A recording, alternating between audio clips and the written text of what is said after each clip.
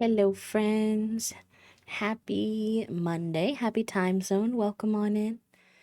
Thank you for being here. Hello, hello, hello. Does he usually bring the ball back? He does, but it's a little slimy afterwards, usually. So, at your own risk. He does give it back, but only at your own risk, at your own sensory ick risk. No, he's pretty good at it. He likes fetch in the backyard. Sometimes too much. We have to make sure he actually goes to the bathroom before we let him start playing fetch, because then he won't do it. Let me go ahead and say hello to everyone. Let's see. Soup, hello, welcome on in. Lexi, congratulations on first. Welcome on in. It's good to see you. M, hello, welcome in. Cookie, welcome in. Emma, hello, welcome. Crafty, welcome in. Hello, hello. Happy time zone, everyone. Happy Monday. I hope that you're having the best start to a Monday that a Monday can be. I know how Mondays are sometimes, trying to get back into the flow of things, at least if you have a more traditional workflow of your week and stuff. I'll accept the slimy boy until I need it. Oh no, that's how you know you need it. It's when you'll take it slimy. But real though, I do not feel like I have a brain cell today. The one that I got was like, maybe you do, maybe you don't. I don't think so. I don't think so. But that's okay. Hopefully tomorrow I can have one, because tomorrow I gotta do some work. I'm a little behind on some work stuff. Gotta catch up. Honey, you got a big brain cell coming. Yes, let's go. Let's go, let's go. I feel like I have like my body is trying to tell me I have to sneeze, but it's not happening, which is an interesting sensory experience. Not my fave. But yeah, how was everybody's weekend? I saw some of you yesterday for Split Fiction, but I know some of you were busy, so if I haven't seen you, or even if you were here but hadn't had a chance to tell me how your weekend went, or I guess how the rest of your weekend went if you were there, I would love to hear from y'all how you're holding up. I didn't have much happen after. We had a really chill, nice Saturday. Saturday was really good. We I talked about this a bit yesterday, but we just kind of did a resting kind of reset day, because Toasty's been, going hard with the work trip, and then we have some friends coming to visit on starting on Saturday this week. So this week we'll also be busy because, we're going to be prepping, making sure we have groceries ready, making sure the house is clean. And it's a little messy right now, so just kind of giving ourselves a day to exist was definitely needed. So that was good. We tried a new Indian food place this weekend. What else did we do? We played a new board game called Japur. We started somebody on stream, I think it was Herbivore on Sunday, had recommended the TV show Severance, so we started that. What else did we do? Played some Animal Crossing. Toasty played some Balatro. We've been playing Fortnite with our friends at night. That's pretty much it. Reading, chilling. And then yesterday I had stream. My anxiety was a little off yesterday. I think stream was fine. But then when the stream crashed, it definitely threw me for a loop. I don't even know if it was noticeable, but just a little off. I still feel a little off today. I think maybe just like how busy we've been. Maybe the burnout bug is doing me, but I have a break next week, so hopefully that will help. I also am not sure if my medication is maybe not working as good as it was before, because it was really helping with my anxiety, and I've noticed in the last like month or so that there's more spells of it again, and I'm thinking maybe. So, I'm not really sure, but I'm I'm a little wobbly. I'm not even sure where the wobbly is coming from, which is always hard for me. I like being able to understand when I feel a certain type of way, why I feel a certain type of way. And I don't really feel like I have that clarity right now, but it is what it is. Hi, Sean Bond. Welcome in. I've been busy. Lots of time outside lately. Lots of garden work, and I got to spend some time in a kayak. Ooh, soup. I love a good kayak moment. I'm really excited for it to be that time of year where, like, Toasty and I will be going out to their parents' place. Toast mom and dad have. They live within walking distance to a little lake, so we like to go down there, go swimming, go floating. Once in a while, we'll break out the kayaks. I can't kayak as much as I used to. I used to, not that I was like a big kayaker, but I did enjoy it now and again. But now my shoulders and arms definitely are much weaker than they used to be. But when it's with someone like Toast, it's okay because I can just like spend lots of chunks of the time just floating. I don't have to like go. Oh my god, I think of like the horror story of Toasty and I on one of our dates in Chicago.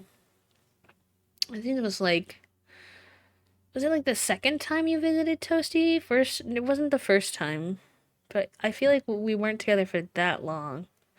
But I could be wrong. Time is soup. Hi, Dancer. Um, One of the things that we signed up to do was a little kayak down the Chicago River in the main part of the city. And when I tell you, it was so chaotic. Our guide, he went so fast that he basically just left us. And we were in the last group, so I think he wanted to go home. But the kayak was such a harder skill level in the river than I expected, and I also did not realize for some reason, I should have, this is on me, but I didn't realize for some reason that there would be like other boats, like big boats going through at the same time. So then I like was anxious about maneuvering my kayak and making sure I was like safe and in the right spot, and our guide had just left us. And he was going so fast that we felt like we had to go fast to try to like keep up with him. I was like, I was looking for like a relaxing kind of vibe. Oh, I remember that being pretty chaotic. It was also like dark and chillier than we expected, but it's fine. We survived. We survived. I haven't been in a little boat for so long now, and there's just a kayak in the pond in my yard. It makes me want to cry. Yes. Yes.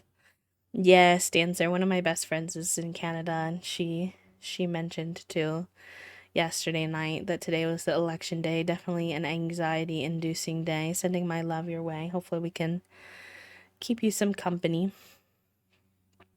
I did not feel like I had good control over my kayak.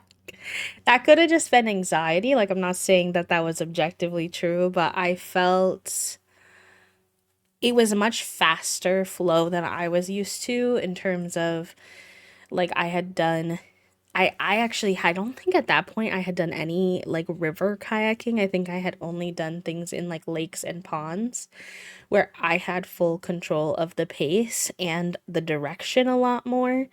Whereas this was like, you know, if you needed to, you had to like turn against the current type of thing. And then I got anxious with like the like side walls and things that were coming out in the parked boat. I didn't like it. I liked spending time with you. I liked the idea of it. I liked the looking at the nighttime city a lot. That was really cool, but I was stressed. Stressed, puest, depressed. I also didn't know you as well then, I feel like, and like you're a lot better now at seeing my anxiety and like saying the right things and knowing the right things to do. And so I don't know. It was chaos. But it's a fond memory now. It's a funny memory now when I look back on it. I just didn't feel like, I don't know. We were abandoned in the river and I was stressed. Thank God that one other slow couple was with us though. because it made me feel less bad than if we were just us two taking forever. It's like, please don't leave us. But yeah, other than that, I don't have a lot. Because we chatted already on Sunday about what we did on Saturday, and last night we had a pretty. We were live till like 6, so then we ordered some dinner. I got some ramen because I've been a little bit of a hot girl with tummy issues this week, so I just wanted a safe food. And then Toasty also got a safe food for them. They got Panera mac and cheese. And then we watched 2 episodes of Severance. I'm not sure how I'm feeling about Severance yet. I like the concept, but the type of media is a little outside of my usual wheelhouse. The comedy is a little... It reminds me a little of The Office, which is usually not my thing. But the concept is intriguing enough that I think I'll stick it through and explore it at least. Which if you don't know, because I didn't know until literally yesterday, it's like a weird psychological, I wouldn't even say thriller, but like psychological mystery kind of vibe about this version of the world where there's companies. I don't know if it's supposed to be us in the future or like a different world, but very similar. I don't know. But he basically, there's these companies, or at least there's this one company that's doing this thing with its workers where they give you a procedure where it's called a severance procedure in your brain, where you have a separate work version of yourself than your home version of yourself. And they sell it to you as better work-life balance. But it's very controversial in society, and we're following this guy who has had the procedure and is starting to have some small questions about the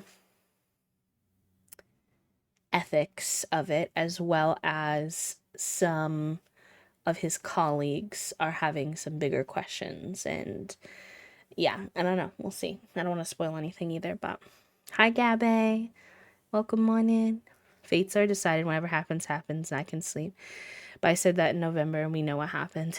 Yeah. I mean, I think it's important for your mental well-being, Dancer, to recognize that you it is good to recognize that there's only so much that's in your control. So you weren't wrong in November. It was gonna be what it was gonna be, and you can do your part and vote, but you know, beyond that, and I mean, I'm not saying there aren't things to do other than voting to help in those situations, but day of, that's really all you can do. So I think that's fair. One of the only scripted shows that can keep my attention. I think there's enough of a little like interesting plot to keep me going, though it's not my typical type of show for sure. I'm happy to get outside of my comfort zone now and again. See what comes of it, and it's been highly recommended by lots of people. So, hi Toast. Toast is not coming to stream. Sorry, I didn't mean to confuse you all. They just walked by. But yeah, other than that, we played some Fortnite with some pals because we've been in a little Fortnite era. And then I just kind of had some horizontal time, and Toasty joined me. I played a little merge game I've been playing on my phone, and then read my book a little bit. I've been reading the Jordan Childs memoir. Y'all, the Jordan Childs memoir is so... Oh, the things that girl went through as a little gymnast. Brutal. There's many, but I'll just say this. She had a really bad coach when she was younger, who she was with for most of her childhood, who was drinking while taking care of her, and at one point, and was berating her for who she was. And like at one point, they were at an event, and often Jordan had to be supervised by this coach without her parents there, and this woman cut her hair, like cut her braids, and she called her mom like sobbing, and I was like, please, I'm like crying while I'm reading this book, like, oh babe, like the fact that you came out to be so brilliant as a person and still have the strength and fortitude that you have with how you were treated, and still found a way to love gymnastics through it all is incredibly impressive. I think a testament to obviously not only her strength, but also throughout reading the book, her parents did a really good job constantly being a different voice from those shitty people in the industry, being a voice that said, you are powerful, you are strong, you are brave, you are capable. Like, I think she probably would have crumbled if she didn't have, somebody giving her a different perspective. Hi, Poppy, welcome in. But it's a very beautiful memoir. And really accessible because she just writes how she talks. So that's really nice sometimes to just pick up a book that's very easy to read in terms of like the actual reading skill required. So that's been nice reading that in my free time. And that's pretty much it. Oh, we watched there was like a little promo video because Cat's Eye is finally coming out with new music. I don't know if any of you listen to Cat's Eye. They're a girl group. They had a really interesting formation where they went through the K-pop traditional K-pop experience, where they were in a documentary, and they did trainings for well, it was supposed to be for 2 years, and then they did like a competition show, and they were picked from a group. And I really like who was picked. My controversial opinion is they should have had 5 or 7, instead of 6. I think 6 is such an awkward number for formations. But yeah, otherwise I do think they picked good girls. Gnarly, yeah, I think, is it the song or the album that's called Gnarly? But yeah, they were talking about it. They were yelling though. Toasty and I had to mute it at one point because when they're all 6 together, I'm like, y'all are so sweet, but also so overstimulating. uh, you like Megan? Yes! I feel like now a lot of people like Megan, but I feel like during the show she was underappreciated, and I was always a big Megan stan throughout the documentary, which I've watched now like 3 times. It's become one of my autistic safe shows. Yeah. I like I would say Megan, Manon, and Laura. I also like Yoonchae. That's like 4 of the 6, so that's annoying for me to say. But it's true. Yeah, no, I'd say yeah. Megan, Manon, and Laura are probably my favorites, and then Yoonchae's right, like very close. Kind of depends though. I'm excited for their new music because I feel like the original music they put out is much more. I feel like the Hybe didn't know what Cat's Eye's audience was gonna be. Yeah, it's not that those songs didn't do well. They did do well, but they were very like boring, not boring, basic pop. And I feel like those girls have so much more capacity. I don't know if you've heard their leaked. Well, it's not really. It was leaked and now it's more so out. But they did have one other song that came out during their like little hiatus because it was a collaboration with a TV show. They were gonna be like a song, like a dramatic montage type song, I think, or maybe it was the intro song for the show or something along those lines, something for a show.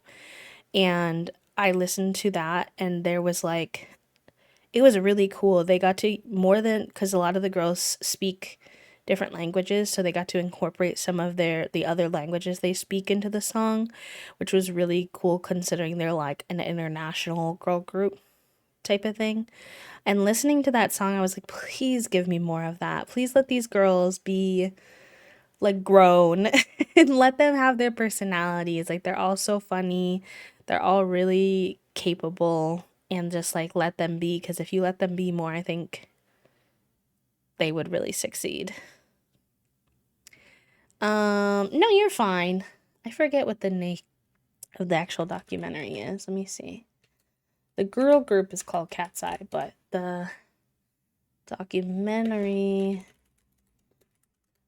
is called Popstar Academy Cat's Eye. It's on Netflix though. Hi, Puppo. Welcome in. Here, I'll type it in chat too in case that's helpful.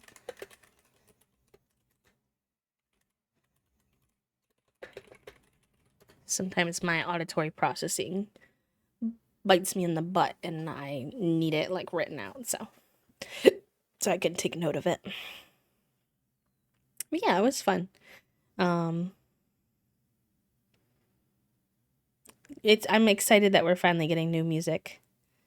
I'm sure there's already people being like, it's bad. And I'm like, y'all have heard like 2 seconds of it. Like, can you chill? Can we chill, please?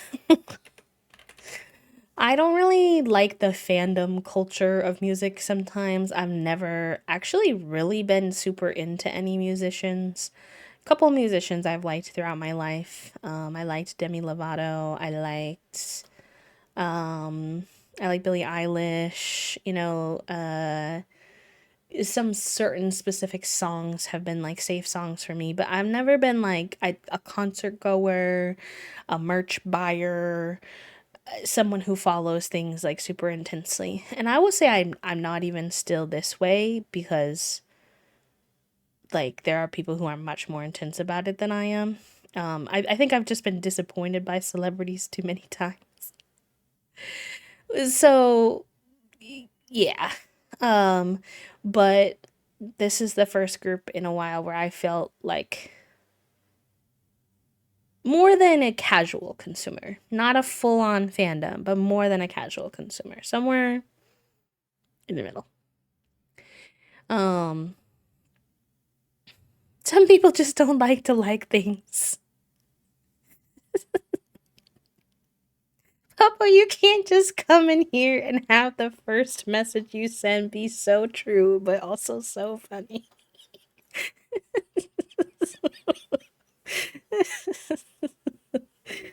Oh, it's giving. I forgot who said it one time on my. I think it was on Twitter or Blue Sky one time. Someone said people are peoply as fuck. And I know that doesn't make any sense if we're talking English language, but I knew exactly what they meant. And I was just like, you know what? Yeah, that stuck with me ever since then. Honestly. Because they're hype global and then the racism, yeah. For sure. I think also Cat's Eye sitting in this weird in between slot where they were kind of known in the K-pop world because of their like documentary and then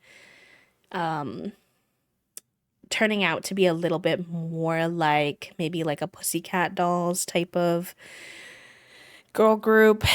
People expected, I think, them to be more K-poppy than they turned out to be. And I think that's just a matter of, depending on which girls were chosen and like what their singing style was and what their personalities were was going to determine to some degree what type of group they came out to be. But people had expectations.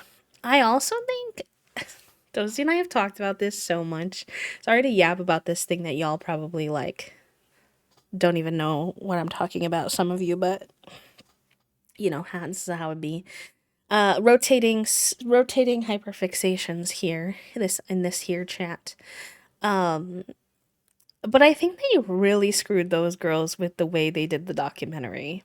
Because number one, they put this documentary out there, I think like a year after the girls had already been formed or chosen, if I remember correctly, something along those lines. Like the timing of it was very strange because basically like these girls had some beef. If you've never watched the documentary, I don't want to spoil too much in case you want to watch it, but like they had some beef with one of the girls who does wind up making it on the team.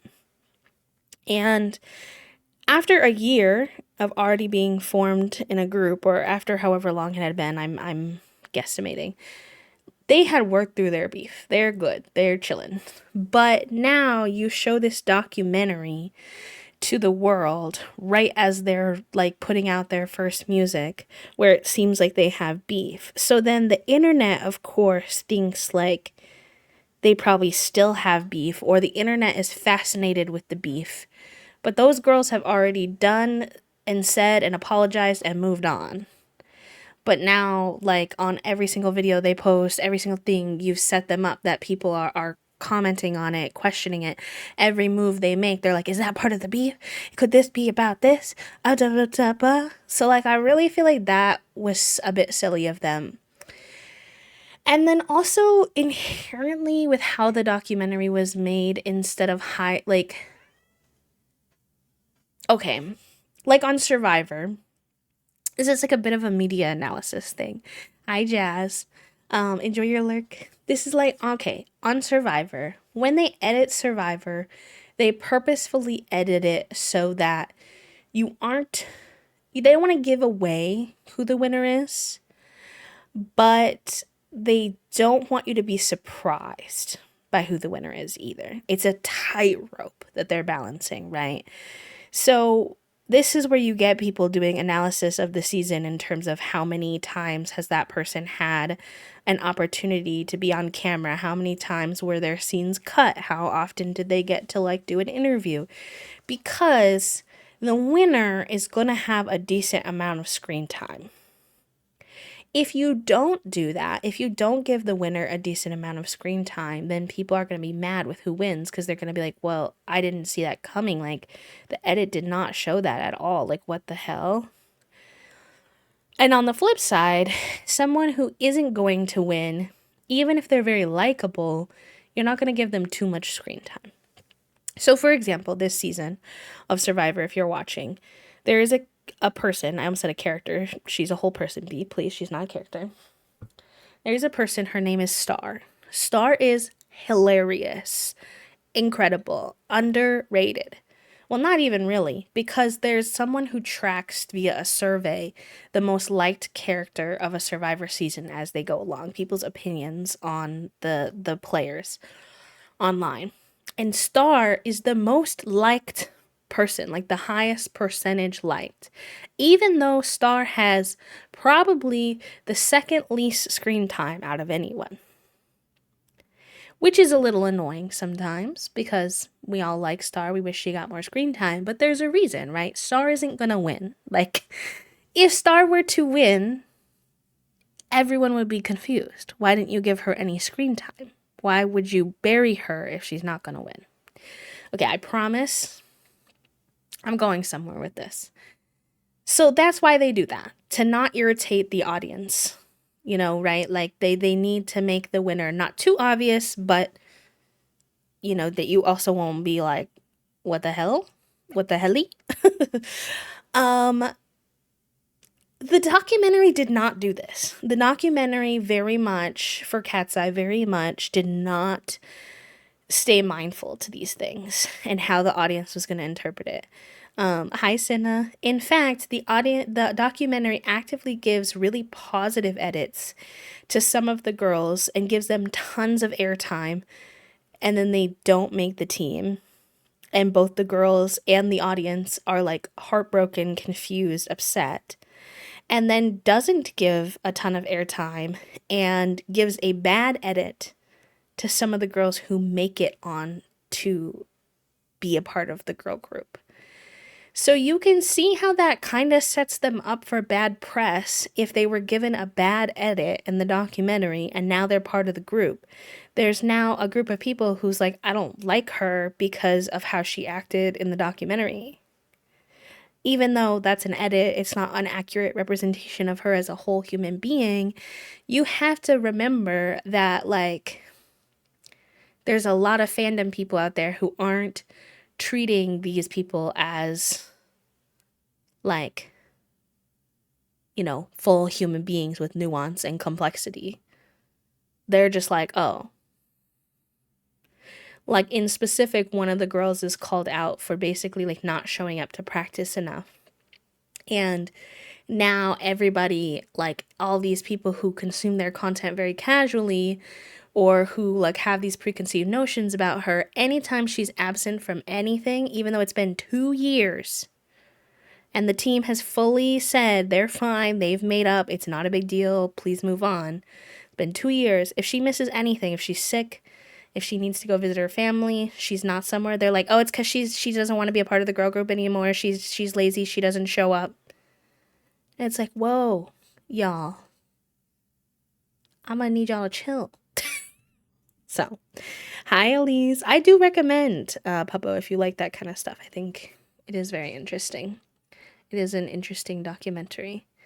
Hello, friends. Welcome on in, Cinna, Elise, Happy Time Zone. I will hold on hope. You know what? I mean, I wouldn't be mad if Star would. I would be surprised, personally.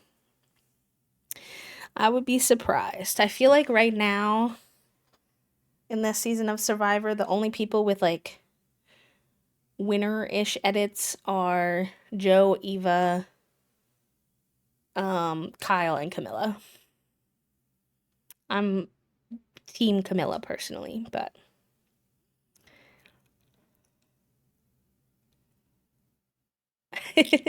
you know, Poppy Toasty likes stuff like that too. Like nature documentaries and like learning about how the world works and stuff like that. I mean, they also watch reality TV with me too, but they do like that kind of content as well. They went through a big tornado phase for a while too. There's a strange dichotomy, I think, in fandoms. Folks in fictional spaces tend to treat these characters as real, but there's this idea in real spaces where they treat people as characters or commodities without nuance. They see the performer. Truly, the capital makes more and more sense. Yep. Yep. It's very, very strange. I mean, I can speak to it even from the personal experience of being a creator and being online in even a much smaller capacity to someone like a K-pop star. You you know, you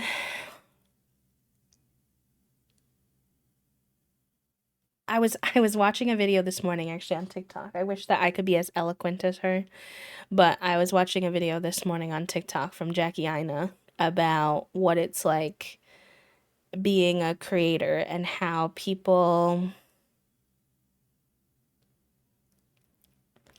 there's this weird, like you said, dichotomy where people are like, I like to consume the content of this creator. Let's say it's a YouTuber, or a streamer, or a TikToker that you like watching because they feel like someone who I could be friends with if I knew them. And so it's really enjoyable, it's relatable. Right. Hi Asterisk, welcome in. Um Ooh, Gabby, I'm intrigued to see what you think. I'm hopeful that it's finally gonna be a transition with David gone, but you know, I've been disappointed a few times this season, so I'm keeping my expectations low. Um, but yeah, they relate to you, they connect with you, and I totally get that. I can use like a couple of goofs or Emily Ann or who else do I like to watch? Fran Nerd or like whatever. Like I could list a bunch of people that I like to watch for similar reasons. Without any additional expectations from the viewer, there's nothing wrong with consuming someone's content because you relate to them, you connect to them, you feel like maybe in another life, if the opportunity came up, you might be friends. That's actually quite wholesome. I think it's very sweet, you know? But sometimes people kind of transition that from, I think in another lifetime I could be friends with this person, so I relate to them, so I like their content, to either actually trying to be that person's friend in a way that's a little bit invasive. I'm not saying you can't make friendships with viewers, that happens sometimes, but it has to be natural. And some people try to force it. It has to be something that is natural and that it is like two-sided. And I'm not saying this about any of you, to be clear. Like, if I had a problem with any of you, I would talk to you directly. Crystal clear. Just yapping, because I've seen a lot of this on my For You page recently. And it's like, it's the sometimes for sure, yeah. We've been talking about a lot of different things, Elise, so understandable. Understandable. We were talking about girl group that I follow, and then just kind of talking about the relationship people have with creators they watch. And it's like, I think my friend Maddie posted about this on her page that I saw today too. The thing that you get in return from a creator is the content, not anything else. You can't expect friendship and an actual relationship out of that particular relationship, even if it feels very friendly and very community and connected. That will happen sometimes naturally. Again, like, I probably wouldn't do this if it weren't for all the friendships and connections I've made. But like, what you sign up for, so to speak, when you follow someone is, I will get these good feelings of connection and community and creativity and comfort from their content, and in return, you know, I'm supporting them by, you know, spending time with them, watching what they make, etc. And sometimes people just expect more. And Jackie was talking about how people, when some of those people who have like expectations they shouldn't have to get more out of the situation, will kind of write that person off the second that they don't feel like that like friendship possibility is there anymore, or that friendship connection is there anymore. And it's often in times where like they don't agree with how that person is living their life. And I'm not talking about politics, because choosing to not consume someone's content because they do something morally questionable to you that you're not comfortable with is very different. That's completely fine. That's super understandable. I'm talking about like, oh, like a creator you like decided that they were going to make a choice to move, or they're going to make a choice to buy a certain house, or go on a trip, or I don't know, get a pet, or date someone, or something, like a life choice that they don't agree with, and then they're like, I don't like this person anymore. And I'm like, for someone who was very keen on supposedly being friends, this is not how you treat friends, right? Like, you don't abandon people the second that they don't exist the exact way that you want them to. Also, you're consuming their content. You're not in charge of what they're doing with their life. That's very weird. That's like the parasocial kind of side of things that we experience sometimes. And it relates back to the girl group, right? Because these people like the music, they like the creators, the artists, because they like what they're putting out, and they feel that the girls are relatable and they connect with them and stuff like that. But the second that they learned something about one of the girls, they were like, oh, I don't know if I like that about her. They were like, I don't want her in the group. I don't think she's good. And it's like, y'all, people can have an aspect about them that you don't like, and that doesn't make them a bad person. People can have a trait about them that you're not a big fan of, but you can just move on and let them exist with their life. People can also grow. People can also change. People can make mistakes and learn from it. And if you see them make those mistakes, you can't just assume that they're going to be like that forever. Like, it's that not treating the person like a whole person thing, right? Like, she's a whole person who made a mistake when she was really young, and there were cultural elements in it too that a lot of people don't account for. She's from a country where rest is very, very considered more, rest, especially when you're not feeling well, is considered more important than it is in a lot of other countries. So she wasn't showing up as much as the other girls because she was prioritizing her rest, and she didn't realize at first that that was coming across as rude to those people, as not doing her part, as not caring. Which I think her way is probably better, less capitalism influenced. But the second they found something about her they didn't like, they're like adamant that she's like a bad person. And I'm like, y'all, you could just not like a certain aspect about someone. That's okay. You can even just not like someone. You can just not vibe with someone. But that's, again, you can't jump from I don't really vibe with them to they're a bad person without evidence that they're actually a bad person.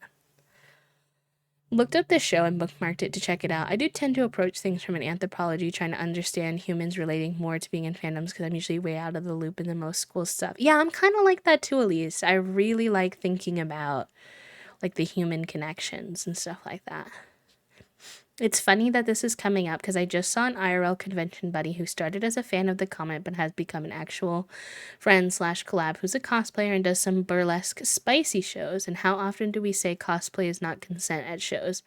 And right now she's struggling with some fans of her shows that aren't crossing boundaries, but they're definitely seeing if they can play jump rope with them. And it's like in the, I'm not actually DC comic character, right? Yeah. That happens to me sometimes too. Those are actually some of the hardest moments is when someone's not breaking a rule and they're not technically at the point of breaking a boundary yet, but they're definitely nudging it and like testing the waters. That's always really hard. Because you're like, you don't want to come across as too harsh, because it could be very well unintentional, but you also don't want to enable further boundary pushing by letting them keep doing it too much.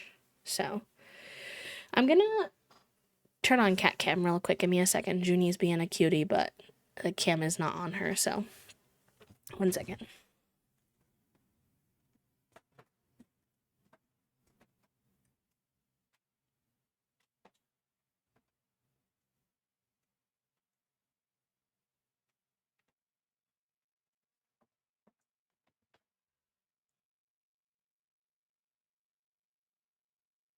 Oh, too low.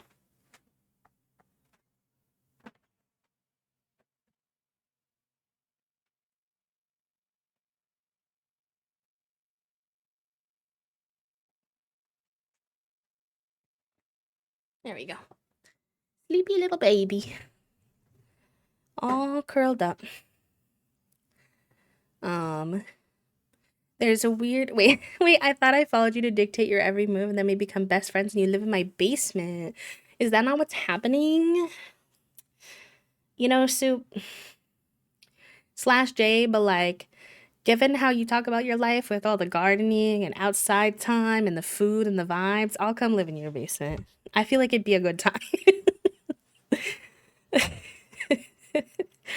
I feel like I'd have a good time. I'm not gonna lie. There's a weird parasocial I like you and I see myself in these alignments and with what you show me, but then when you deviate from that, yes. Like, I talk a lot about Couple of Goofs just because I relate to them and I really like their content. But there's a great example, and this happens to a lot of creators, not just them.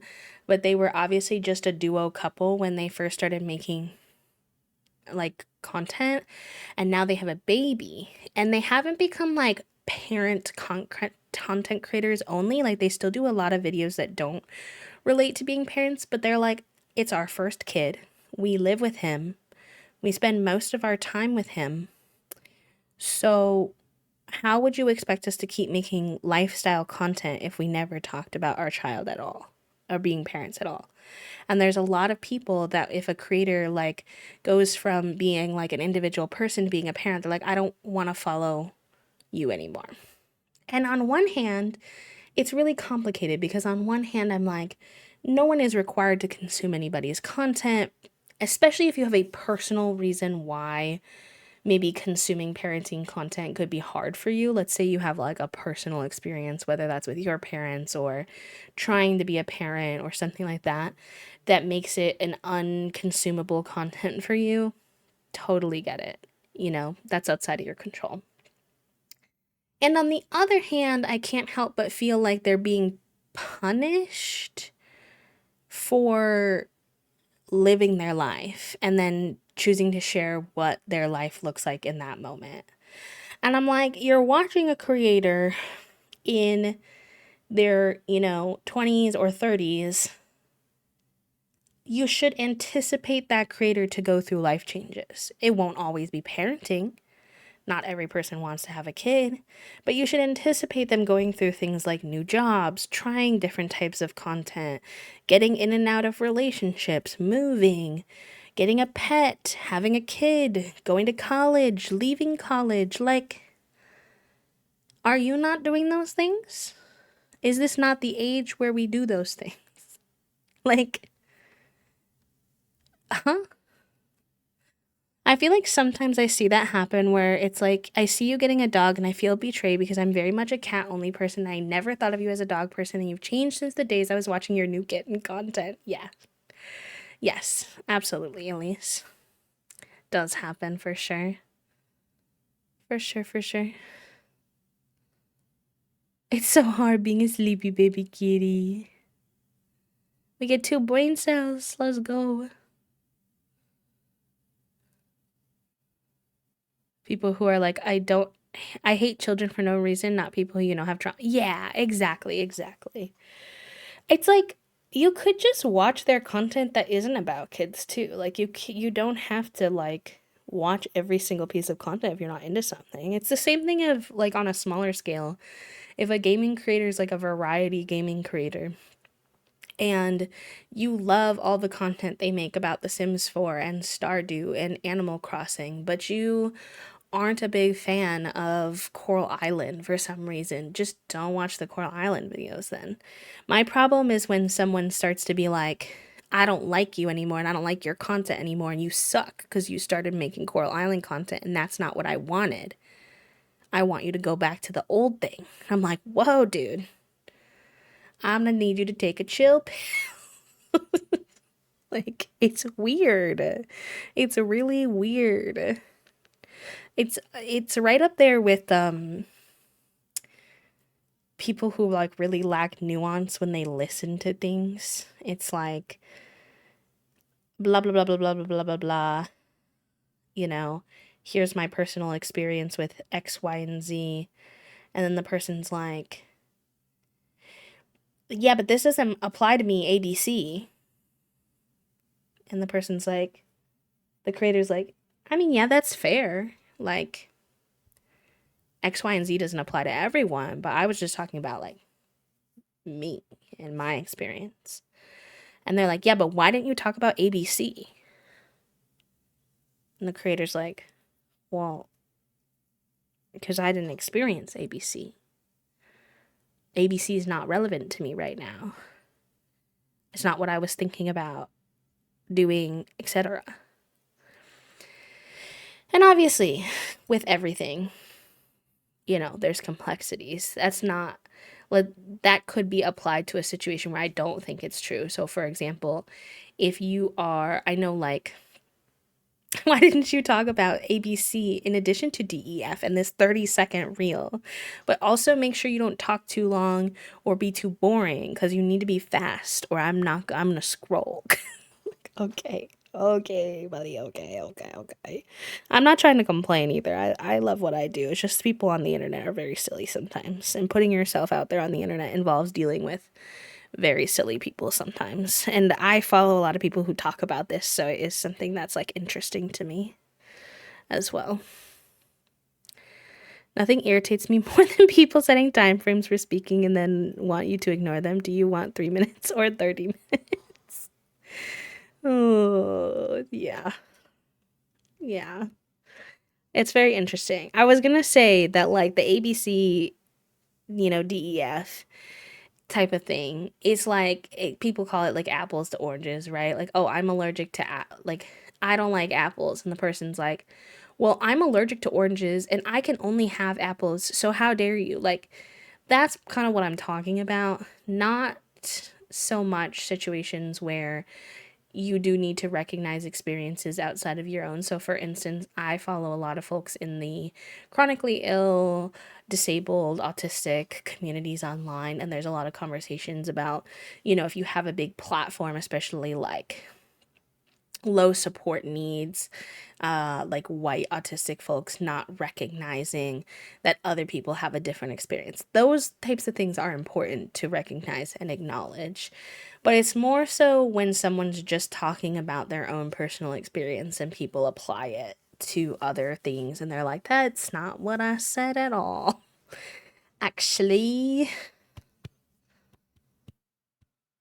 I was never officially in those categories, so to speak, Puppo, but I was an English major, and so I took a lot of analysis classes.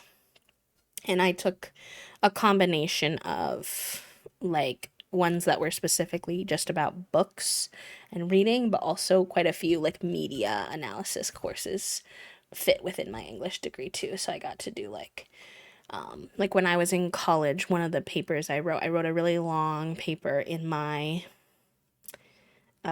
college class about ironically, sometimes I think being a content creator was just like luck. I was like, oh, like I just stumbled across Twitch and then I wound up being a content creator. But that's not entirely true. I've had a fascination with the sort of anthropological aspect of content creation for a long time because when I was in college before I had started making any content, I wrote a long paper analyzing the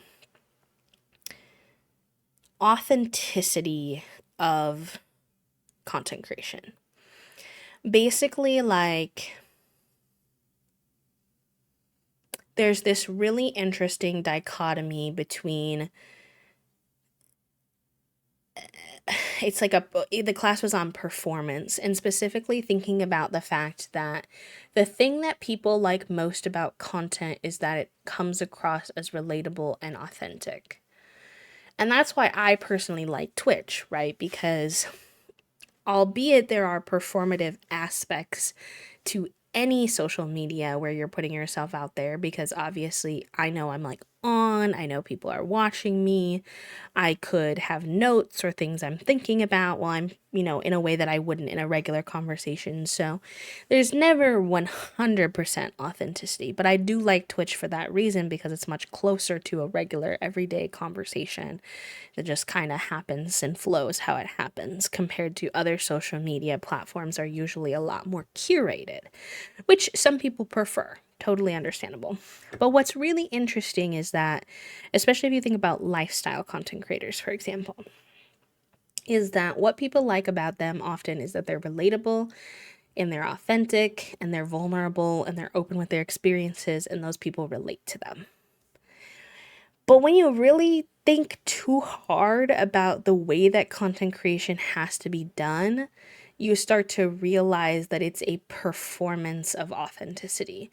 And that's not the creator's fault, it's just literally how it has to work. So, for instance, let's think about like vlogging.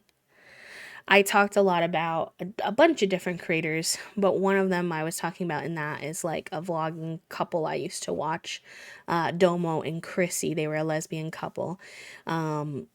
Domo Wilson, you maybe if you're in the music or lesbian community, you might know her because she makes music. But so their relationship and their story was really interesting because Domo says that Chris, because their whole like togetherness and their life and their coupledom was online in vlogs, and then their breakup was also online, and then the after effects was online in terms of Domo specifically, but not Chrissy. Chrissy like got off the internet, or I didn't follow her on like other platforms. Um, and so it was interesting because when they broke up, Domo went from dressing very masc to dressing very femme. And a lot of people, Domo expressed that she used to dress that way because that's what her girlfriend wanted. That's what Chrissy wanted. Chrissy wanted to be the feminine one and didn't also want Domo to be feminine, so pushed her into dressing the more masculine way. But people had known Domo in this more masculine way for so long that they kind of perceived that as the authentic version of her, and that the feminine version of her, when she started dressing how she wanted to, as a performance. And Domo was like, wait, no, like the other one was the performance. So I found them very fascinating, all that to say. And one of the things that I wrote about is like the performance of authenticity, right? So, for example, a vlog, you're trying to show what your life looks like. But in order to do that, you have to do things that aren't real. Okay, so I'm showing you what it looks like when I get up in the morning. But in order to do that, I have to wake up, go set up the camera, get back in bed, and pretend like I'm waking up in the morning. So, like, yes, that's really, especially if you don't clean it up and aren't doing too much with lighting and stuff like that is a relatively authentic representation of what my morning looks like, but it's still a performance of that authenticity, if that makes sense. Similarly, let's say someone's not vlogging and they're just having a conversation. You could argue that that's even more authentic, but they're having a conversation with a camera. So they're still very hyper aware of their reactions and what they're saying and stuff in a way that they might not be if they were just talking to a friend. I will say the more that you do talk to a camera, I think the more authentic, well, yeah, yes, the more you talk to, the more I've streamed, the more authentic I feel like I've been able to be on camera. Or I feel like there are stages. Like when you very first start doing it, you can either feel more authentic because you don't know what it's like to get people's feedback yet, but at the same time, you're awkward with it because you don't know what you're doing. You haven't done this before. Talking to the camera feels weird, or talking to your, in my case, my computer, because I'm not streaming to a camera anymore. But even when I was, I didn't look at my camera that way that you do when you're like for like a YouTube video type of thing. So you do get more used to it. I do feel like nowadays I feel very similar talking to y'all on stream as I do when I'm just talking to someone in my life. But I have to objectively step back and recognize that no matter what, there's a little bit of performance to it because it is being perceived in a public video recorded type of way. So it can't be 100% authentic. Like, it's just not possible for you to completely evaporate the fact that it's just different. I don't know. I hope that makes sense. But yeah, that was what my whole paper was about. Obviously, I went through a lot of detailed different ways. I wonder if I still have that paper somewhere, but yeah, that was my.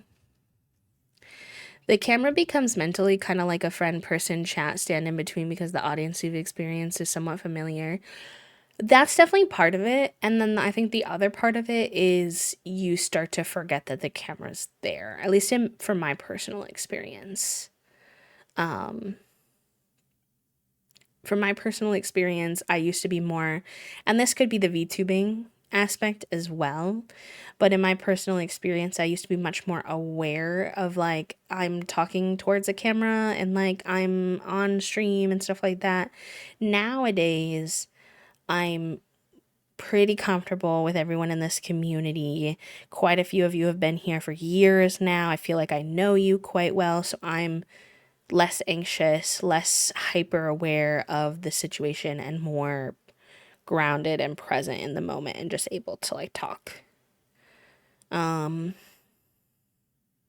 Some of that is also me getting a little bit of my anxiety under control too. And discovering gardening. If you know what I mean. I don't mean planting things outside. Married iguanas. And getting my anxiety down has been helpful. So, but yeah, I don't know. It's interesting for sure, for sure. I have a little green thumb. I have a black thumb when it comes to real flowers, but but the other kind of gardening, nice and green. Nice and green, nice and green. Hi Leo, welcome in. I think you're also very good at balancing the line. I want to share this with you, but there are things I won't share. We won't be doing this quite this way anymore. Yeah, yeah. I try. I think I think I had I think the middle of my content creation journey was messier than the rest. Um when I was starting, I think I was really, really authentic. I didn't know. I was kind of like autistic in the way I didn't really know how to be inauthentic in the beginning. I wasn't quite aware of boundaries as much as I should have been and like what the internet can be like, and yeah, there was a lot there. But then in the middle, I got more caught up in, and not on purpose, truly genuinely, but I got more caught up in expectations, what were other people doing, how was I being perceived. I'd had my first few experiences with, like, traumatic experiences with, people I thought were friends mistreating me, um being picked apart, and all of that definitely culminated in a lot more anxiety and a lot more struggle with um showing up authentically as myself. Now I feel like I've come back around and been able to be a little bit more authentic, of course. So, yeah, I hope that makes sense. I don't know. But I still struggle when it comes to a camera when I'm seeing myself, though. VTubing has helped a lot with that aspect, and doing that. But the hardest part now is I'm really trying hard, and I think this will be huge for me once I get there. I'm really trying hard to not just understand this as a concept, but really, really like take it in. This idea that, like, the more authentic you are online, the more people aren't going to like you. That sounds so negative, but I don't really mean it that way. I mean it more so in the sense that the only way to be overly liked online is to basically be a shell of yourself and not be authentic and not have opinions and complexities and mistakes and stuff like that. Exactly, Pablo. That's kind of what I mean. Like, you will find the people who do like you, who you do vibe with, and on a real meaningful way. But at the same time as that's happening, you'll find that there will be more people who express that they don't like you. And that can be really hard because a lot of people online can't just go, I don't like that person, and move on. They feel the need to tell you they don't like you, to make commentary on why they don't like you, etc., etc. And I have the people pleasing bug for real. Like, it's definitely related to trauma and my family and everything. And as a result, there have been times where I've struggled with, like, being comfortable being who I am and making mistakes and opening up about those mistakes and opening up about nuanced perspectives I have, and being afraid that, like, oh, like, maybe someone who, let's use the AI as an example, right? Me opening up about my distaste for how many people were playing Inzoi, a game that uses generative AI, and then having someone who was a regular in our community who I genuinely felt like, you know, seemed to be aligned with us. And then all of a sudden they were very upset with me and left the community after very gently being explained to why I didn't like AI, and not even telling them they couldn't do it. I encouraged people not to do it, but I said, like, I can't control you. This is just how I feel. Um, and they took that very intensely. And I'm still learning how to be okay when that happens, how to not let that consume me and overwhelm me, um, because I tend to overanalyze social situations. I tend to think about them way too much and give people way too much grace, and consider every possible perspective, and maybe they did it because of this, and maybe they meant it like that, and did I misunderstand them, and should I have explained it a different way, should I have said it nicer, or should I, like, I have that people pleasing tendency to want to be liked, and I know for a fact that that's not good, because it leads you to situations where you aren't being authentically yourself. So that's what I've been working a lot in therapy this year on, of like, it's okay to share your true honest opinions, your mistakes, your complexities, and let the cards fall where they may. People who are meant to be in your circle will be in your circle, and the people who aren't, and that's healthier and better than staying quiet because you're nervous about how people will respond, type of thing. I find myself trying to capture photos of my day sometimes for the memories, and it's semi-staged, but it's based upon what I normally do. Yeah, it's kind of like that, for sure. It's definitely like that, very similar. You know, obviously, the nice thing would be if you have someone who can capture candid photos of you, but then you have to be okay with the truth of them being candid, which can also be really hard. Um, yeah. Can we have it on this screen? Sure. It can't be very big on the other screen because there's not enough room, but I'm happy to make it a little bigger on this screen.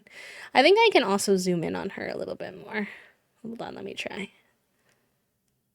It just doesn't save for some reason. She's so cute right now, my god. She is like a little burrito. Oh, she's dreaming. Oh, she's dreaming. Cute.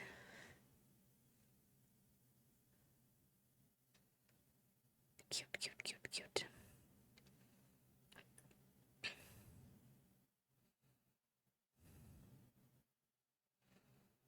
Here we go.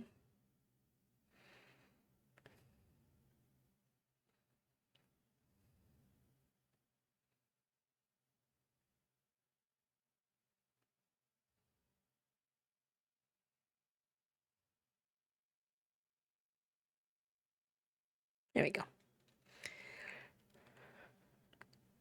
Yeah, it's very draining, Gabe. It's like the masking. I'm still very meow in public, but very shielded and reserved, and that can be draining. Yep, the autistic masking, exactly. Same. Same, same, same. I never step on your face at 5 a.m. She absolutely would step on my face at 5 a.m. But it's okay. She can be she can be complicated, right? She can have multiple truths. And that is that she can be absolutely adorable, snuggled, curled up, dreaming 1 second, and then climbing on my face, driving me bonkers the next second. Hi, Acorn. Hi, Plants. Hi, Bog Witch. It's good to see you again. Tara, hello, welcome in. Garlic Lesbian, hello, welcome. Dulces, it's good to see you as well. Hello, hello. Oh my gosh, so many gems. Hi, friends. Is it Apricity? Let me know if I said that correctly. Welcome on in. I wish I could nap as well as a comfy kitty in a sunbeam is surreal. Surreal. Hi, Chrissy Spike. Welcome. I know. I told Garlic Lesbian last time they were here too. I'm pretty sure. I was like, your username. Absolutely incredible, delectable, delightful. Is it cuter the fur baby? The more bonkers they will try. You know, Sean Bon, I think that's true. I think you're onto something there. Honestly.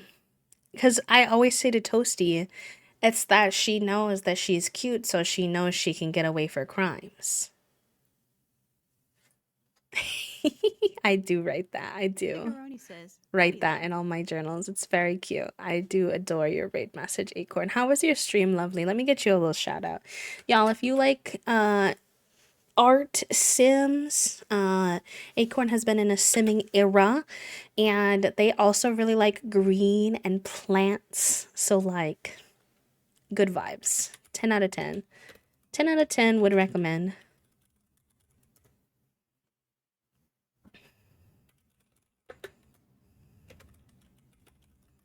No crimes exist with this cutie. That's what she would like you all to believe, so that when I tell you about all of her crimes, such as the last 2 nights where they worked together to break into my sugar cookies and knock them on the floor, you won't believe it because look at her right now. We put a picture of it in the pets channel in the Discord, but yes, they oh gosh. Yeah. They decided that they like the sugar cookies now. It's something interesting about our cats is that they'll leave food that we leave out alone pretty much entirely until there is like till they've tasted it. Once they've tasted it and they know that they like it, done for.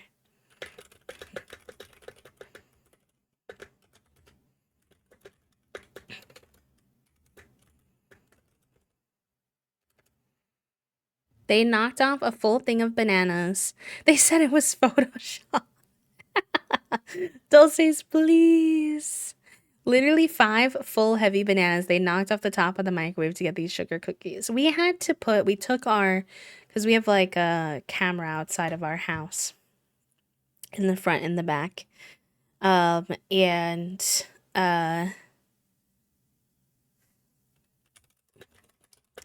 we have a camera and we have one inside, and it used to be in our dining room. And then we moved it, we weren't really using it, we didn't really need it. And then we moved it to the living room so that when we were out places, we could see the cats because a lot of times they hang out in the living room. Well, it has now been moved to the kitchen so that when we hear strange clunking around in there, we can assess what the children are up to. Because they become little counter menaces that they never were when they were younger. They're like digging in the kitchen sink, and Junie likes to go onto the top of the garbage. I caught Junie on top of the fridge a few times. Like nothing in the kitchen is safe. Nothing. We used to put meat out to thaw.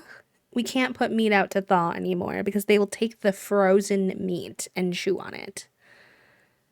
Chicken, hamburger, everything. We have to put it in the microwave. And now apparently we can't have cookies out either. And I don't have a big enough kitchen for this, y'all. I have chips out right now. They've never gone for the chips. But now I'm starting to wonder. The bananas? I left the bananas up there. But I'm afraid. I'm afraid of everything. I feel like we're not allowed to have any food out anymore. And I'm like, I don't have the kitchen space for this, children. I need to be able to put some things out. Storing energy for her next crimes is so real. I know the first time that they did it, we had to call the vet and we were like, oh my god, they chewed a little bit on some frozen ground beef. Are they gonna be okay? And of course, the vets who are not surprised by anything were like, nah, that happens. As long as they didn't eat a lot and they're acting normal, they should be fine. I was like, okay, good. I was stressed. Well, I didn't call Toasty Wood did, but I was stressed still.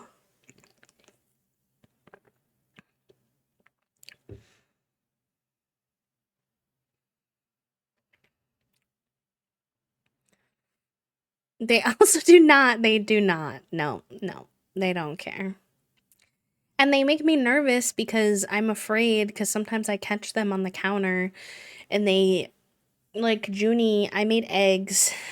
I make eggs for breakfast a lot, and sometimes the little crusty bits will stick to the side of the pan. I try to use like the anti-stick spray, but you know, it happens. And so I try to move like to put it over on the other side of the stove because it's too hot to put directly into the sink where there are like plastics and stuff that I don't want to get melted by setting the hot pan in the sink. So I set it to the side so it can cool off, and then I'll put it in the sink later. And now, granted, could I think, and will I in the future, now that I know that she's gonna do this, try to scrape the crusties into the trash can a little bit more so there's less temptation, sure. But she walked across the stove to get to the crusties. Now, granted, in this particular instance, it was like 2 hours later, so it was fine. But I get very nervous that one of these times they're gonna walk across one of the hot. I don't know if they can sense that it's hot, but I get afraid that they're gonna walk across the hot stove trying to get something. I'm like, golly gee, y'all are stressing me out.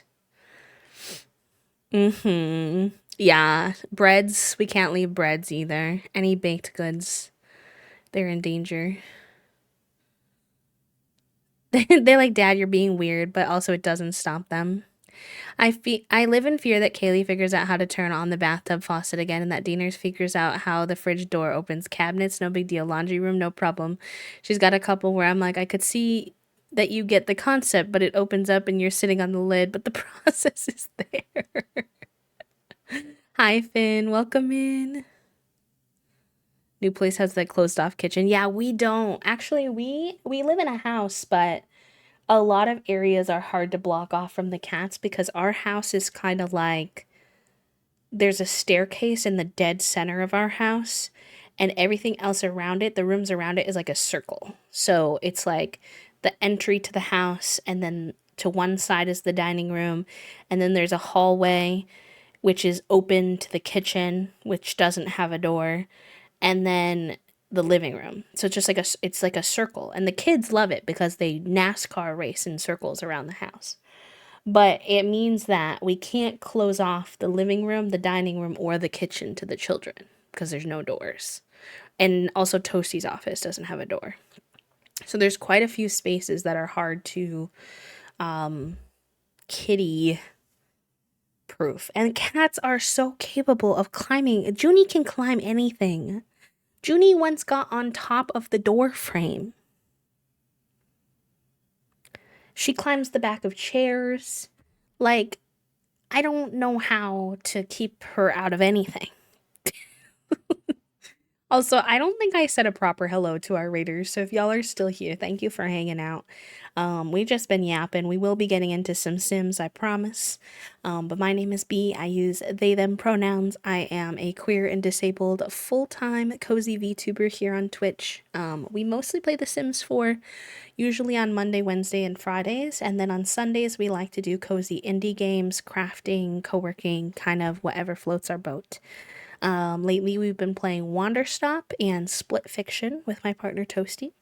So if any of that sounds like your cup of tea and you'd like to hang out with us here in the Hive, you are more than welcome to. But also, if it's not your cup of tea, or you need to raid and run and you need to go rest, eat, sleep, whatever, please do take care of yourselves first and foremost. But welcome on in.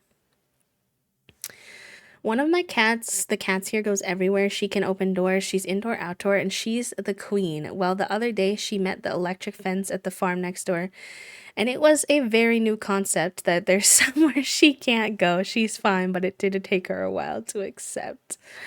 Oh no. Oh no. Toasty does. And we do puzzles for them. We do lick mats for them, which are all supposed to help like with like stimulating them. Toasty plays with them and plays with them in creative ways too. Like they don't just do the same like ball toss. Like Toasty will build them forts and put their toys in weird places and give them cat weed in weird places. Like Toasty really tries to wear these children out, but somehow they still get into trouble. I'm afraid for what kind of trouble they would get in if they lived in a house where people did not enrich them. No, legitimately, one way, I don't mean to sound like I was like analyzing you, Toasty, or anything, but obviously when you're thinking about having a kid with someone, you think about okay, does this seem like someone who would be good with a kid? Like, I don't want to bring a kid into this world with someone who I don't think is going to be good with kids. Like, that would be not ideal. And one of the very first obvious things was like, oh, Toasty's going to be great when these kids are toddlers because they can come up with an activity out of nothing. It can be the same stuff we have in our house, and it's like Toasty's brain's like, I'm gonna turn that into a sand castle for them to play with. I'm gonna make that into a fort. Okay, like I was like, oh my god, you know what? We're gonna be good because we won't even need to buy that many toys. Just a reasonable amount of toys because Toasty will just make toys out of things we have in this house. Oh gosh, which is like the key to toddlers.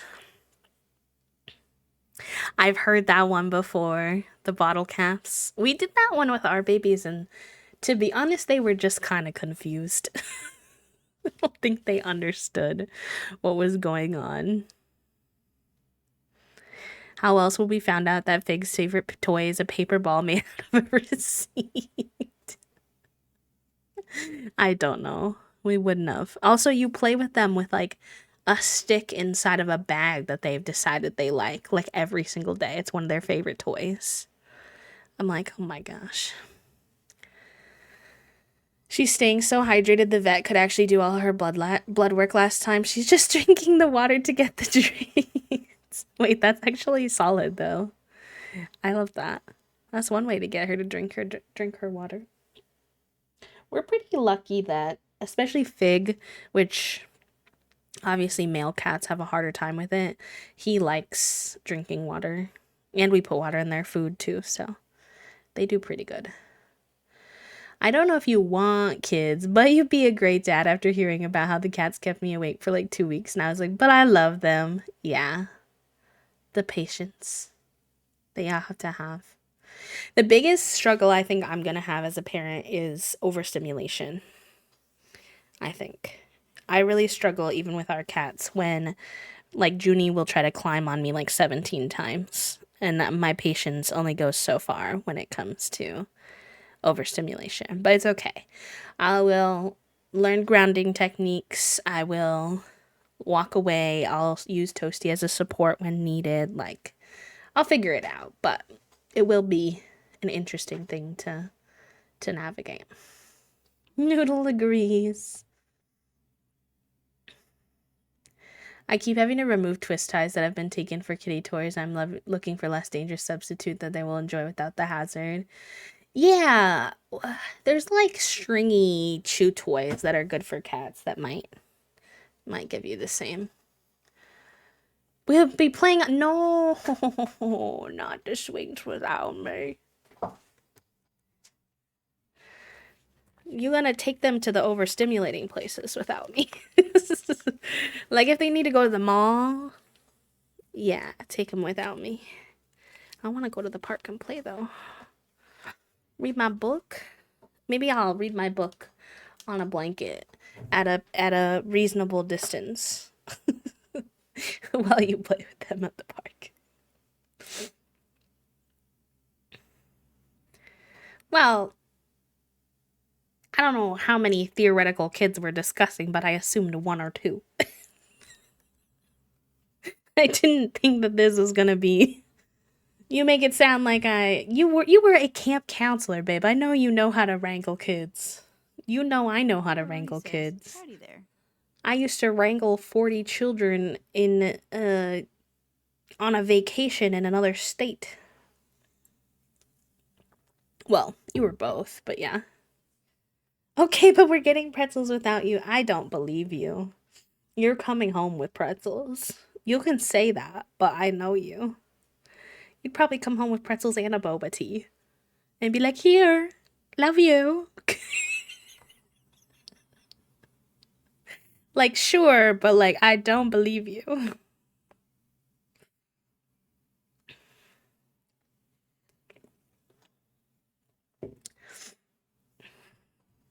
Well, yeah, both the Wranglers and wrangle the Wranglers and the children. Just because you're right doesn't mean you're right. What does it mean then, Toasty? Just curious.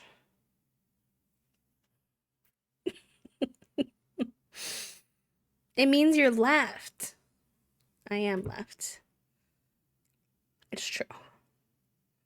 Trying to make you have consequences for experiencing sensory overload, and the consequences are you still get treats. Nah, it'll be, Toasty will go to the mall with them, entertain them, come home, and then hopefully at that point, I'll be good, which means while Toasty goes and does whatever they're doing for that day, house project, dinner, whatever, then I can entertain them and not be overstimulated. So, well, the reward is, you did that, now I'll do it too. And we'll keep doing that until somehow they're grown-ups. And a loving partner, yeah. It's true. I am very lucky in that department, I would say. Alright, chat room. We been yapping. Shall we do some 100 babying? We'll probably still be yapping, but we have been yapping for an hour and a half, so perhaps I shall assess. I don't know why I said assess, but you know what I mean. It's fine. I told y'all I don't have the brain cell today. He's not with me at this time. Thank you. I'm so sad because soon it's going to be lunchtime and Toasty is going to have to feed the children, which is 100% understandable. But it means Junie's going to leave from this absolutely freaking adorable position she's in right now. Oh my god, people keep getting that one and it makes me feel called out that I haven't washed my keyboard. It's on the to-do list, but the to-do list is a mile long, chat room. Oh gosh. All right. A little introduction. We had some Raider pals who might be new here. We are doing the 100 baby challenge. We are on baby 24 of 100. This is our matriarch. Their name is Foggy. They use they them pronouns. I will say, what was I saying? Where was I going with this? I don't know, I lost track. This is our matriarch Foggy for generation 3. We have 10 babies with each matriarch, and we've had 4 babies so far. We change baby name themes every 5 babies based off of a wheel spinner that me and chat put together. If you all ever have suggestions for things you want added to the wheel spinner, by the way, I meant to tell you all, just let me know when I have it open. I'll forget if you tell me when it's not open, unless you're a mod and you put it in the B to-do list channel. But if you're not a mod and you tell me at a random time, I'm gonna forget. But if I have the wheel open and you want to add something, just let me know. I don't mind adding things. Not that we need more things, because there's a lot on there already, but it's fine. Our current 100 baby name theme, those are the words, for this 5 babies is Rugrats, which I have been having so much fun with because we've been theming the babies after the actual Rugrat characters. So this is Susie. She's giving bombastic side eye, probably to, I don't know, her brother maybe. This is Dill, also known as Dilly. Not really, but I call him Dilly. And then this is Angelica. Everybody probably knows who Angelica is. And then this is Chucky. Love Chucky. We need to have one more Rugrat baby, so we're going to have baby Kimmy. But I've been letting the kids age up a little bit first. But we're probably about that time to get pregnant again, so. And I was like, what the heck is this? Oh, fair enough. Yeah. I do like that they're doing that. They probably have to do it because of the Twitch change, but. Okay, it's Monday, and it is 7 a.m., and somehow Foggy hasn't slept, which is less than ideal. Let's make some food for these children and then go to bed.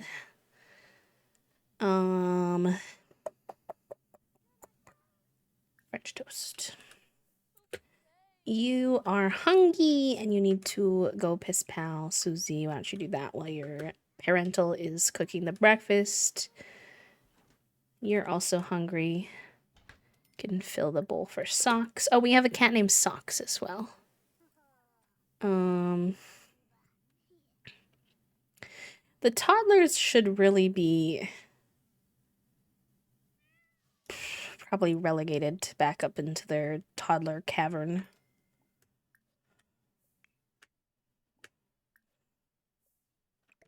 So many stinky plates. Can I, like, lock this bathroom from toddlers? Like, no, because then when we try to give them a bath, it's not gonna work. Just don't want them to keep putting their stinky plates on my toilet, but it's fine. Let's get y'all some food. We love Socks. We do love Socks. He's a cutie. He's got constant zoomies, which is always amusing. Alright, everybody grab a serving. Grab a serving. Everybody who's hungry, get some food. We'll have you go piss pal, and then you need to get some sleep for sure.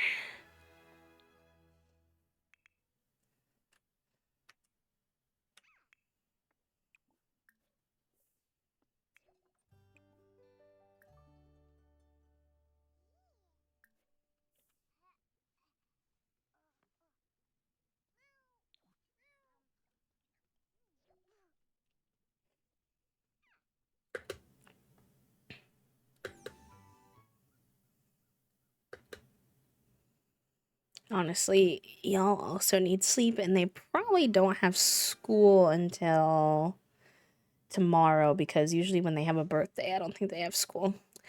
Oh, good. Angelica is a picky eater. Angelica is quite particular about her food. Picky eater toddlers are less likely to like their food and more likely to refuse it altogether, which can be a little messy. They also won't eat on their own until they're very hungry. Great. You know, Angelica is a bit of a drama queen, both in the show and so far in the game, so I can't say that I'm all that surprised. Is that your way of telling me you didn't like your ham and cheese sandwich? How would you feel about a peanut butter and jelly sandwich? I feel like those are usually safe, but, you know, you never really know. And thankfully she is a independent toddler, which means she can learn her potty skill on her own, which is very helpful. Chucky will still need help, but... Oh, no, you don't need to eat that. I need her to eat that.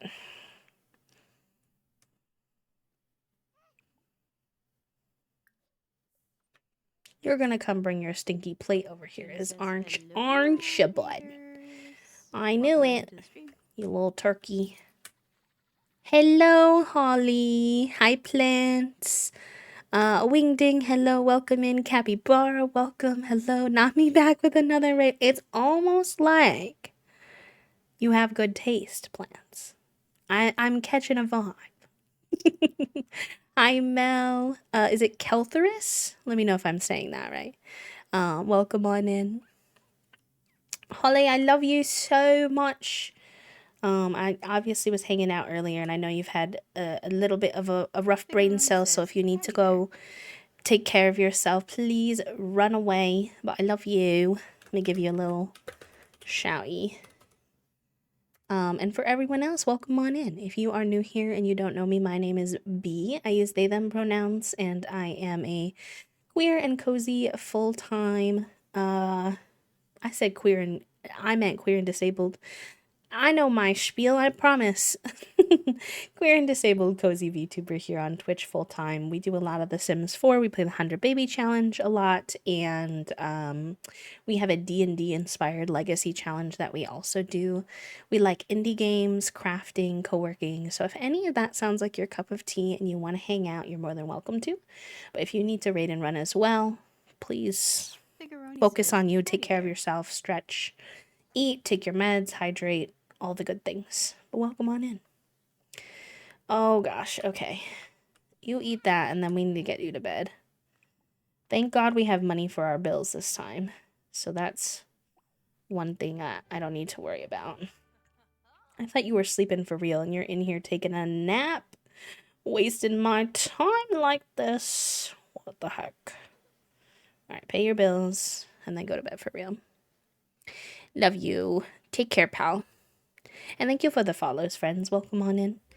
Our 100 baby challenge, for those who just joined us, we've got Foggy here from one of the previous generations, who's our current matriarch. We do some house rules, and those are that we change matriarchs every 10 babies, and we change baby name themes every 5 babies. Our current baby theme is Rugrats, which I'm kind of obsessed with because now we get to inspire all the kids off of the Rugrats. If you ever watched. I don't know if a lot of you coming with Holly's raid might be more in Holly's side of the world. I don't know if Rugrats was a thing over there, but I'm guessing maybe. I don't know if Rugrats is a fandom that's outside of the US or a show. I don't know why I said fandom, but perhaps it is. I do not know. I love Rugrats. I liked Rugrats a lot because it honestly kind of reminded me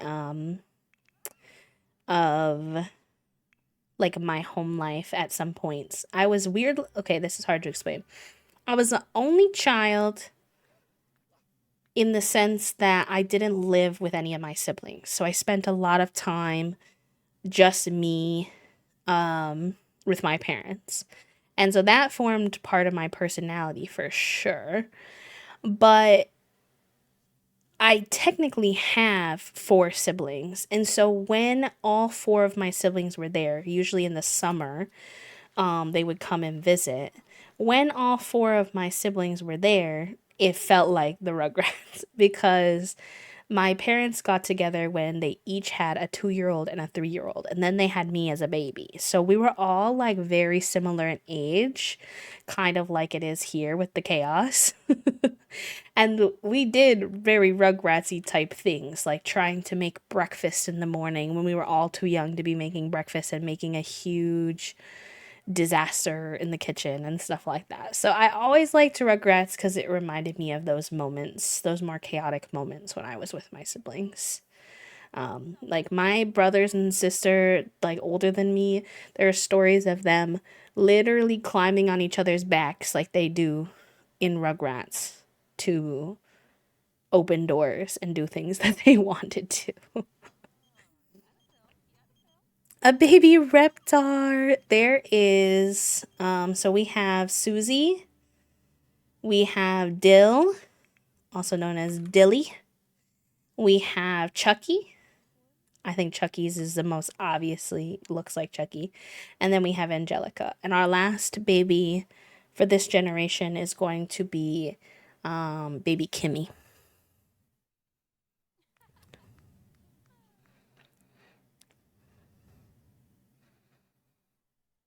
Oh, Poppy, thank you so much. I appreciate you. Sending love. Sending love. I meant to put LOL. Listen. Typing is hard sometimes, Fairy. I wish I could react to messages in chat sometimes. Just a little laugh under things would be fun. Twitch, make it happen. That would be cute. Wait. Kind of like how in like DMs on most platforms you can do just like a little heart or like a little... That'd be really fresh. I like that idea. Oh, she's adjusting, she says. Wiggly woo. But she's still so cute. Yeah, I think that would be nice because sometimes I don't have the bandwidth to fully chat in someone's chat, but I would have the bandwidth to react to messages, which might be nice for the streamers, like mental of knowing like, oh, there are people here and they are listening in and they are like attentive, they're just busy. Like, not saying, that anyone has any obligation to engage. I love a good lurker, but it would allow the lurkers to engage in like a really quiet, soft way, which would be nice. Or sometimes someone just says what I was thinking already, and I love to like affirm their message without having to like say a whole thing myself. So These toddlers are about to give me a run for my money.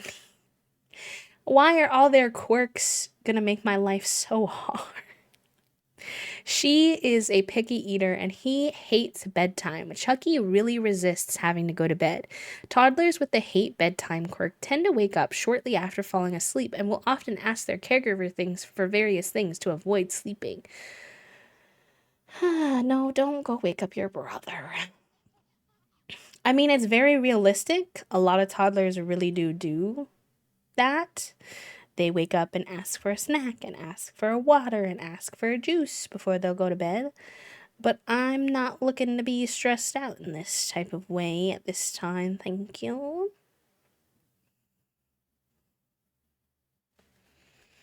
So my child basically... Yes. Exactly. Exactly.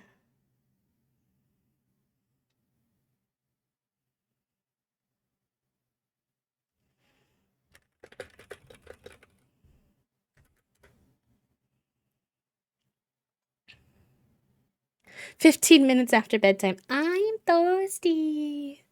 To be fair, I do empathize with kids because I feel like a lot of times it's the lack of proprioception, that is that the right word that I'm looking for? That are like at that age, especially if you're neurodivergent, because we struggle with it. Even as adults, I feel like you don't think about whether you're thirsty before you lay down. And then you're just laying there and you're like, oh, but I'm thirsty. So, like, I get it because they haven't learned those habits yet. But I'm also like, kiddo, you're driving me bonkers. I still do that, to be fair. Like, I'm like, oh, I'm gonna go lay down. Okay, hold on, wait. I actually need to take my meds. Hold on. I need to go pee. Wait, I need to brush my teeth. Wait, I should wash my face. Wait, I need to put those ice packs away. Hold on. Like, I'm still hungry. Like, so I can't really blame them.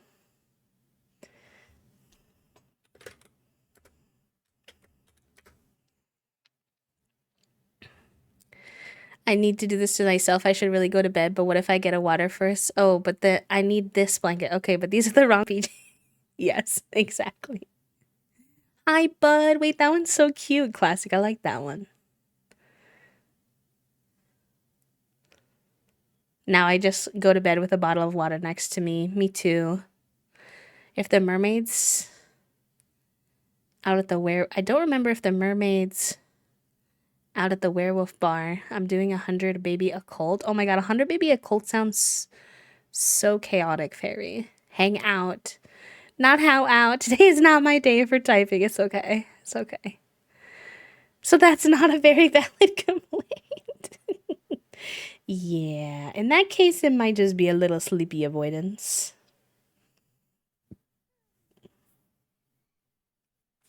Which is fair enough.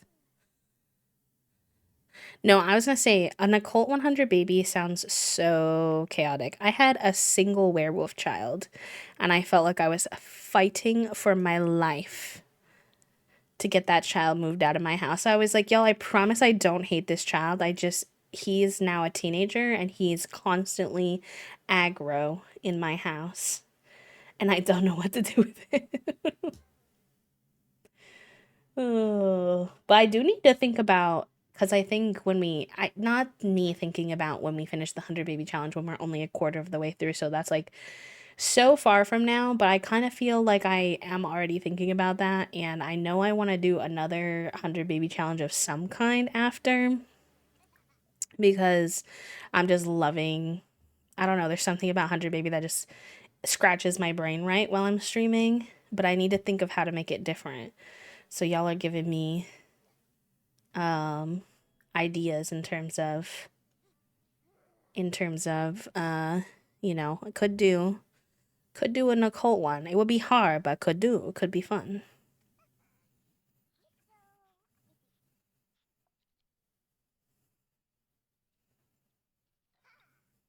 It is the farthest I've ever gone in the 100 baby challenge. It's true. It's true. Hi, Figu. I think Figu is interested in lunch toasty if you're available. He has come down to start giving me his headbutts of requests. Okay, sounds good. He's like, Dan, it's 2. When do I get my lunch, please? Hi, I love you. I promise I'm here for love and attention, not false reasons. Hi, buddy. Hi. Thank you for the headbutt. Thank you. Oh, it's okay. It's okay. He got his little tail wrapped on a cord on my desk, and it pulled the Xbox controller a little bit, and he heard the sound, and he was like, "Oh my god, what did I do?" And I was like, "Buddy, it's okay." He's got He is both the biggest, like, orange cat goober energy sometimes without a care in the world, but also, like, the most anxious cat sometimes. So, yeah, Sulani has more mermaids for sure.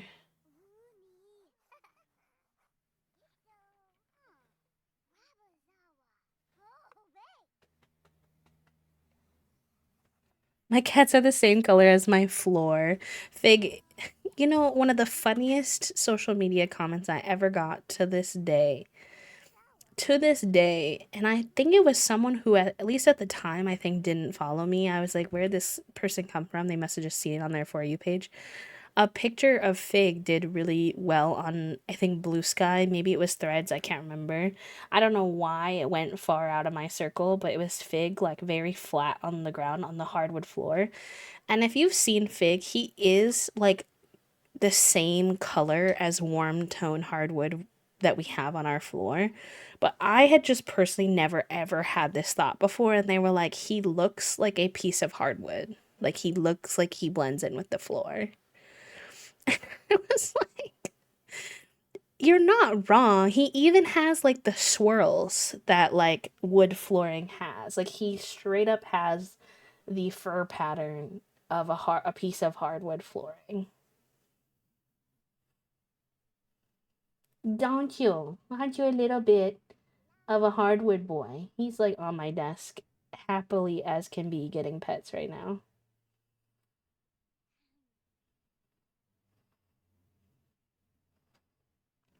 Big purrs from the Figu. Big purrs from the Figu. And he just disappears on pictures. Yeah. Yeah, we just kind of use the hardwood we have because it's like actual hardwood that came with the floor with the build. Annoyingly though, I think they got rid of the hardwoods in the hallway and they tiled the hallway. And I don't know if it was because the hardwoods were beat up, because obviously a hallway does get a lot of foot traction. But we don't like the tiled hallway, and we're doing a renovation on the kitchen sometime next year probably. And we're trying to figure out what we want to do with the hallway. And also there's going to be some weirdness because we might knock down the wall between the dining room and the kitchen to make more space in the kitchen and maybe do a kitchen island, take a little bit of space from the dining room, which is great spatially, but I'm nervous that there's going to be spots on the floor where there isn't hardwood that there should be hardwood for flow. And I'm like, how are we going to deal with this? Because we can't color match these hardwoods that have existed for like, uh, years in this home. But I hate, like, cannot express enough. Do not like when people put a second type of hardwood in their home when they already have, like, people will do like gray hardwoods, and then they have like other, well, it's usually like fake hardwood when it's gray, but like gray hardwoods with other, um how do you say, with other like wood they already have in their house that's like orange. Sorry, my brain started thinking about something else at the same time. um and I don't know what the solution to that problem is yet, so we'll see how that goes. I'm nervous. My weekend was pretty good, classic. Especially Saturday was nice. We had a pretty relaxing Saturday. Um, I was playing Animal Crossing on my Switch, and Toasty was playing Balatro on the Stream Deck. And we were watching an aquarium tour on YouTube. My mother once got tiles that matched the dog, and that was all well and good until the dog slept with all the parts of her that didn't match the floor facing away, and I spent about 5 hours thinking my almost 17-year-old hard-of-hearing dog was missing in action when she was just having the best nap of her life and getting her tummy warmed from the fridge. Oh my goodness. There's no floor except the bathroom tiles where I'm going, so I get to / have to choose it all for myself. Yeah, it definitely is one of those situations where there are pros and cons as well.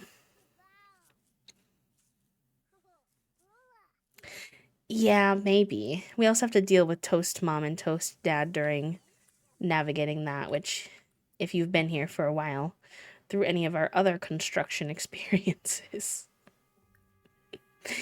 is always a questionable one. So, we'll see how it goes. We'll see how it goes. Return of the bath emoji. Yes, from when we were doing. What are you gonna do when we do the kitchen renovation? Oh gosh, that's gonna be an interesting one. All right, let's get you taking a shower. Oh, you're yapping. I was like, why are you just sitting on the bed? Fair enough.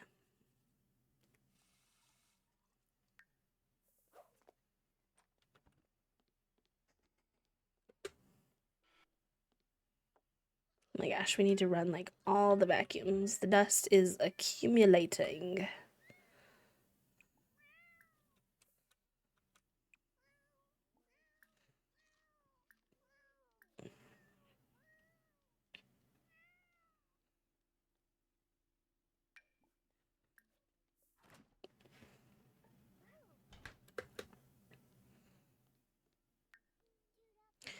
Oh, I should leave this toddler thing up with the toddlers in their room. Susie does not need it anymore.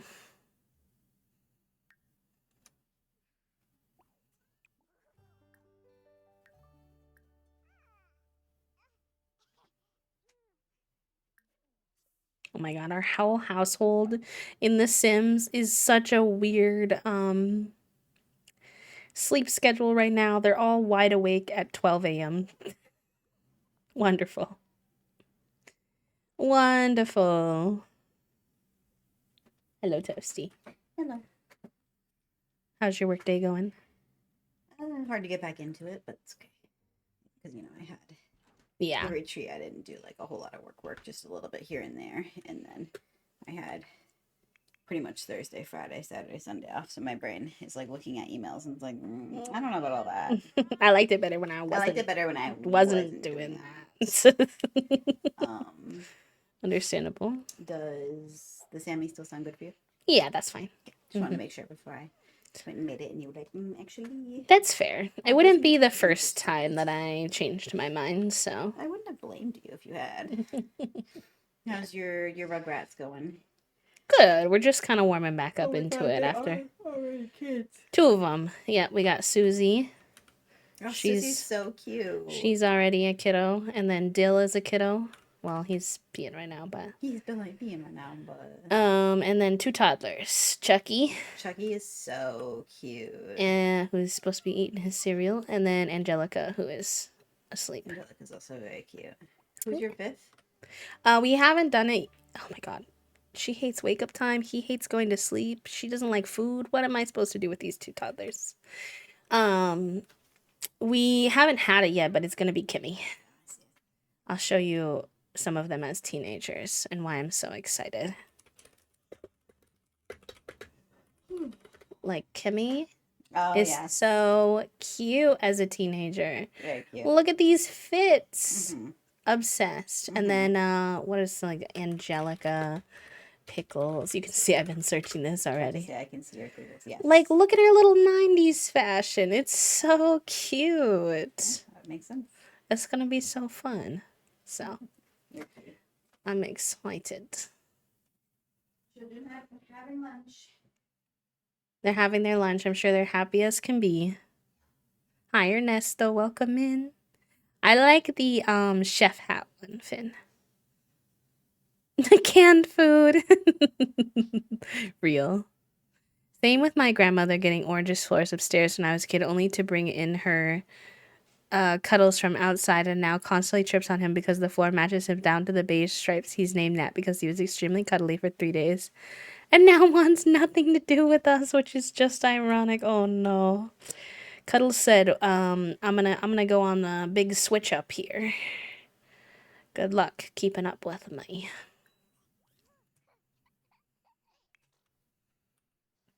So hard to open one of the moving boxes. Like, Typo, please leave it alone until after the move.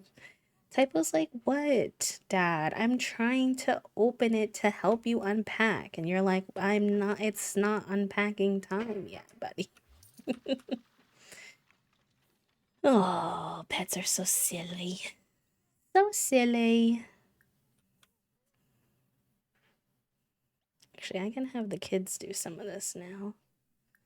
You can start the cleaning routine and then maybe give Chucky some attention. Y'all can yap.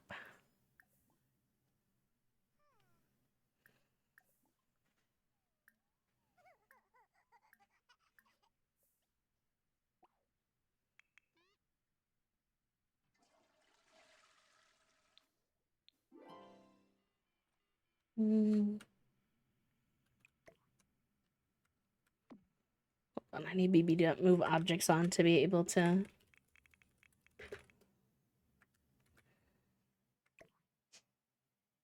put some of these artworks up.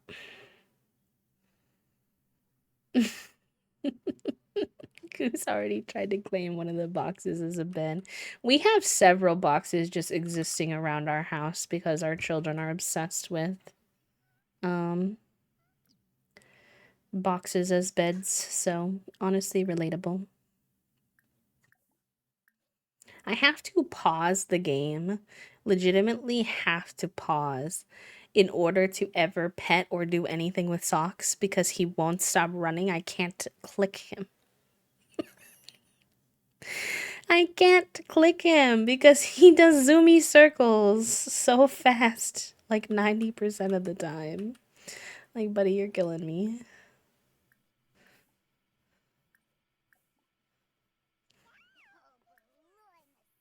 Oh, I'm glad.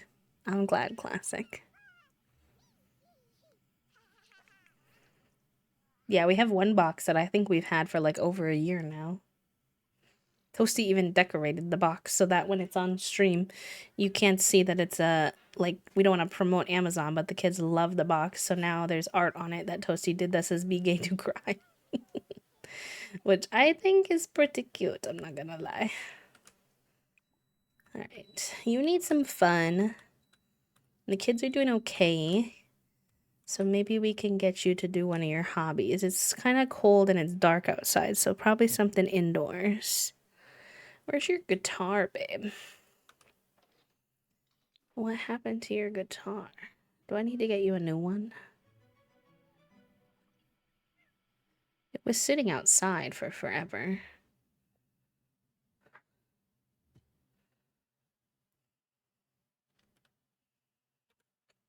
No, I don't really watch any anime. I have a lot of friends that are really big into anime, though.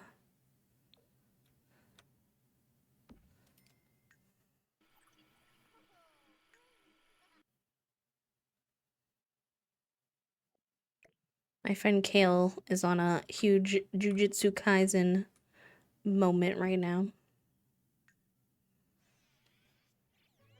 And was very excited that, oh my god, wait, actually so many things in my house are broken, what the heck? That, Fortnite had brought the Jujutsu Kaisen characters to Fortnite. So it's part of what inspired our, friend group's return to Fortnite.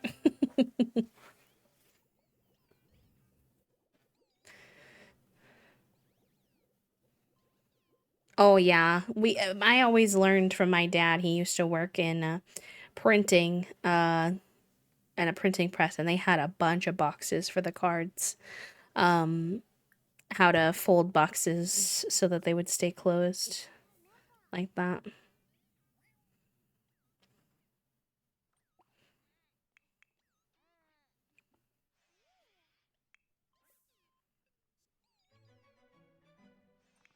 Oh, oh, Angelica, girl, come over here. You're stressing me out with all this red. Oh, Susie likes video games. Sure. Sure, sure.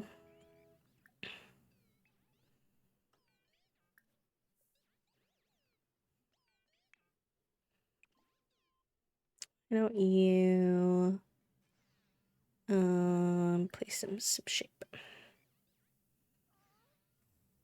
The current kids are actually themed after the Rugrats kids.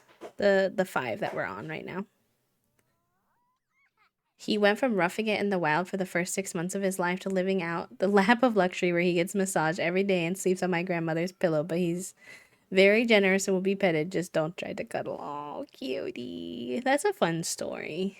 Hi, Sai. Welcome in. How are you holding up today, cutie?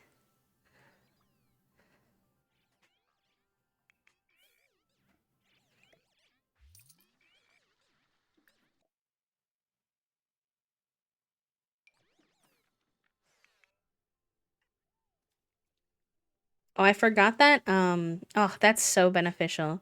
I was like, dang, Foggy's fun is so low, and they have to do a bunch of repairs, so that's not good because that's gonna put them in a grumpy mood. But I forgot that this is Foggy. Foggy loves doing stuff with their hands. They have a whole handiness thing out here. They like doing repairs. They like tinkering. So their fun actually went up doing that. Amazing. Highly convenient.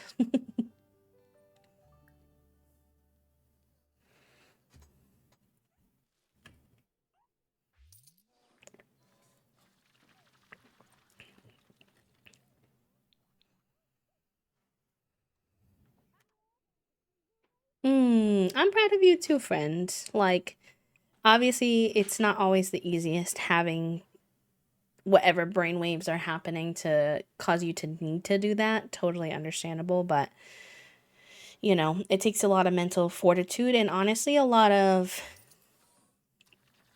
You have to be very present in your own life to recognize that you need something like those pep talks, which in and of itself is impressive. It means that you're at least paying attention to how your body and brain is feeling and like responding to that, which is great.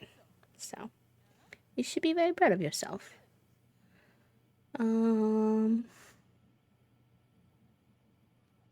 make your clothes pristine. Less time. Okay, let's work on that. Them heckin' brainworms, indeed. Oh, yes. The brainworms. Them worms. Worms, worms, worms.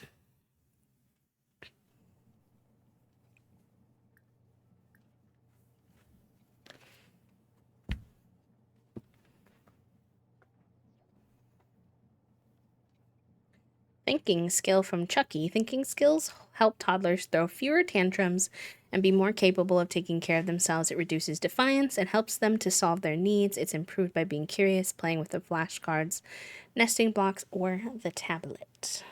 Very good. She's chewing on the toy. Please, that was so cute.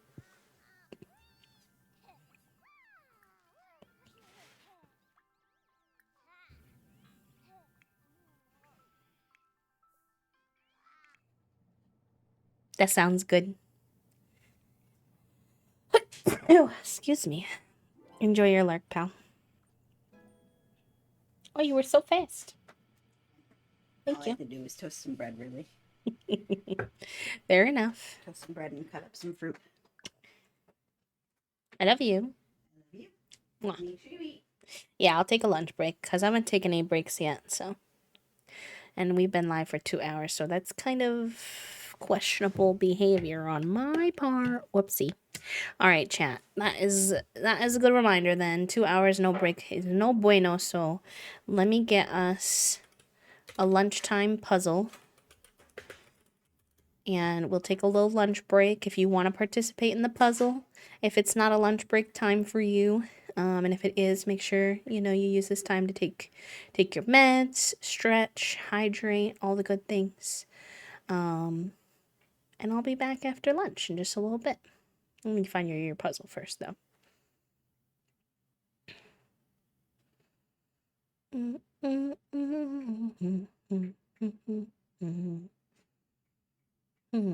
Which one are we gonna do today? Y'all were so good yesterday. Oh my gosh. Y'all were killing the puzzle yesterday. Zoom in.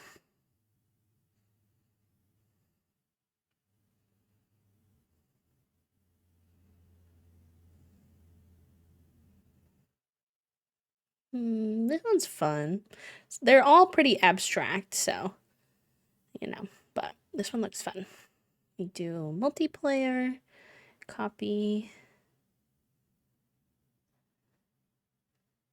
Oh, I didn't know my display was on. I'm being exposed. It's okay. And then boop. We'll turn the background color on to make it more visually accessible. And then I'll pin it in the message.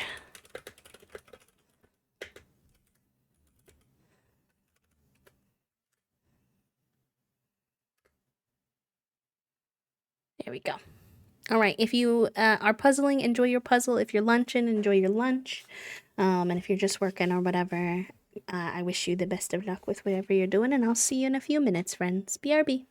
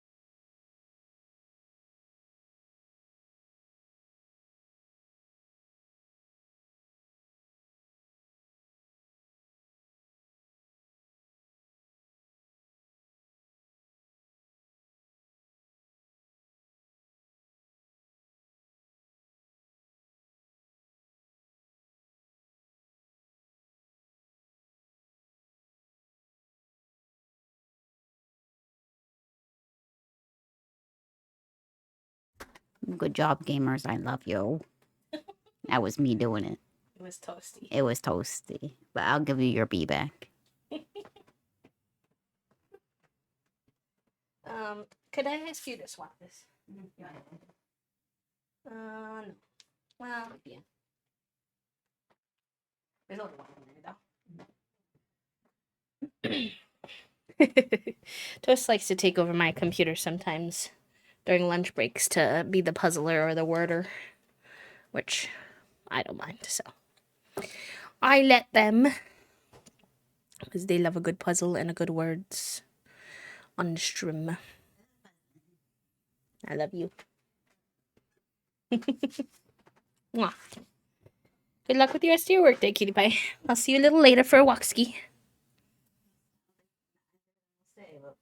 Oh yeah. Okay. Questionable temporary window cat cam. Oh. Big said, what if I walked directly into the cat cam? Look at her. She looks so content. Oh yeah. So Oh, I love the window. Fig asked for the window to be opened. And Junie said, oh wow, you opened the window for me? Thank you so much. And climbed in when I opened it for Fig. Which was very peak little sister behavior of her, to be honest. She always wants whatever he has, much to his dismay.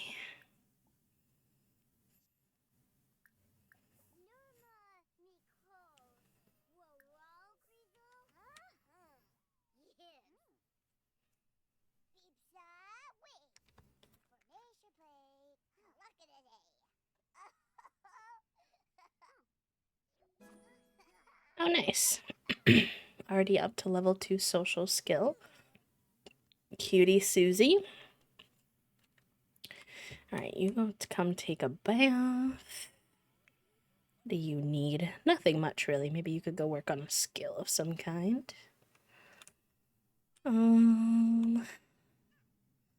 Maybe I should get... I feel like I already feel like I need more kids' activities.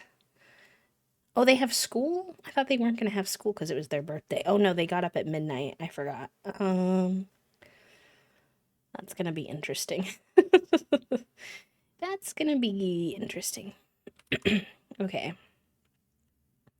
So we could get them one of these.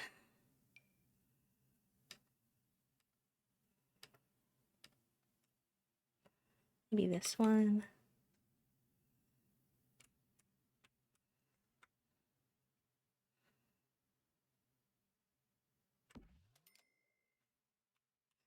And then what else do we got?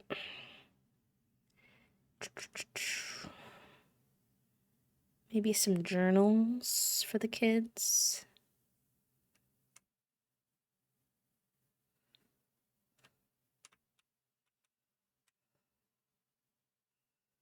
Is there a purple one? Yeah, that one for Susie. And then maybe that one for Dilly. We could get them a little marbles as well.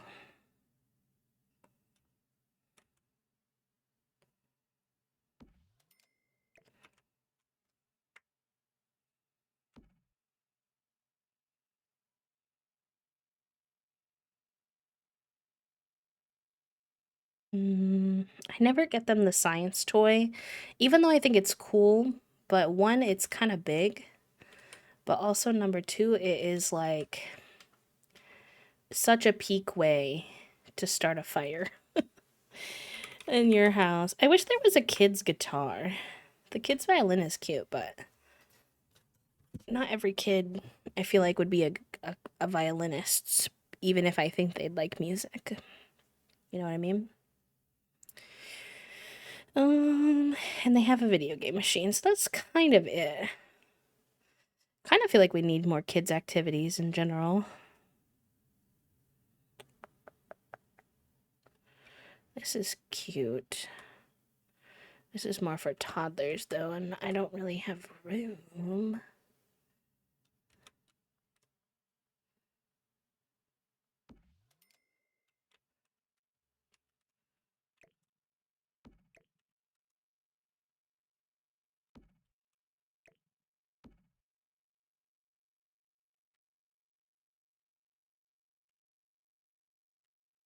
It's for toddlers, right? I think so. Let me see. Maybe that's for kids.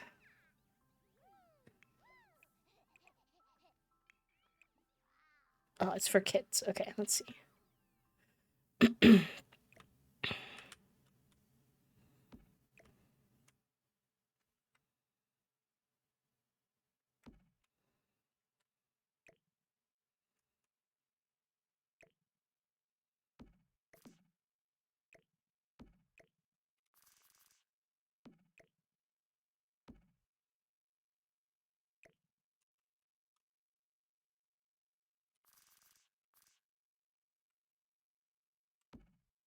Okay, let's try that. So let's have you put that in your inventory.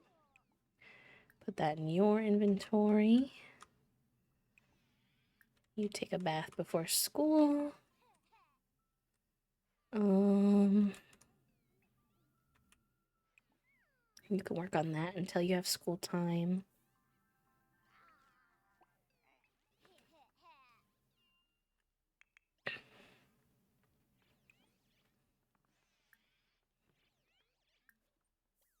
Oh, hi, Dishtag.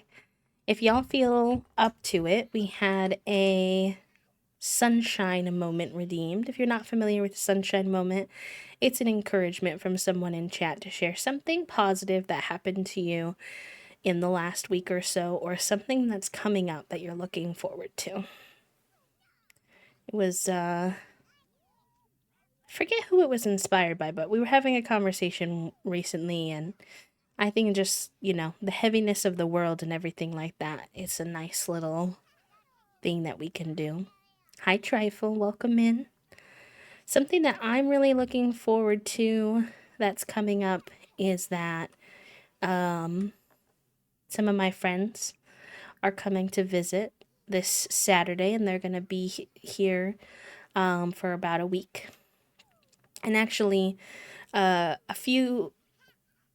two of them are going to get here on Saturday, and then another one's going to come a little bit later in the week, I think on Thursday. So, going to have some really nice quality friend time, and have a little break from work. And although I obviously have been in a good, positive swing with streaming, so I'm going to miss y'all for sure during that time. I think it's always good to take a break from things, even if they are things that we really are enjoying, especially something you do as consistently as I do with streaming. So I'm looking forward to some friend break time. Something positive that happened already was, I did tell you all about this, but it really stuck out in my week as something I really enjoyed was watching the aquarium tour video with Toasty while playing some Animal Crossing on a nice day on Saturday. The vibe was just chef's kiss. I made my first apartment yesterday. I haven't played, but I was wondering how rent works. Do you mean that you're using like the for rent stuff? Or just an apartment in general? I'm assuming you mean in The Sims also. What is that sound? It sounds like a robot in my game.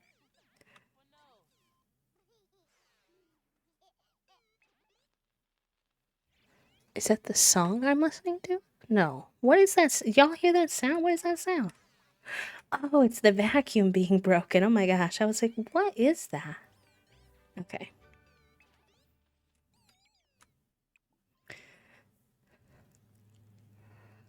Well, it depends on if you've marked it as a residential rental for rent versus like just a regular apartment in game. But basically, it should be pretty much the same as always. Like you'll get a bill every month that you have to pay. unless you're the landlord. Then you get the bill from them. Wagi can now perform basic upgrades on electronic objects and can craft an instrument at the woodworking table. Very good.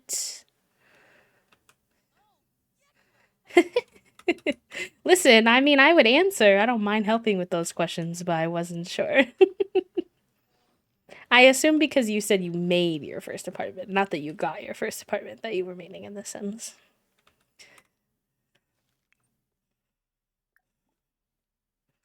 All right, let's spend a little bit of time with Angelica. She needs some attention, and we have a little bit of energy to spare.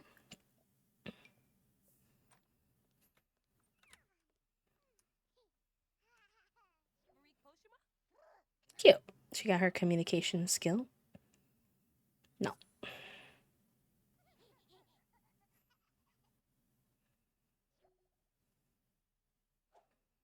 The instinct to heckle bee. Hey, why? What the heck?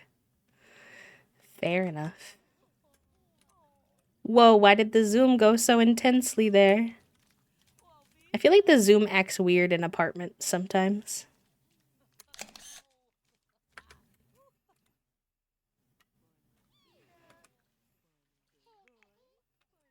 Buddy, I know you hate sleeping, but you're tired, so I need you to go night-night. Por favor.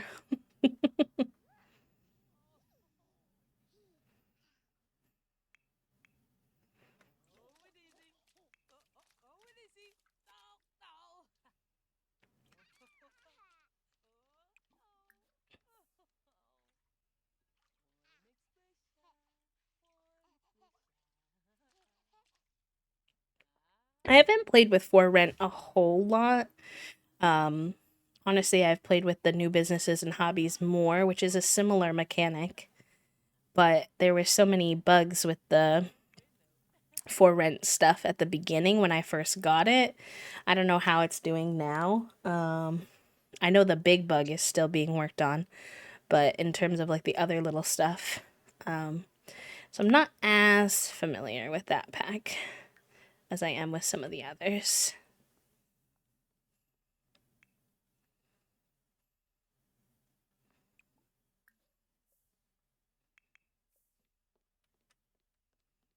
Ooh, Foggy's acting like it's really dirty in here. I wonder why. Like, is there sneaky, stinky plates somewhere that I'm not seeing? I always get suspicious.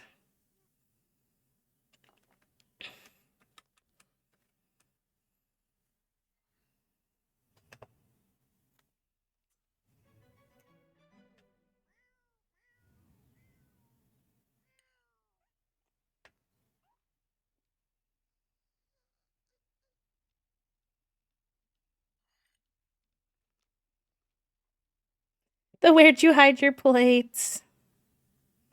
Yeah, it kind of confused me the few times I tried to play with it, to be completely honest with you. Like, I had a family, and then I had an apartment next door that we owned that I was supposed to be the landlord for, which I'm still not sure how I feel about even being a landlord, but I was, just testing the waters with it, and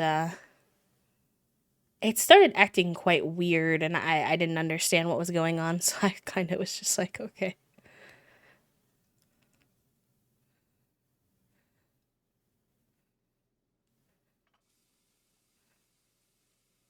Yes, I think so. I think that's how it works, Dishtag.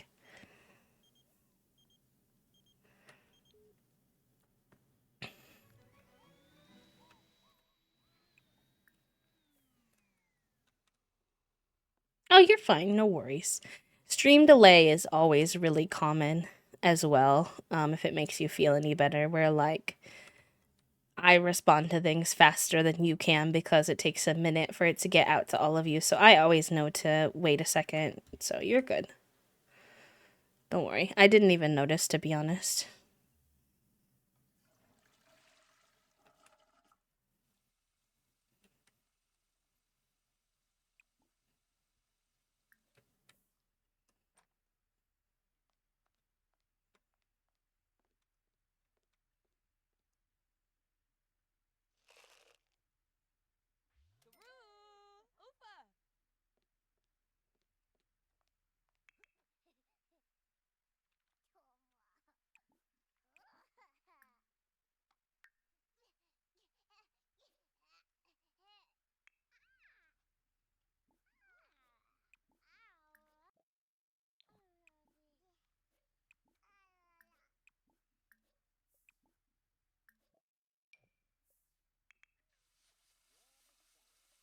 Foggy is on proper mom duties today. Cleaning, potty training, all the good stuff.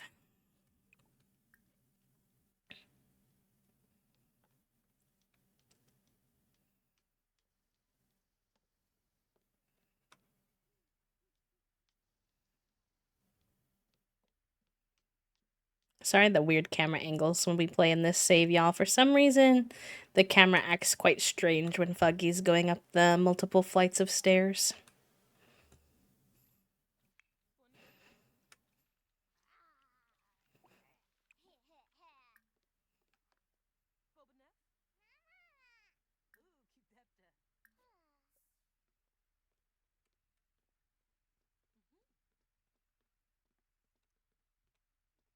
Alright, let's get Chucky in a little bit of a better spot. I was thinking of inviting Luz over today to see if we could get Foggy pregnant again, but the toddlers have needed so much of their attention today, I'm not sure if it'll wind up being the best day.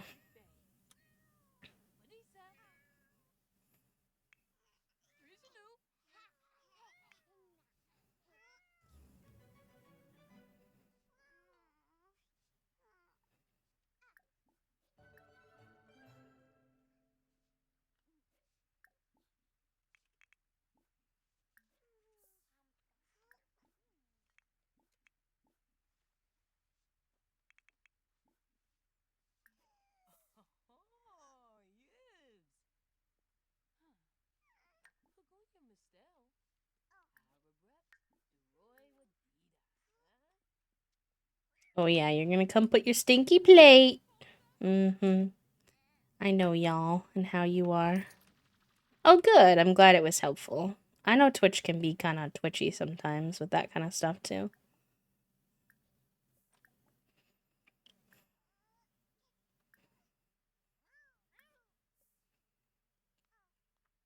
Angelica, she doesn't really know how to pet the cat. She just like, I don't know. And what's funny too is that this is like not a CC toilet, which hurts me personally.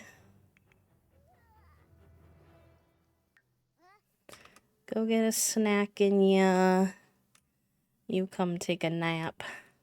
You're exhausted. Yeah, y'all did get up at like midnight, so that makes sense, honestly. I do have a reshader on. It's called Sweet Pies by Elena. I should really make that a mix it up command, honestly. People often ask me about my reshader.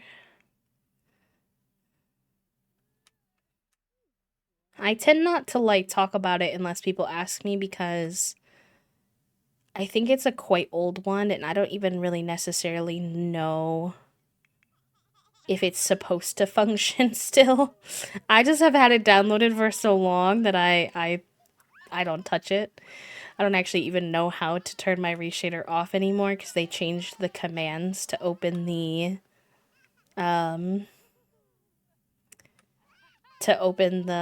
reshader system, and I don't know what the little command is anymore. So then people ask me questions about how to set it up, and I'm like, I don't know. I watched lots of YouTube videos one time, and I got it set up, and I never messed it again. Complete honest vulnerability. Also, Fig is being cutie, so... Oh, Junie's still in her window, though, so... Okay, I'll leave her there. I'll move it to Sleepy Fig if, Where are you going? Oh. I'll move it to Sleepy Fig if she leaves. I didn't expect her to hang out in the window for so long, but she seems like a happy camper. She's gotten all long in there and everything. Her paws are out.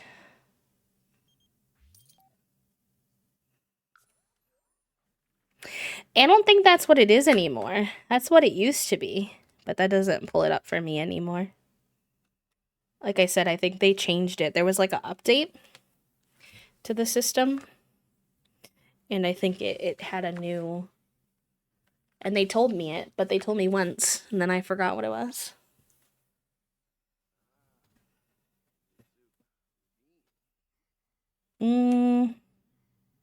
I don't think I have. What do you mean home? Oh, I do have a home button. No, I tried that. That didn't work. I also don't want to press too many buttons while I'm live. But I should figure it out one day in case it doesn't work, but... Come on, Chucky. Not the tantrum. Buddy, I believe in you. He doesn't like going to sleep. That's one of his traits, so he's being stubborn. He's being a little stubborn boy. Oh, she's gonna pass out too. It's going really swell over here.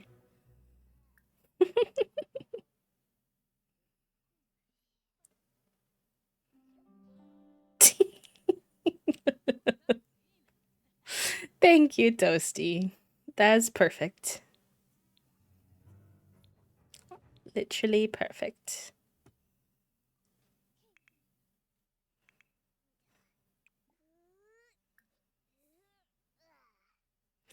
You're complaining that it's dirty in here too. Schwai. I don't think anything's dirty in here. Is it this plate? You know what I need The Sims to add is like a button I can click that will outline everything that's making your Sim think their house is dirty so I can fix it. Oh. Dreams Maker, enjoy your time with the brain cell, my friend. And Xana, I hope that the brain cell was helpful while you had him.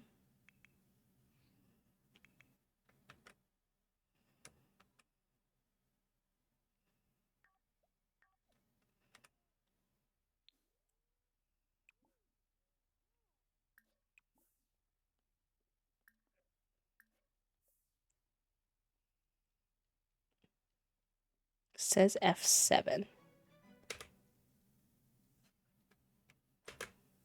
That doesn't bring mine up either. I do appreciate you trying to help, but I don't know how to get the little... I used to very easily be able to turn it on because people would ask me what reshader I would use, and I would specifically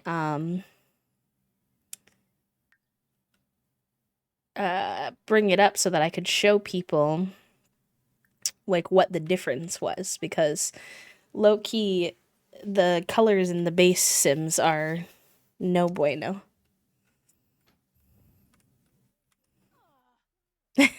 You got heckled, Trifle. It's okay, my honey was only 5% yesterday and today. I was like, dang. Alright then. Wait, are these dirty though? They're dirty. So can I not put them in the washer? Windows 11. Mostly because my computer forced me to switch to Windows 11.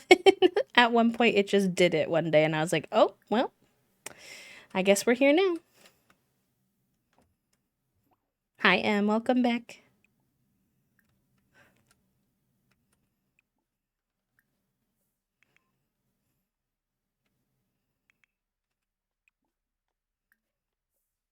You're still saying it's dirty in here. What the heck? There's no dust. I don't see any dishes. I don't get it.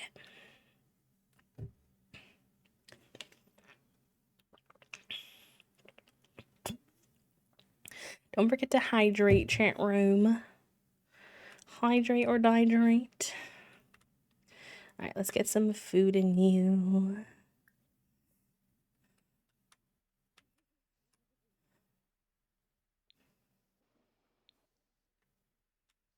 Hello, Nyan. It is nice to have you visiting, sir.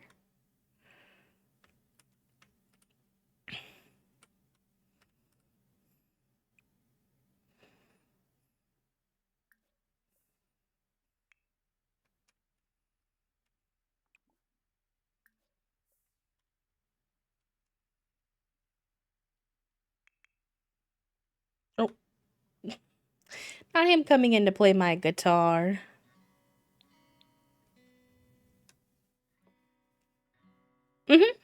I'm happy to add categories, Tosia. Which is normal to want and possible to achieve. I love you. Oh, that's a good one. That is a good one.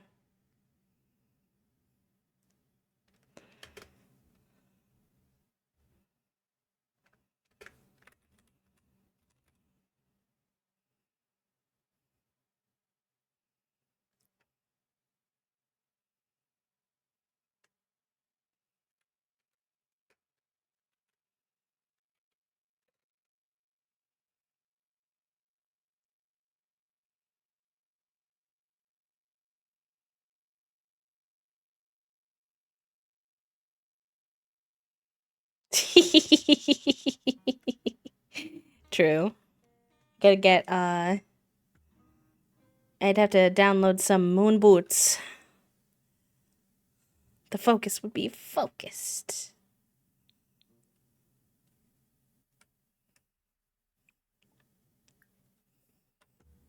Can you not get here? What's going on? Is that computer not accessible? Yeah, she's being a cutie. She's having the time of her life in that window.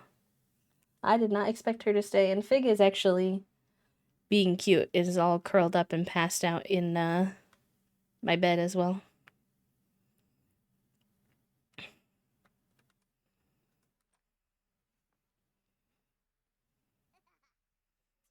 Socks really has a love for this specific spot in our room where he just runs in circles.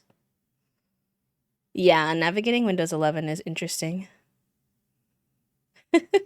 I will say, if it makes anybody feel any better, and this isn't to pressure you or anything, you can do whatever you want. But the transition was not nearly as bad as I thought it was going to be. It was relatively seamless, even though twas forced upon me, which I did not necessarily appreciate.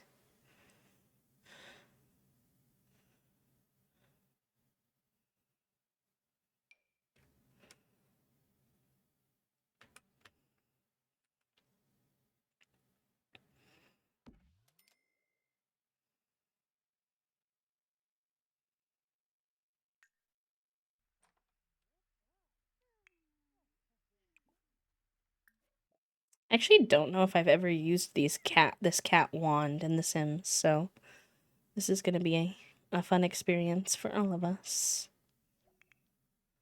So can you not go to this computer? Is it because of this guy?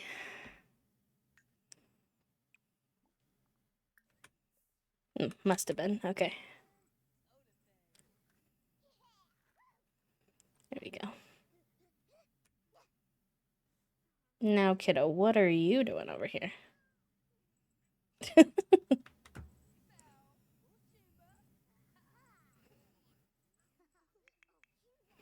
Yeah, and I think the aesthetic of the UI honestly is a little nicer. Oh my god, wait, it's so cute! It lets off little sparkles. How have I owned the Sims Pets pack for so long and I've never played with this wand with my cats before? A crime, an actual crime. Oh, oh my god, wait, that's such a funny, realistic thing they did. That if you play with it enough, it lets off little pieces of fuzz. I'm dead. I'm gonna leave it because I wonder if the cat will play with it like IRL or not. IRL, that's not really safe, but in The Sims, it probably doesn't matter.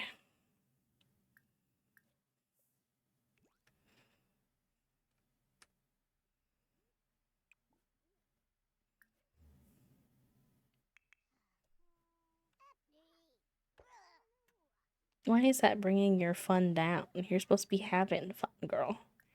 Play some Sims. You're in a good mood, so let's have you do your homework before you get too sleepy. Why is your art piece so much bigger? Oh, you did this at school. That's why. Interesting. Oh, Junie left. Hold on here. I'll give y'all fig cam. One sec. Oh, sorry. Actually, they're both on the bed. We might get double cat cam again.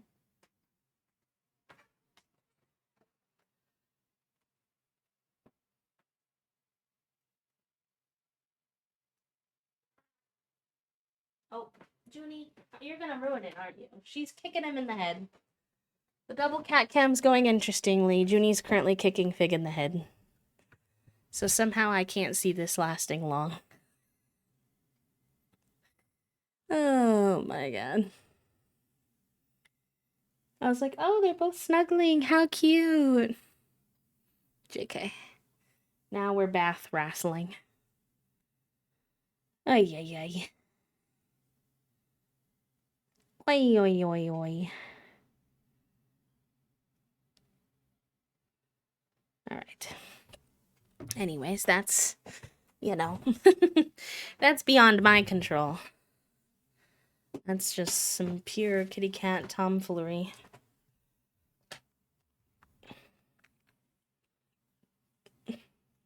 Dancer, that's awesome work that you're doing. Thank you, friend, for doing that.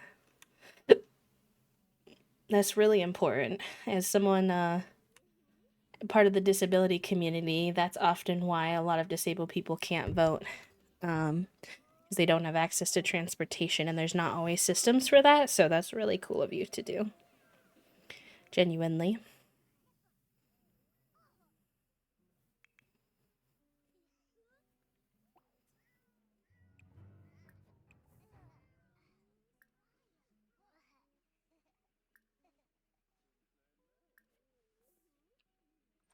Hi, BB. Welcome in. How are you, lovely? You voted today, too? Let's go. Yeah, it seems like all my Canadian friends are showing up and showing out in the polls today, so fingers crossed for y'all.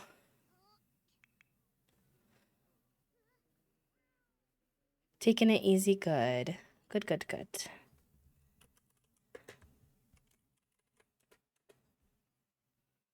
I'm glad.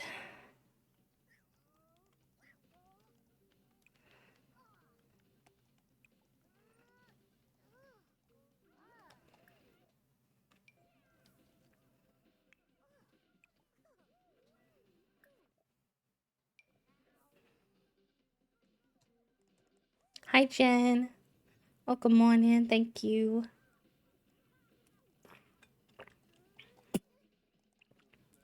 Blueberry muffin, delish. That's one of Toasty's faves. They, sometimes when we get our Dunkin', they like to get a blueberry muffin. See, like, Susie's saying it's dirty. Is it the laundry, maybe? Let's try that. Meds taken, let's go. The wrestling is so intense in this cat camera right now. I'm screaming. They were like being so peaceful.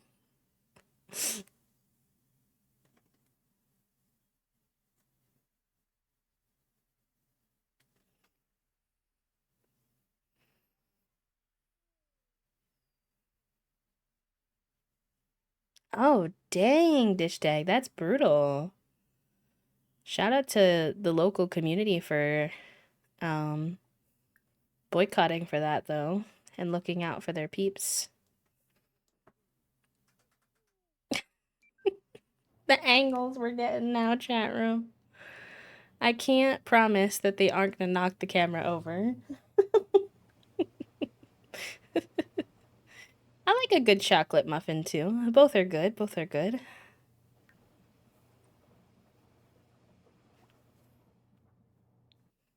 Just depending on what I'm in the mood for.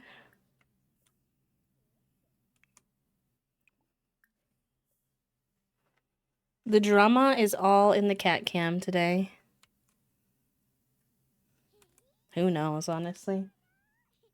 Who knows? I like banana nut too. Turns out I'm not picky about my muffins. My one thing though, this is so random to be annoyed about, but why are all the places, and I'm being dramatic, it's not literally all, but so many places nowadays putting those little sugar crystals on your muffin? Now I'm gonna need them to knock that shit off. I just want a regular muffin. A muffin is like, you know, the sisterly counterpart to a cupcake. And a cupcake is what I eat when I want a really sweet version. I go for a muffin for a light sweetness. So why are you adding sugar on top? I don't want it. Get it out of here. Yes, naked cupcake, please. Ooh, you know what's my actual favorite muffin though? If I had to choose one, the cranberry orange. Love a good cranberry orange muffin. I like all the other ones y'all listed too, though. Me too, Poppy. I don't like the texture. Figuroni says, Oh, cinnamon banana cream cheese muffin. I would like to experience this in my lifetime, if I could. That sounds amazing. I'm interested. I'm invested.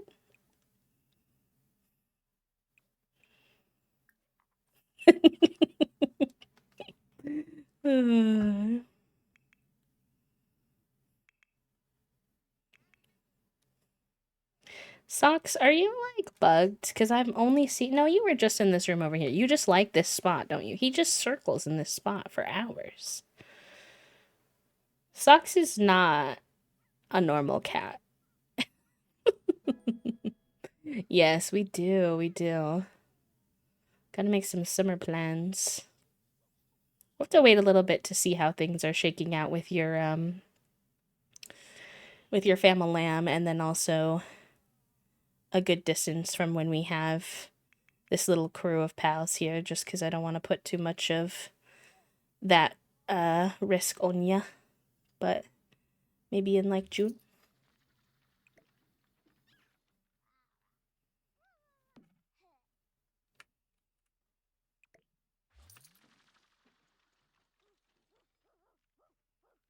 You can't expect the uncooked chicken to exhibit normal cat behavior. Fig laid down, by the way, and Junie went back to her window. Let me fix the cam so it's a little more on him.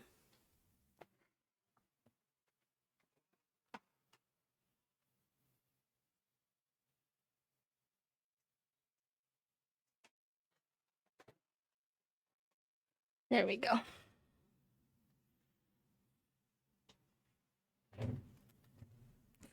There we go. She's back lounged in her window and he's back chilling in his spot. Which was, you know, the original plot of the movie before Junie decided to beef.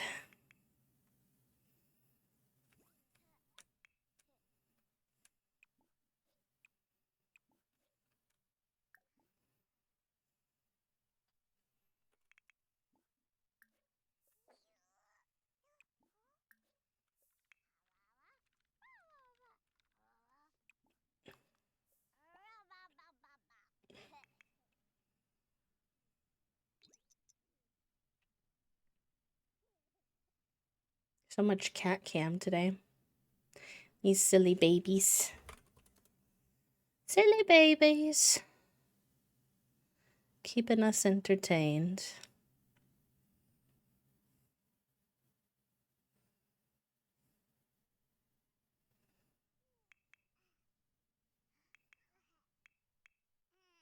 No, you don't need to wake up your brother.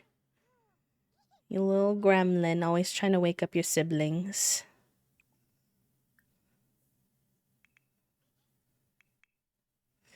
Alright, let's get you awake.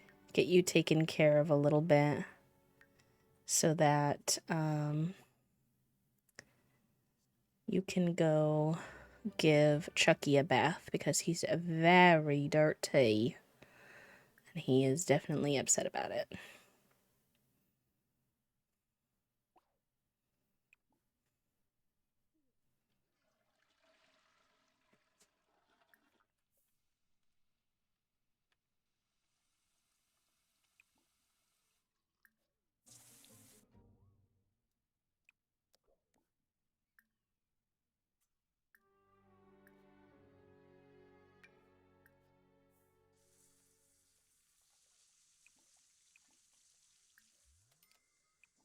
We need to get pregnant, and somehow we need to get the shop open, the tattoo shop, for a day because we're gonna run low on money.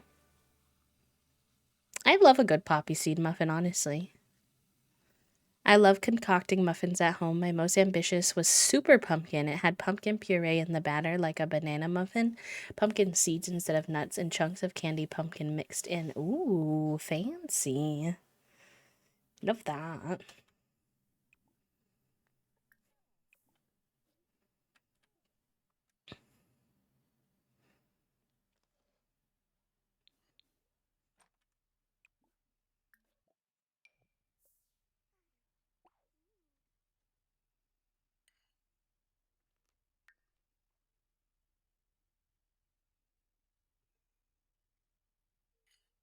I agree. Yeah, the lemon poppy seed is nice. Y'all are making me want muffins. But again, all the muffins I find lately are muffins with these crystals on top, so I need to find like a good muffin provider. I need a muffin dealer. Thank you.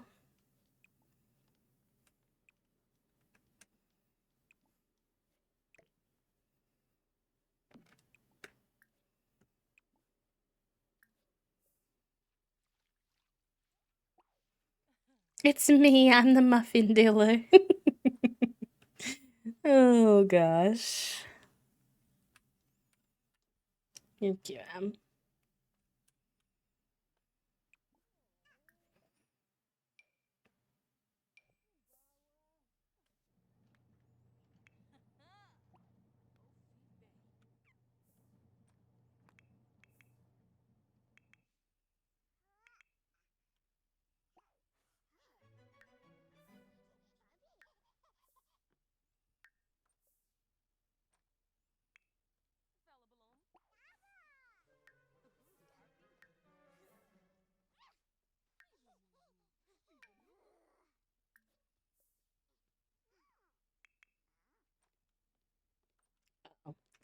He's gonna be upset that we came in while he was peeing.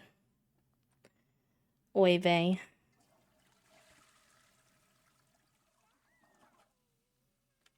Listen, I birthed you, kiddo. It's gonna be okay. Oh, he's gonna go in that bath. Just kidding. Sorry, Chucky. You're gonna have to be stinky for a second. Why don't I play with you? Although, I'm not sure how I feel about picking up a stinky child, but hopefully that'll keep you entertained for a moment while Dilly's in the bath. We have too many kids, not enough bathtubs.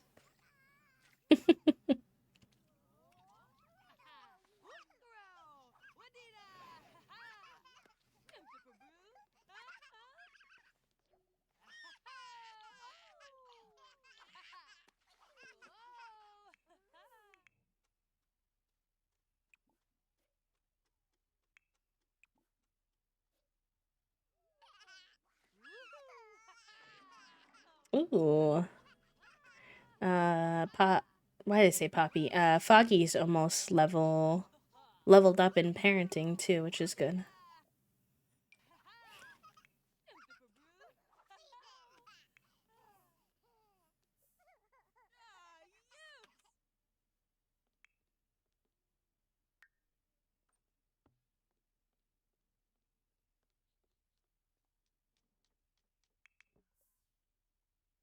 Because we all want Poppy muffins. I know, I just ordered groceries, so no new snacks for me for a minute. I do have sugar cookies, though. Maybe I'll get a sugar cookie for myself. They've been attacked by the children, so they're in a questionable state, but still edible.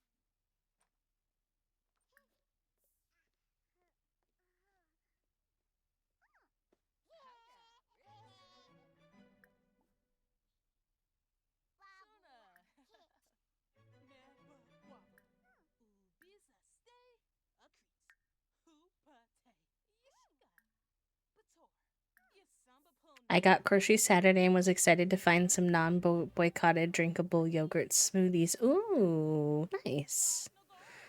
That's good.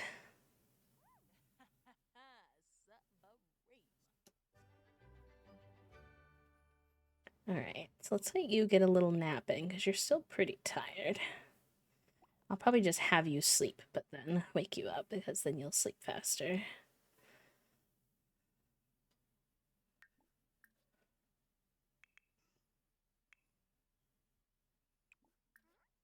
Hello, son. Welcome in.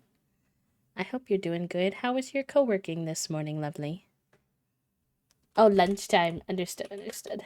No worries.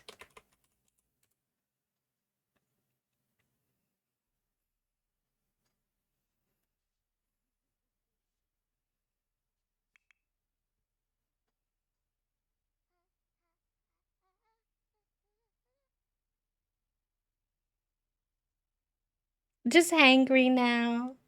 Fair enough.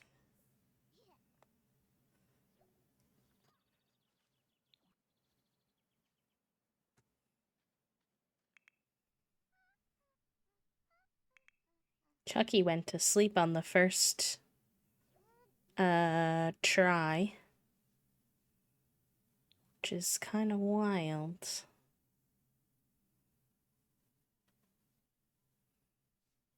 Ah, I see. That makes sense.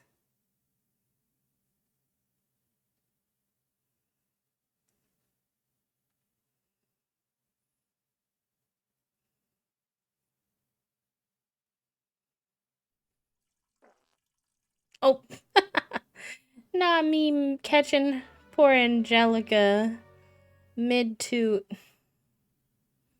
Sorry to expose you like that, Miss Thing.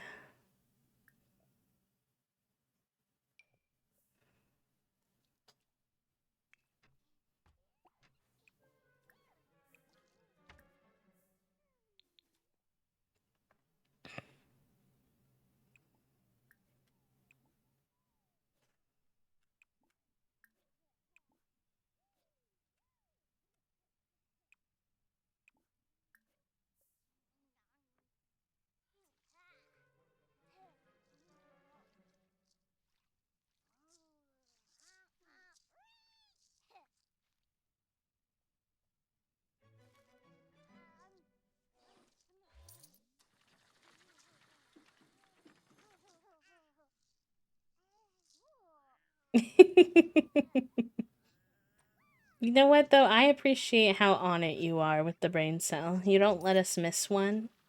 And genuinely, I do think that that's quite sweet. Oh my gosh, the Animal Crossing music hits different when I'm in the middle of an Animal Crossing playthrough.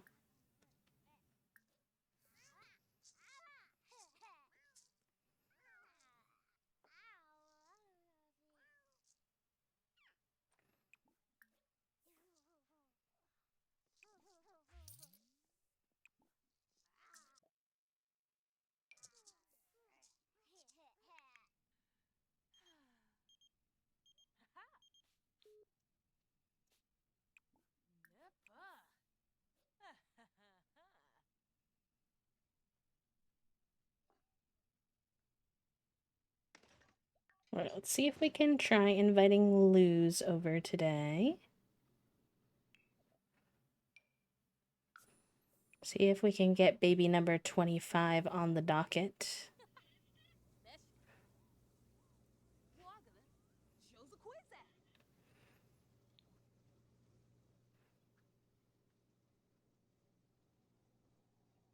Ugh, not the brain cell not functioning. Well, to be fair, he was sleeping before she started wrestling him. He probably just wanted to get back to where he was before.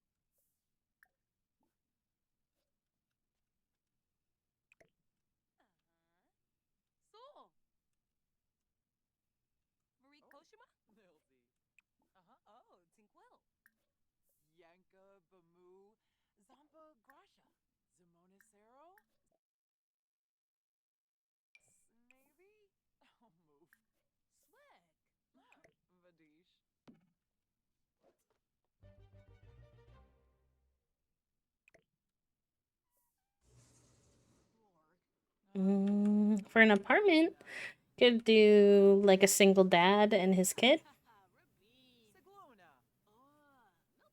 I don't know. Whatever sparks joy, honestly. Sometimes I go on the gallery and find a family.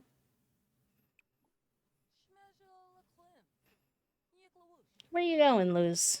Where you going?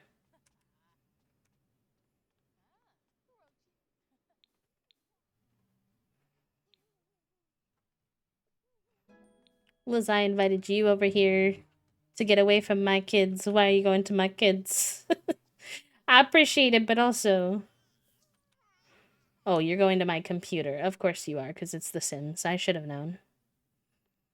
I should have known, honestly.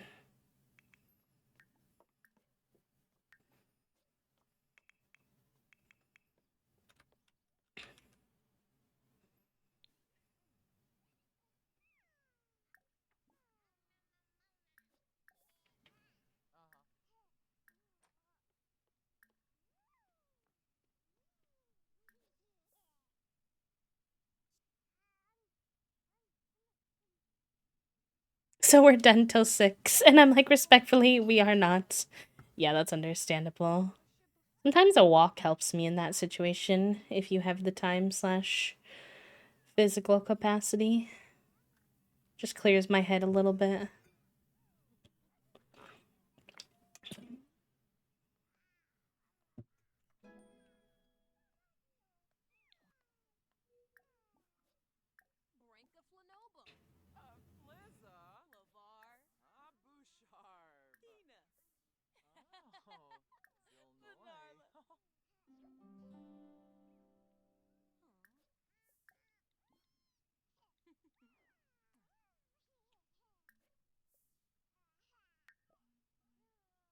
Oh, yeah, I should mess with...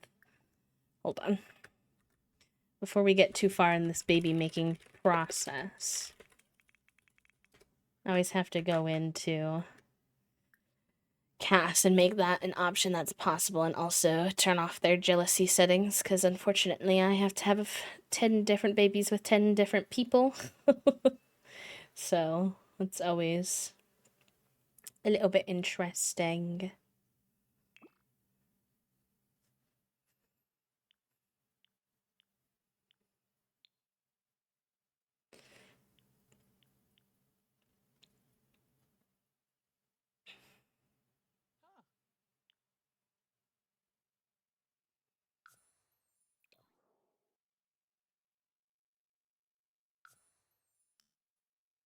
Hello, herbivore.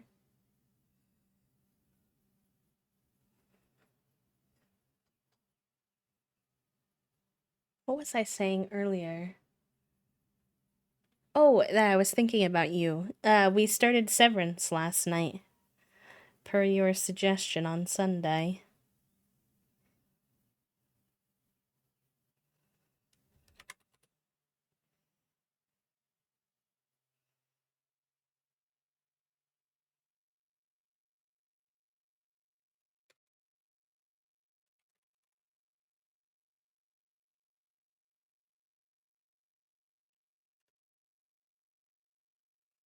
I find the concept interesting, and I enjoy, the way the show makes me think about what that would be like and how that might connect to like our current world and stuff like that. The style of the show is not my usual cup of tea. It's more scripted, more comedy like. Um,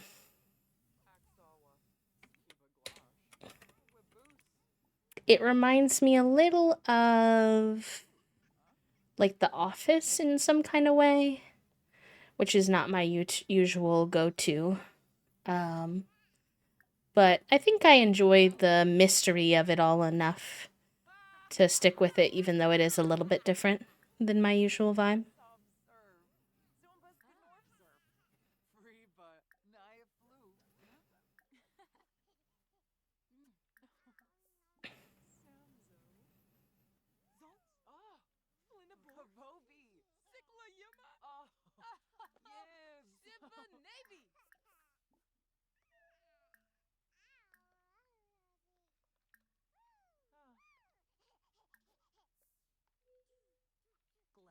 Okay, that's good to know. Severance. Severance is the show.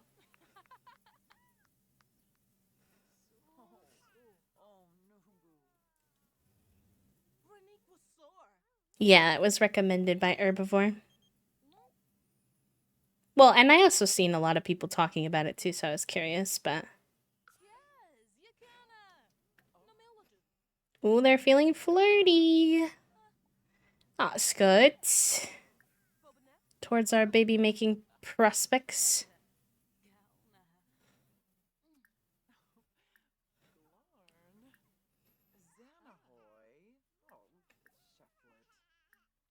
Luz has a really nice voice, honestly.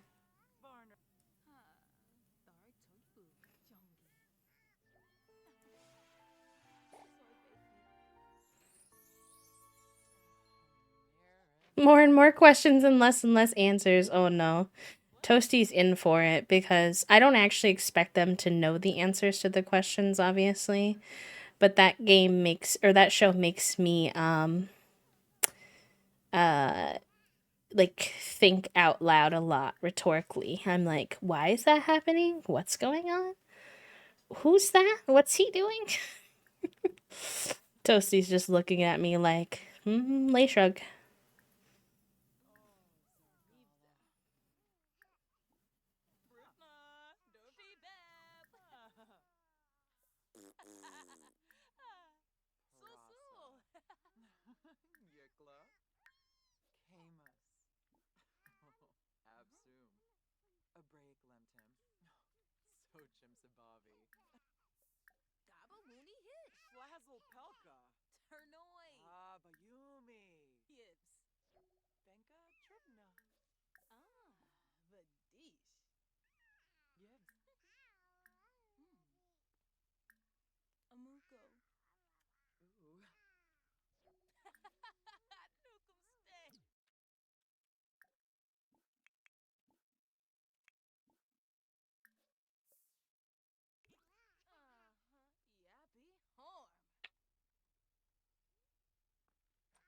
What did you think it was? Yeah, sorry, we're doing 100 Baby. I got focused on the game. The visual world they created, it's based off a photographer from the 80s and 90s. Oh. I'm only on episode 2, so I feel like I kind of still have a lot to see. But I'm intrigued by it for sure. It's hard to tell, like, what specific, like, timeline they're proposing they're in.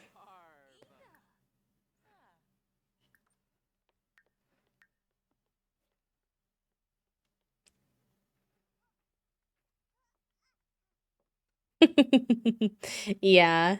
Toasty was like, "Thank goodness we're not watching this with my mom because Toast Mom is the type of person who really struggles with those types of shows where you're not really given a lot of answers or you're given a little bit of information and then you have to wait for a lot of the answers to those questions."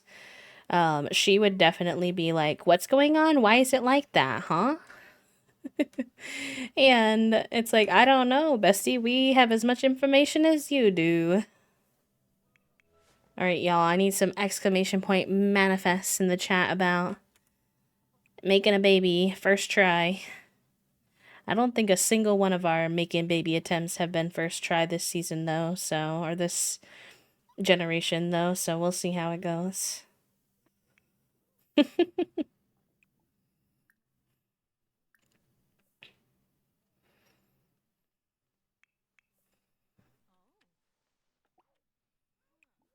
But I need it to happen because, to be honest, our kids and Foggy are in a little bit of a state of disarray.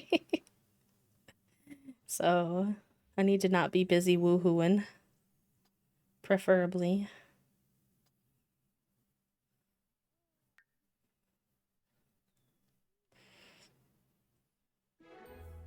Yes!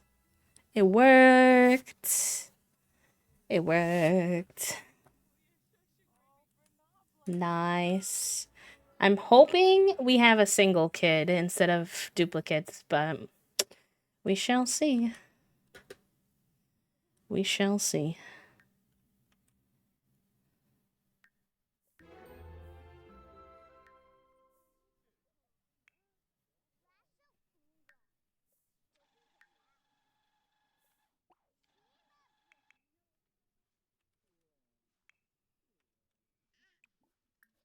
Hi, Freyso. How corporate America is very dystopian. Yes, I can see that for sure. Because of the inspo time period from that book. Interesting.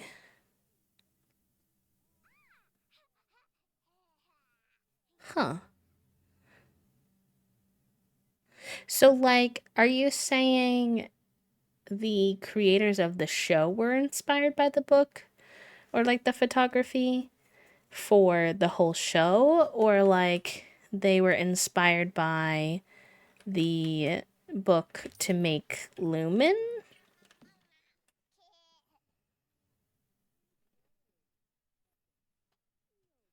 So, the 100 Baby Challenge in its origin, um, like, if you play. Oh, okay, that makes sense. If you play the 100% like correct way and follow all the rules, you have one mom and your goal is to try to have 100 babies with that one mom. A lot of times people do have to have two or three moms because they can't stay pregnant. So if you stay pregnant, you don't age out. So if you're able to stay consistently pregnant enough, you could have 100 babies with the same mom. But it's hard. So not everyone. Junie's here to cause problems again. Oh, maybe she'll just lay down. I wish y'all could see her right now. She just laid her whole body down with her head loose off the side of the bed. So cute. Um, but I play with like house rules basically where every 10 babies we switch moms and we pick a new matriarch just because personally I find it more interesting. I build a new house. We live in a new area. Um I just get a little too bored if it's like the same for 100 babies because it takes a long time to have 100 babies. Kid, what are you doing? What are you doing over in the tattoo parlor? Also, I like that the genetics change a little bit more with how the kids look if you switch matriarchs. Otherwise, all 100 babies might look somewhat more similar. I mean, they still do because they're all from the same genetics, but.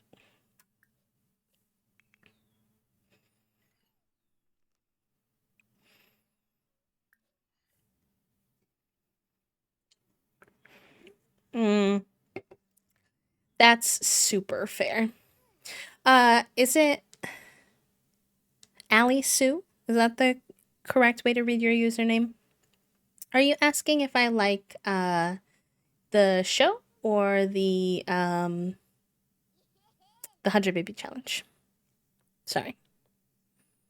The little baby projector. No, but I get that, Puppo. I've felt similarly of like I've considered watching Black Mirror, but I'm like I hear a lot of people say it like legitimately depresses them and is like sort of psychologically overwhelming. And I'm like, I don't know if I need that in my life right now.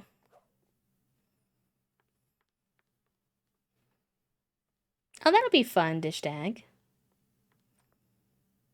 Girl, where are you going? You're supposed to be taking a nap on the couch inside my house. Where you going? Oh, all the way out here to just set that there? Okay. You're a hooligan. I watched two and then it was enough for me. Real. Real.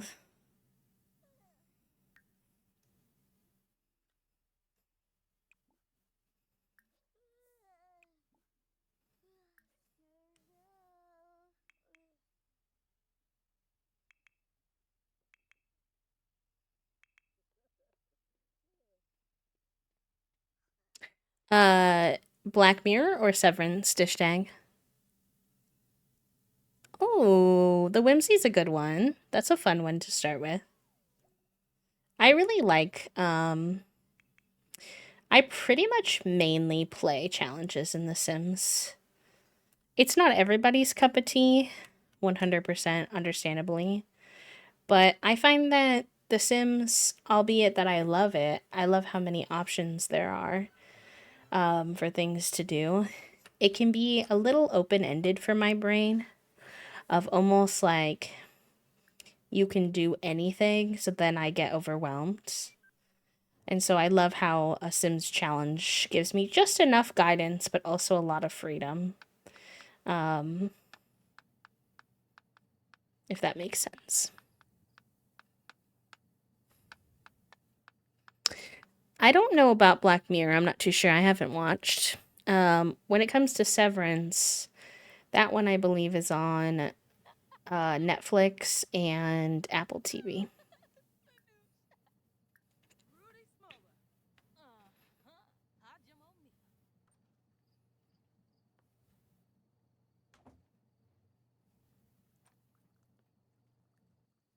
Severance is more mystery, whereas Black Mirror just kills your soul. Oh, trifle. I don't know what I expected, but I didn't expect you to describe it that way, but it does give me a good Google. Good Google? Good giggle.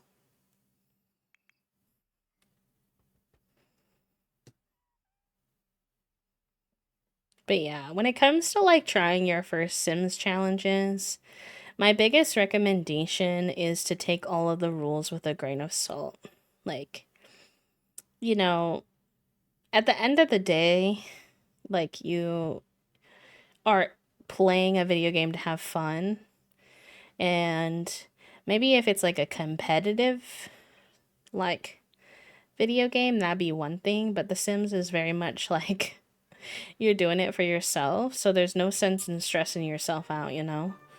So, if there's a rule that you're not vibing with, don't be afraid to change it and play it how you want to. And that's fine, and you can still say that you completed the challenge. What is that sound? Beyond Bloom save file. It's really well done, and I'm enjoying the gameplay. I put a lot of effort into the storytelling part. Normally, I just do rags to riches. Yeah, which can be a little bit grindy sometimes. I do like a good rags to riches, but I do agree. The storytelling's always such a fun part. It's kind of what made me fall in love with The Sims, to be honest.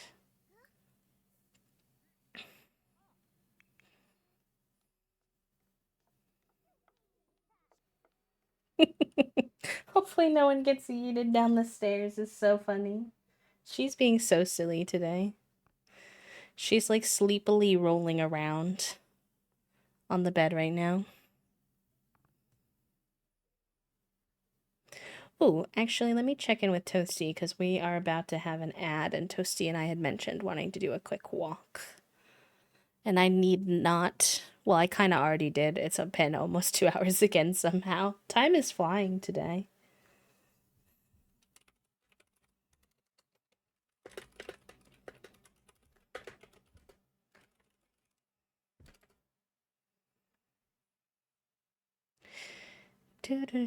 Hopefully I catch them before our ad ends, but if not, I'll just catch them when they see my message.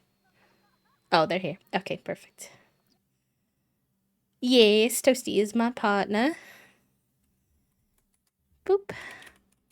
Here's a little introduction for them. Alright, BRB, y'all. We're gonna take a little walk ski. I'll leave y'all with some words on stream for some enrichment. And I'll be back in just a moment. Take this time to stretch, take your meds, hydrate, get some food, whatever you need. And I'll see you in just a few. Burr.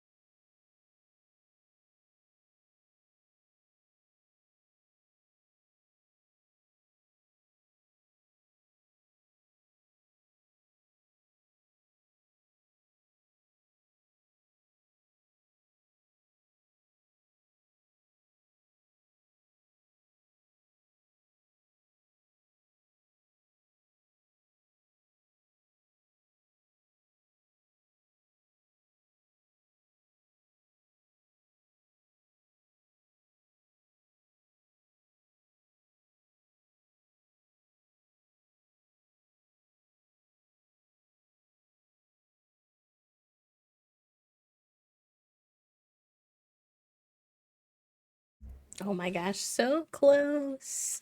GG's. I always get uh stumped when they make one of the words you can't use or one of the letters you can't use a vowel. But Puppo, congratulations on first, my friend. M in second, Trifle in third, Jen, Toasty, Dish Dag, Allison, Soup, and Ali Sue for making it on the board. Very good, very good.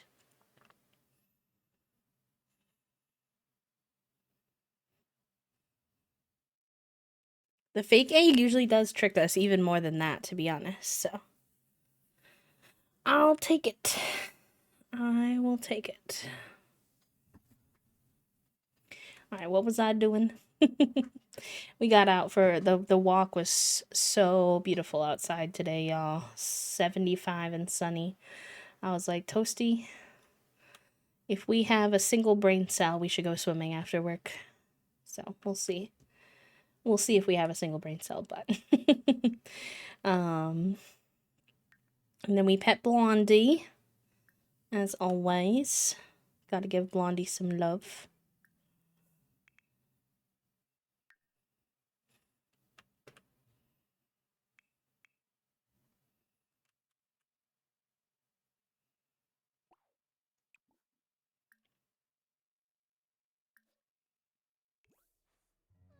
Harder when I would think it would be the letters yeah, the moving of the letters can be pretty tricky. I will say with words, there's a lot of weird little things, such as like the missing letters and the secret letters and stuff that I feel like honestly just takes time to get used to. If anything, I feel like I was really bad at words when I very first started, but the more that I played, the better I got. Personally,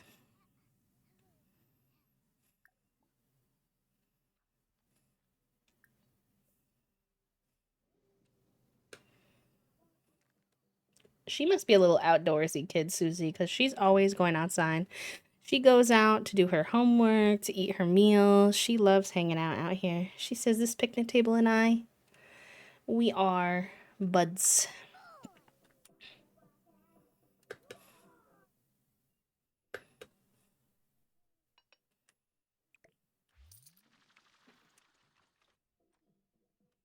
Foggy, why you just standing here, bud? What you doing? Where you at?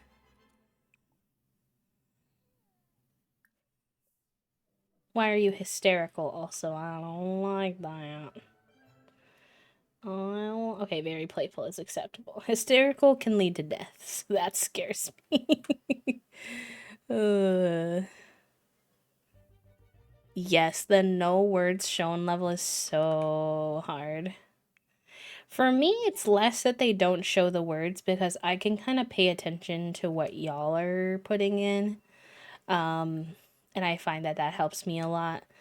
But it's as you get to that high of a level, they make the words spin even faster, and my brain just short circuits. When those words go that fast, I literally cannot think of a single word. It's like every single word evaporates from my body.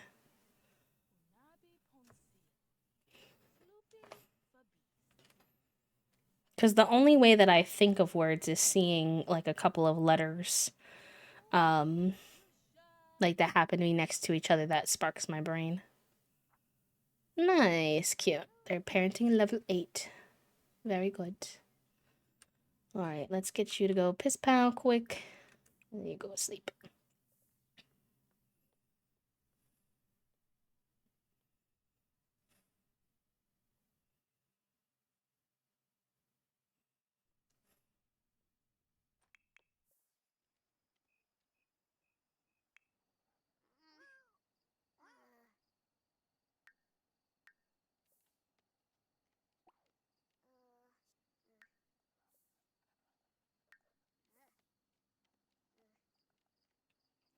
I kind of wish that when you do well, it wouldn't skip levels because I kind of think the more gradual it would be, the more I could get used to it. Yeah, that's fair. I think that it would take us a really long time to get through the levels in that situation.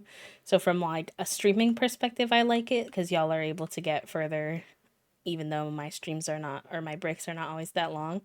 But from like a learning perspective, I think I would be the same as you, that it would be helpful.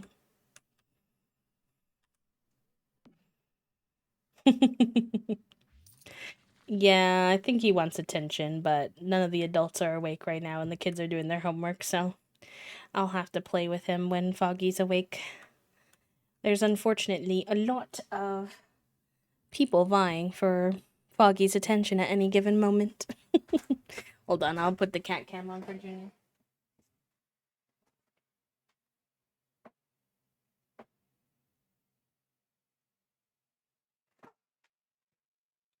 We've been a bit spoiled with cat cam today.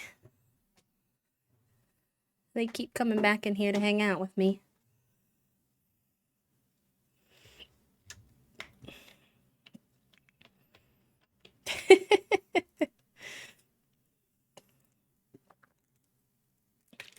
Mmm, that sounds tasty, Dish Dag. Oh no. Oh, I get that, Ali Sue. Sleep is very important for your brain cell to work correctly, but sometimes it just doesn't come to ya. You're off to bed again. Good night, Finn. Take care. Thank you for hanging.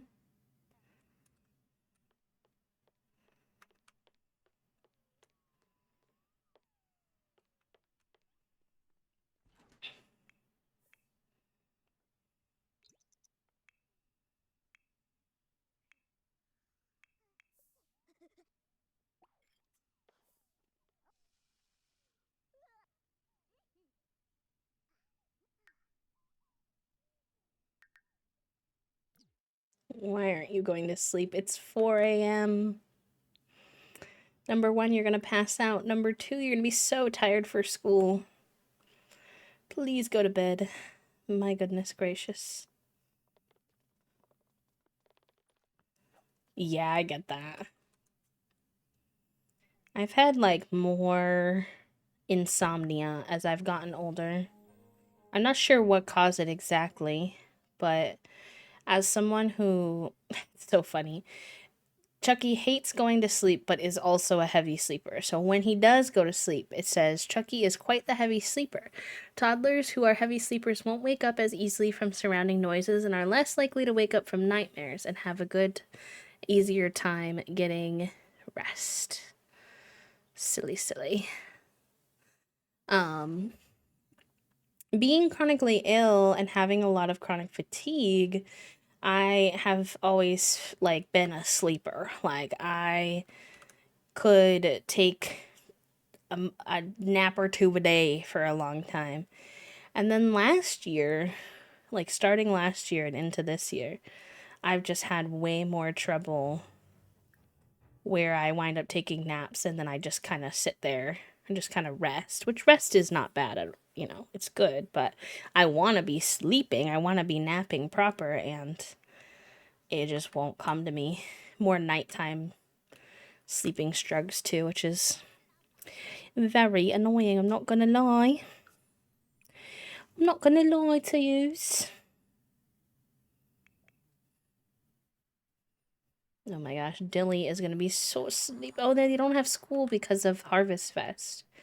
JK. Okay, that's gonna make my life so much easier. It's also silly though, because I probably didn't need to have them stay up to do their homework then, but oh well. At least it's done.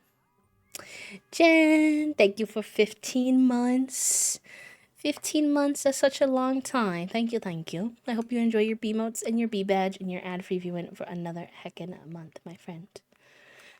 But when I was in college, Ali Sue, I was like your wife. Honestly, I slept so little in college and somehow, some way was still thriving. Um, but to be honest, I think it caught up with me. I definitely think it wasn't good for me over time. So, even though I could do it, I don't know if I would recommend. uh, That can usually just be because of like waking up during the middle of a REM cycle, to be honest, dish dag. Just means your body probably needed to sleep more or less to hit the right time to wake up, but that can be hard to figure out. Thank you again, Jen, by the way. I really appreciate you. I hope you enjoy. My early 20s, I could be mid conversation in the middle of the day and just be like, I need to sleep down and lay down and pass out. Mm-hmm. Yeah, I used to do like really tiny baby naps even when I was younger. I would like, when I was in college, um, I would sometimes get fatigued from like the busy long days and studying and all of that. And so I would um, wind up like being like, oh, I'm so tired, but like uh I need to do my homework.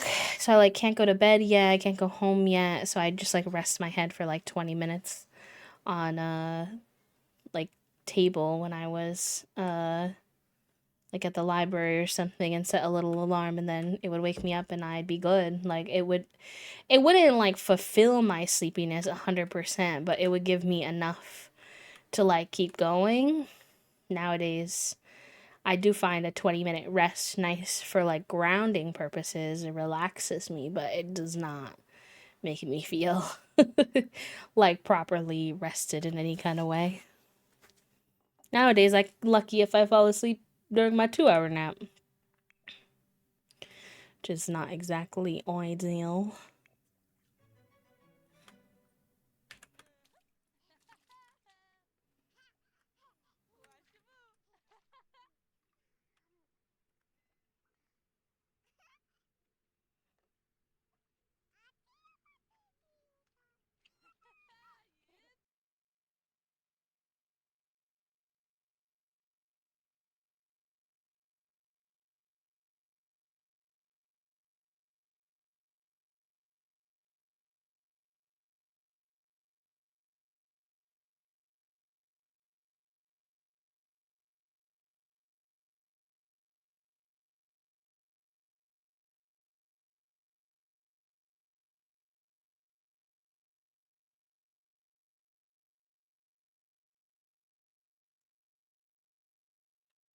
Oh, I can tell it's like a warm day and it's getting warmer. I'm getting a little overstimulated by the heat today.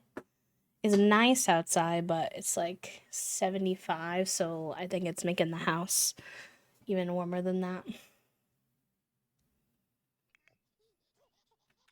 Thank you for the hydrate soup. I appreciate it. This morning, after dropping my nephew off, and my bunnies kept waking me up. For me, the two things that keep me up, sometimes the cats, but usually it's more stuff like in my own brain. I really struggle with overthinking scenarios, and that happens a lot when I'm hold on, let me see where Chucky's skills are at and what he needs to work on. That happens to me a lot when I'm um trying to rest. For some reason, my brain just like gets activated in that moment thinking about conversations I have had, want to have, might have had in the past and didn't go well. Like I can't shut my brain up sometimes. And then the other thing will be like chronic pain where I can't find a position that doesn't cause me some kind of chronic pain. And then like also I get a lot of like sensory issues. Oh, I did not mean to go into build mode. So it's like, okay, I've like I'll use another night recently as an example. On my left side, I was trying to sleep. I had a canker sore on my mouth.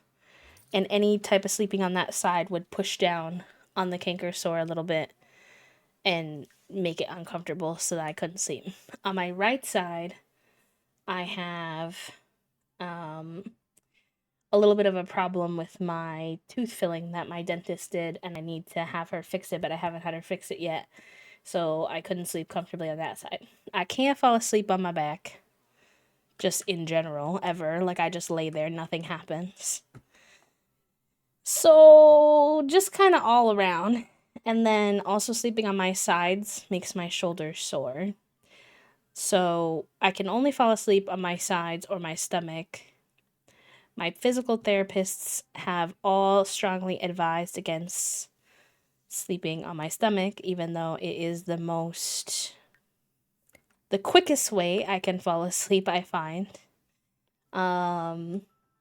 So that leaves me with my sides, but then it hurts my shoulders. So it's just like finding something that's comfortable.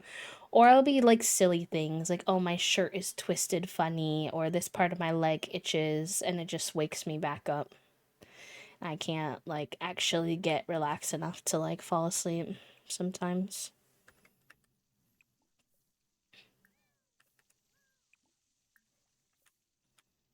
Oh my gosh, I'm nervous about our next bill run because we just have not had the spoons or time with uh Foggy to get the tattoo shop open. I know, I don't know what I got it from M. I actually got two and they're right next to each other on my bottom lip. I haven't even had that much fruit. I had the first fruit I've had in a while today, which maybe was questionable, but I was wondering if I had something tomato based, maybe that caused it, but I don't know. My bunny likes to try to eat the walls or like picks up the walls of his X pen and drops them. One wakes me up because I can't let him do that, and the other is so loud because it's the clanking metal. Yeah, that's fair. That's fair. When I was younger, I used to have hamsters. Obviously, not as big as bunnies, and a little bit like they can spend more time on their own, don't need as much attention. Bunnies obviously need a lot of attention and enrichment and stuff. But I used to have that trouble as well when it came to um uh what am I saying? Sorry. I used to have that trouble as well when it came to the clanking metal and just the noises and stuff, so I wound up having to move him out of my bedroom so I could not sleep with all of his playing and stuff.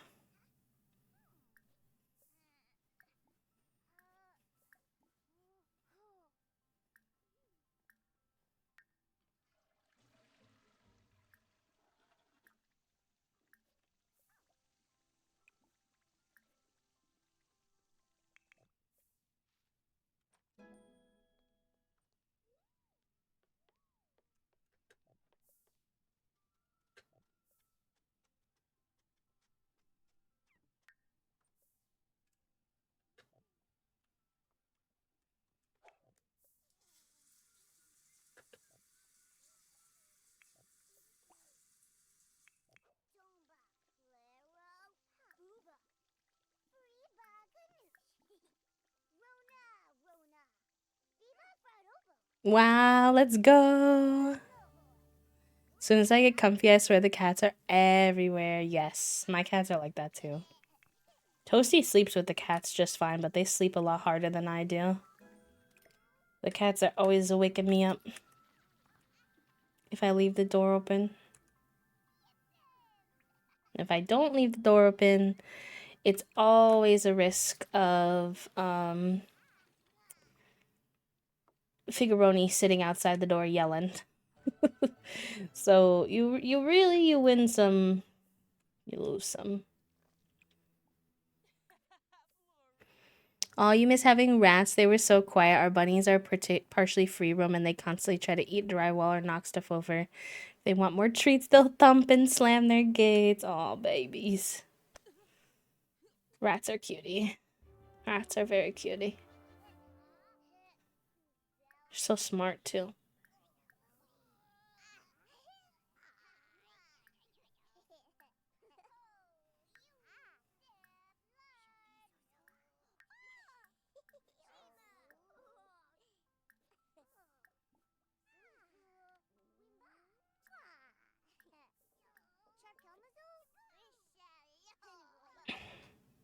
Cats can't be in my room anymore because I wake up with back pain from them laying on me. Real. Real. The other thing that's really hard is, you know how I was talking about, I was talking to y'all about having, oh, you can sing with him? Interesting. Oh, no. You can sing, like, to him with other people. Okay, interesting. I don't know what to give them. Sometimes they get cranky.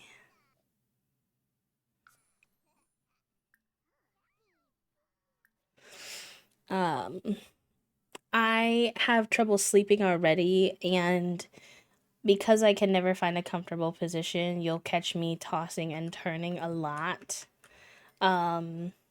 Like I have to move a lot to try different positions, to try different things. And so with that being said, like I cannot with this with the cats sleeping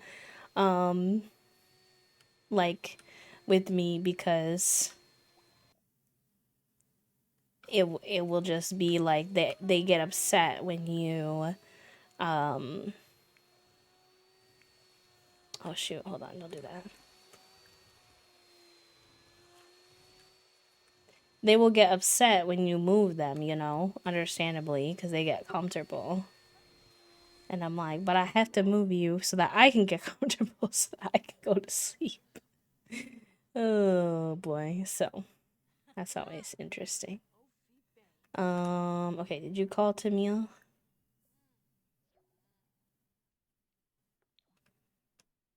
She don't think you can eat this because it's vegetarian, though. But everybody else can eat it and we'll get you something else, cutie.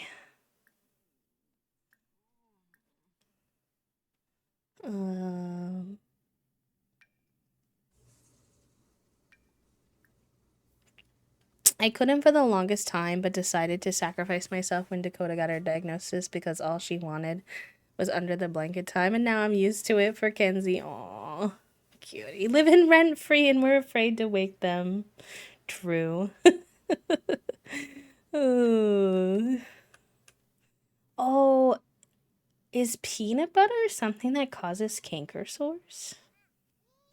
I wonder if that's why. I have been on a peanut butter and jelly kick. I had no idea that that could cause canker sores. I thought it was only like citric stuff. I would have never imagined.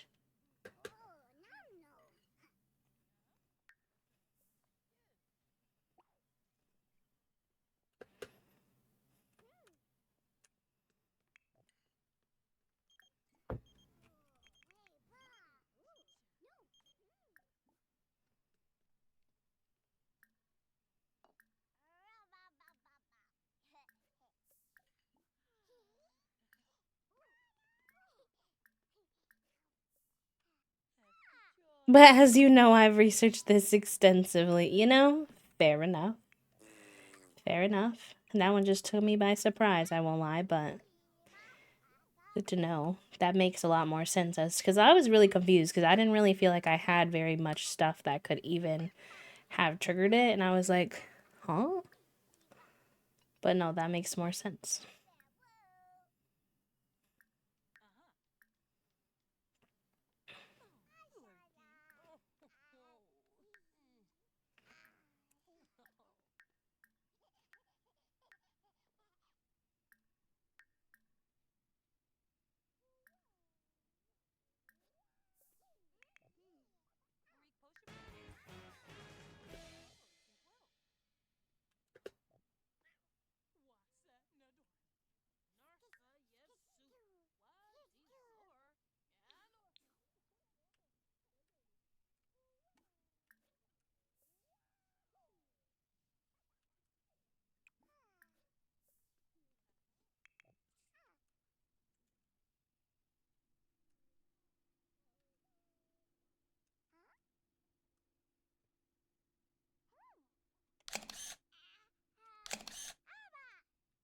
Cuties.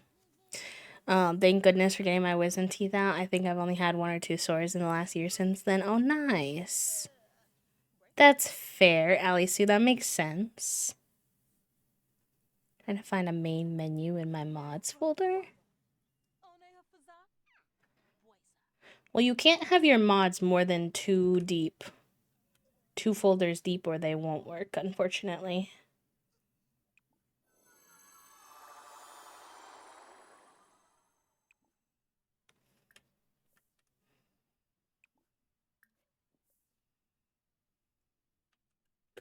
I've angered one of the gnomes on accident. Whoopsie.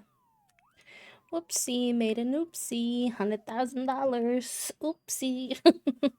That's what I always think of when I say oopsie now. Thanks, Dochi.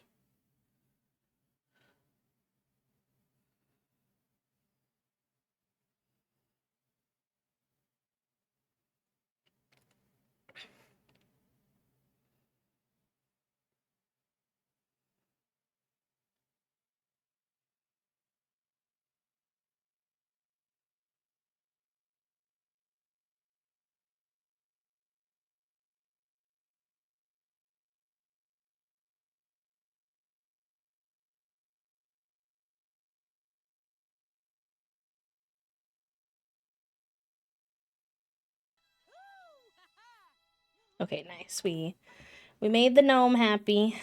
Very good. Very good. What you doing? No, you don't need to do that. Angelica, let's TP you here. You go piss pal. Get some sleep. Need you to go back to sleep.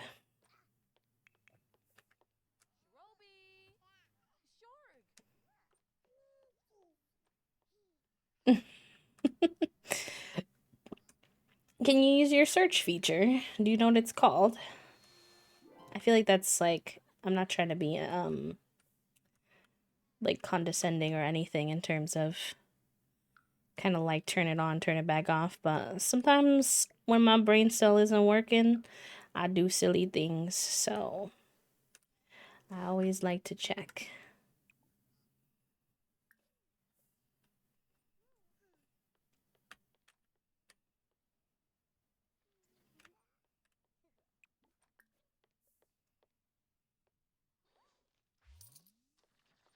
Maybe we'll invite a few family members over for the holiday, because oh, hi Crisp. Not right now. Because they want to share like the holiday spirit or whatever, but they can't really do that with kids and toddlers too much. So let's invite Drizzle, Oatmeal, Gnocchi. Omelet will probably be busy with, and Nora will be with her family. So maybe Waffle. No, that's a lot of people. Let's just do these 3.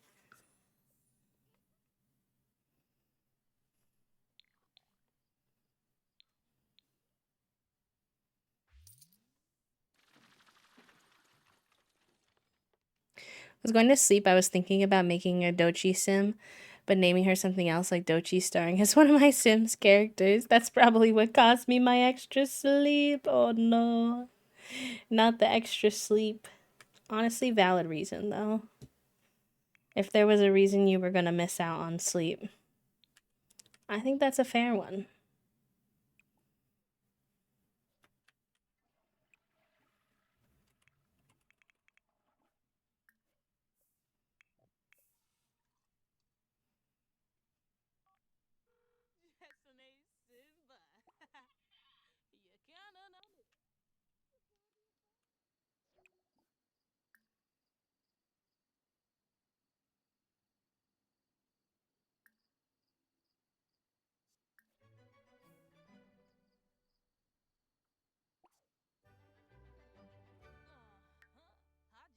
Oh, nice. Everyone said yes, so we'll get to see some of the sibs that Foggy is closest to.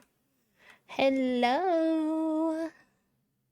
Let's make sure all of you have residence keys, because I don't think you do right now. And that's actually a crime. Oh, Gnocchi does. Okay, good.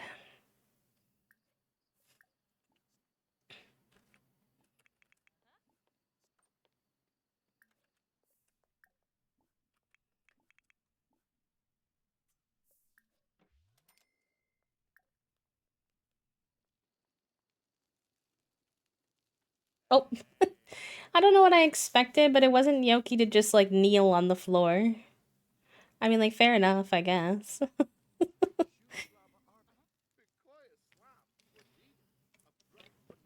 Meanwhile, cutie little Drizzle is like, oh my gosh, my partner in crime has had 4 babies and is pregnant again. They must be stressed, so I'm gonna do the community care thing and walk around their house and clean things and make sure they're good. Which, you know, Drizzle is an icon, honestly.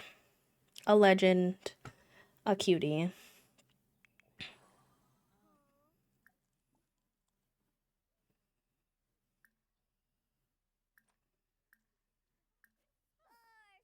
Oh, and they're chatting with Dilly. Cute.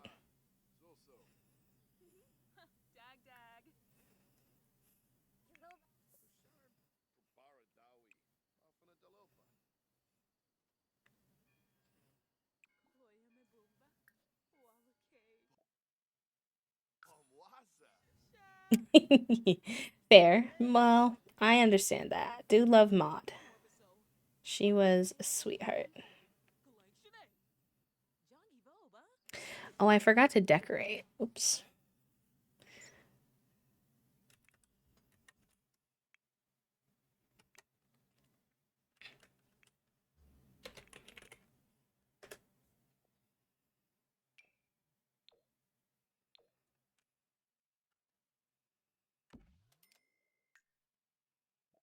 I'm just fascinated by her ability to rock so many different styles or look like you never know what she's gonna give. She's 20 people in one body. Yeah, she's a cutie. I've been a big listening to her music recently. Been listening to the This is Dochi Radio on Spotify. It plays a lot of Dochi, K-pop, Billie Eilish, which I also like. So I've been jamming.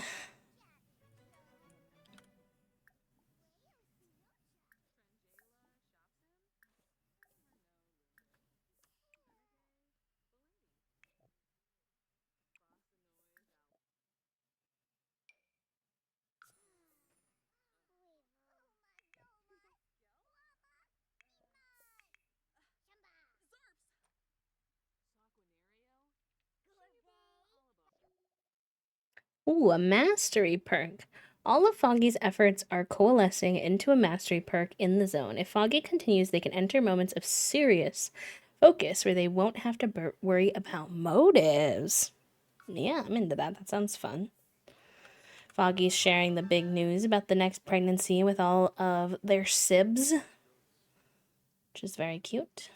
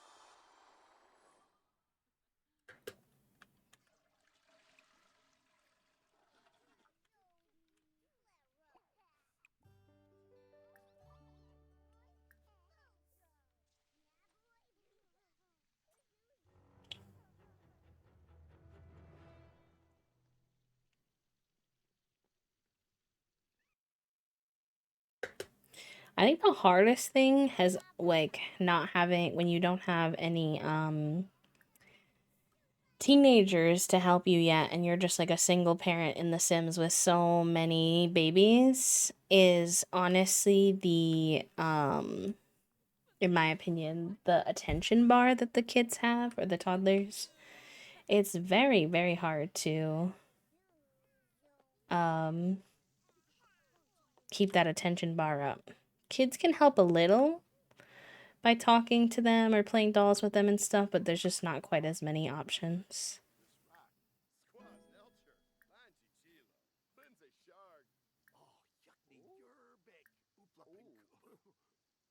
Mm.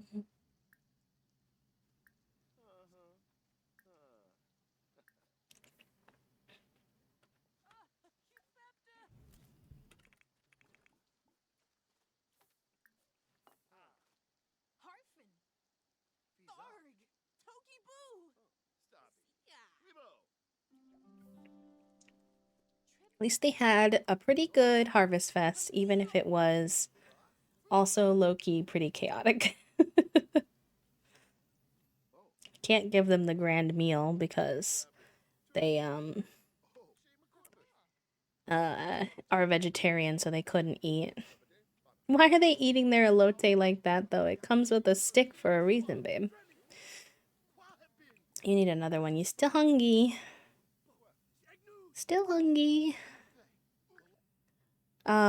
24, and we're pregnant, so it could be a little bit more than that once we actually have the baby, but I don't know if it'll be 1, 2, or 3 babies.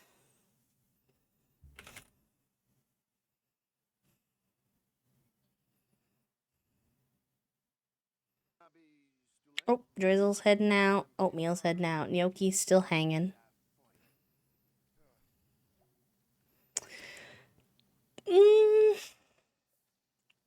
I don't know. Sometimes it is hard to still make them feel like they are full people.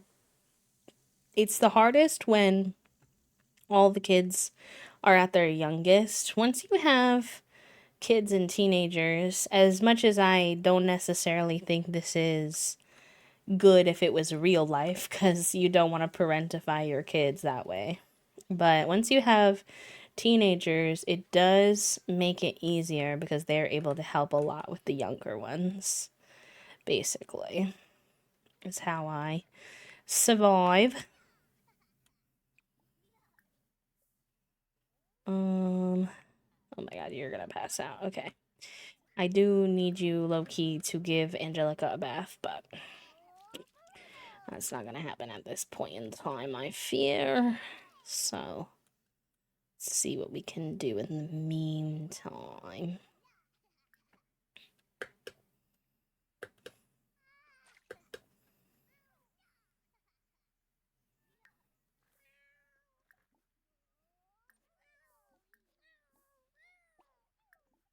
I also don't, I'm pretty slow compared to um most people who do the 100 baby challenge, in my opinion. Like, a lot of people who do 100 baby challenge are trying to go as fast as possible, which is just like a very different type of gameplay, in my opinion. Oh, that's okay, Alisu. No worries. You're good. That's totally fine. Lots of people do that. They actually have like a little thing that you can add next to your name on Twitch that shows that you can only hear or you can only see if you can't see or hear for some reason, like if you have it muted but you're watching or something like that, because a lot of people do that for different reasons, because they're working or what have you, but it's totally fine. Boop.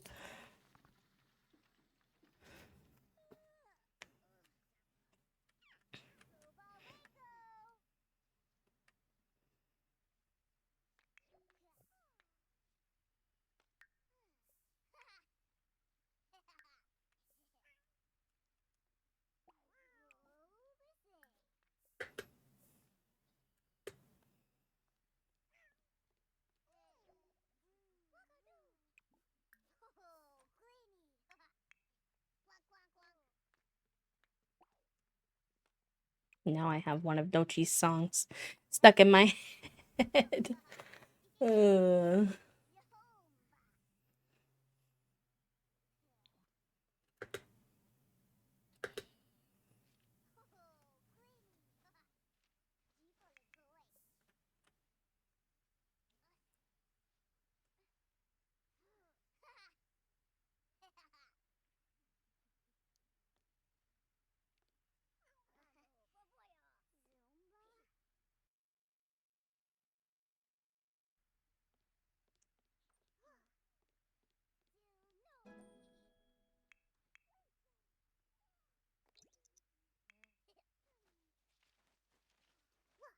She's so cute. Susie's reading under the covers.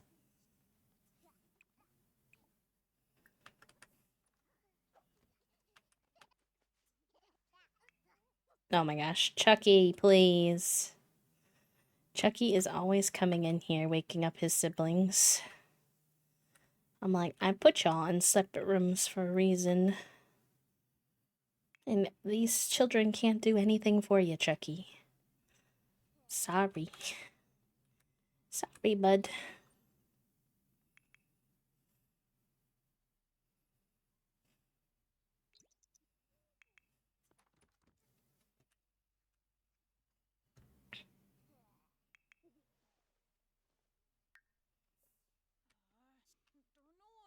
Yeah, that's the pregnancy bladder for you, waking you up at 5 in the morning.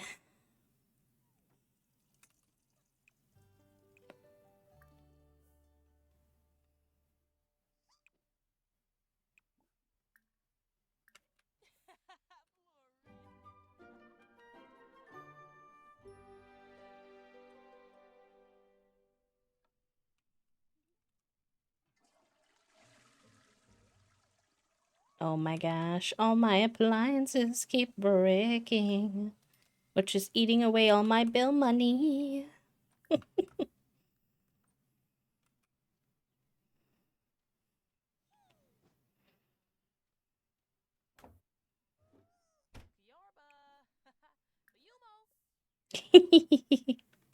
What you looking at, Junie?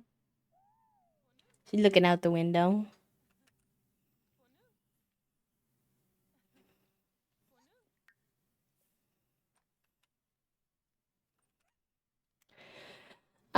They are a tattoo artist. We just haven't been very good at finding time to do the tattooing. Which is gonna bite us in the butt soon, I'm sure.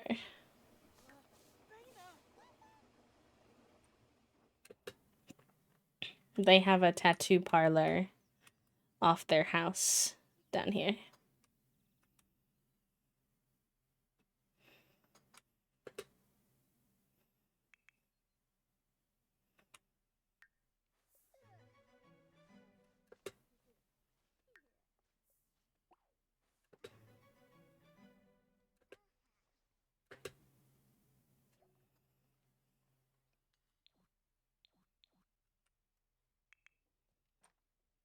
How are you two doing on your skill?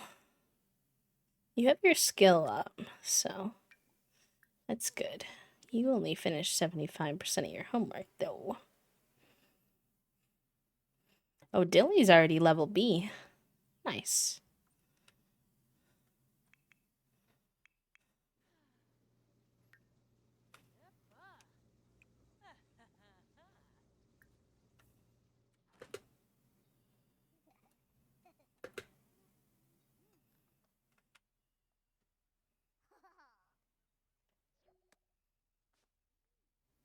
Okay. Susie finished her homework now, so that's good. And then we can sell these gnomes now that the holiday is over. You actually make like $200+ on every gnome and $100+ on every seed packet. So even though I do find the gnomes to drive me a little bit bonkers, they're a wonderful, technically not cheating source of very easy money. So, you know, take the wins where you can get them, I suppose. Just stop with the dust. If only it was like that IRL. True. Dust is such a pain in the butt, IRL. Actually. Gets on everything, everywhere. Oh, Junie has left us. Although... Okay.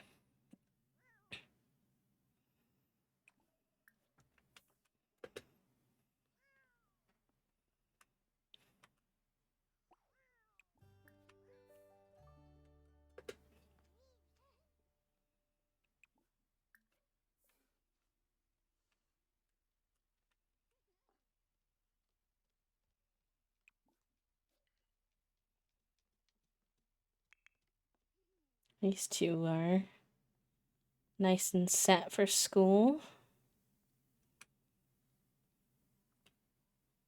Although I think they're both a little late. Oopsie. They're supposed to go at 8, but it'll be alright.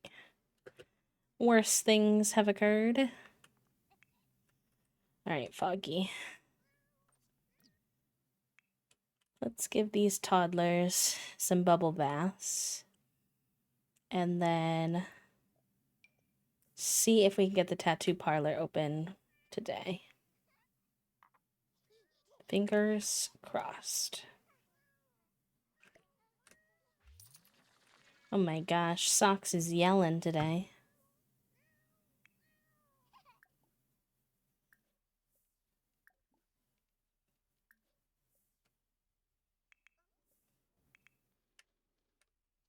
He's got so much to say, so much to say. Yelling.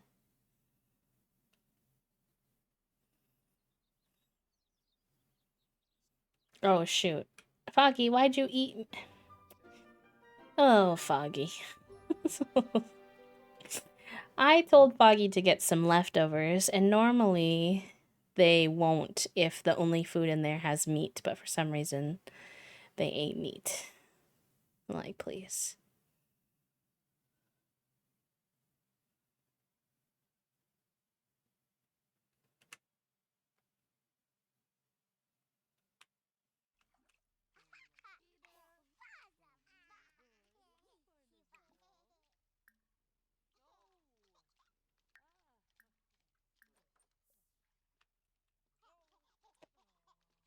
Oh, excuse me. The allergy season is... he's getting me.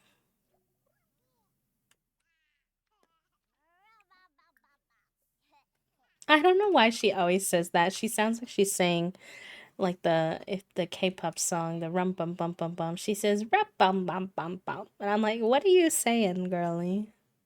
Susie is grabbing her lunch from her backpack when she notices something red inside. It's a note shaped like a heart, and the words "You're cute" are written on it and nothing else. She thinks it might be the new boy who always seems to stare. Does she ask him or wait and see? Let's wait and see. Susie decides to wait it out and see if anyone comes forward. Sure enough, some friends laugh and wave to you. Hey, cutie, one taunts. Susie wads up the note and tosses it at them, laughing along with the joke. Someday it'll happen for real, but she's relieved it's not today. Interesting. Cute.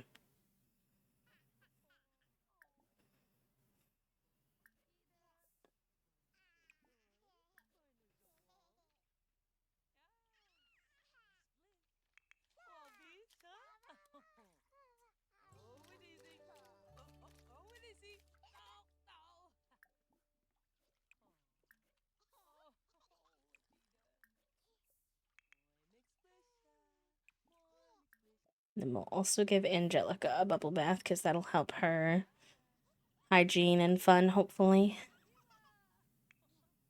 She's cute with her little milk. Sip, sip.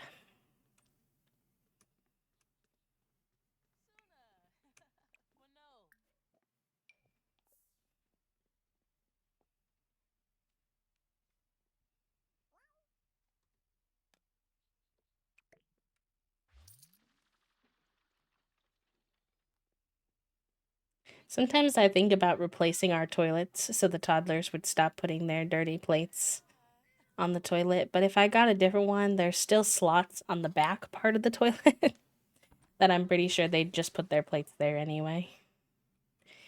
So, it is what it is.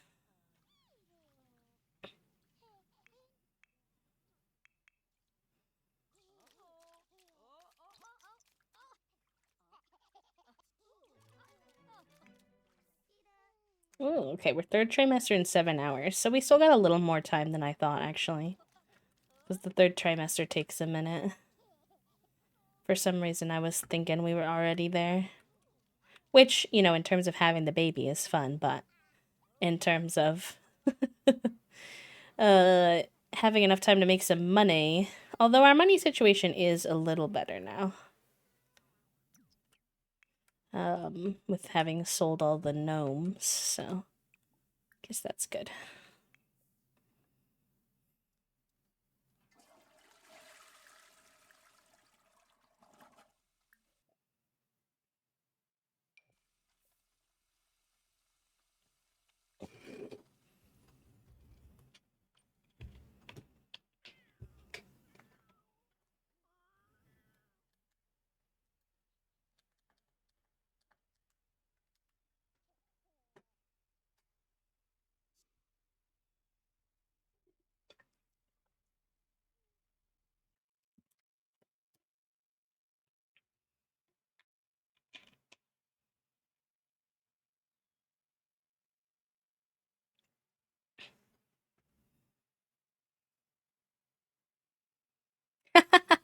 You know, Cardizzle, I take that as a big compliment, like a really big compliment, honestly, because I always tell people that I'm sensory friendly and chill in my streams, and sometimes people are like, "How can you be chill and sensory friendly playing the 100 Baby Challenge?" Like, they're like, legit, that's not possible.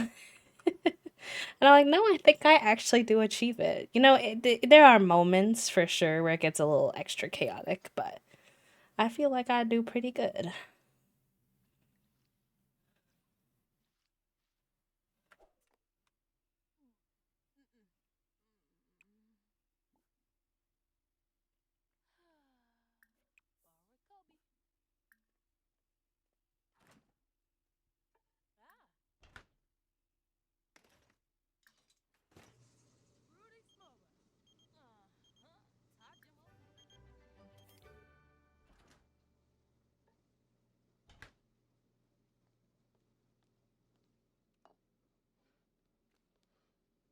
Now, I eat edamame, and edamame is good, but that does not look like edamame. That looked like green mush. That was something. Yeah, so this is our third matriarch. We change matriarchs every 10 babies just for fun. Cardizzle, their name is Foggy. They were part of a set of babies whose baby name theme was about weather, so that's why their name is Foggy. Um, and we change baby name themes every 5 babies too, and we're currently on the Rugrats theme generation. So, two of my kids are at school, but we've got Chucky, which if you've ever watched Rugrats, you'll know who these characters are. If not, then, you know. It's only so much I can do, but and we've got Angelica, who are both toddlers right now, and then we have Susie and Dill Pickles, who are at school. So, and they live in this little apartment in the new world, and Foggy has a tattoo shop. That's how they make money. And yeah, that's kind of the vibe. Hello, Farrell. Welcome in. How are you? Hi, Lil Soup. How are you? How's Sweden treating you? How is your hunger going down 3 times when you just ate food? Foggy, you're gonna be the death of me.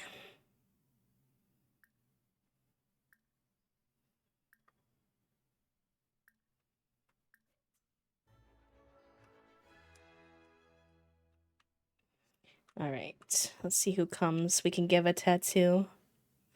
Oh, I've been feeling kind of similar. I'm looking forward next week. Oh, here's the guitar I couldn't find earlier. LOL. Um, just because Toasty and I have been in a very go go go kind of mood recently.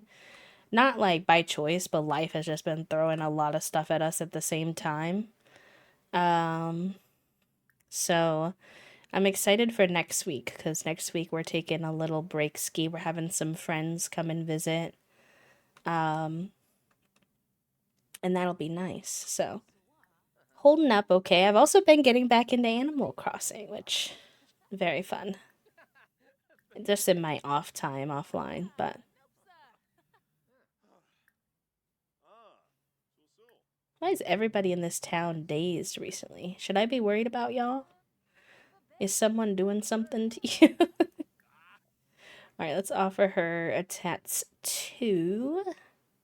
Actually, I'm gonna start doing the offer custom tattoo because it lets me see where they already have tattoos, which is helpful.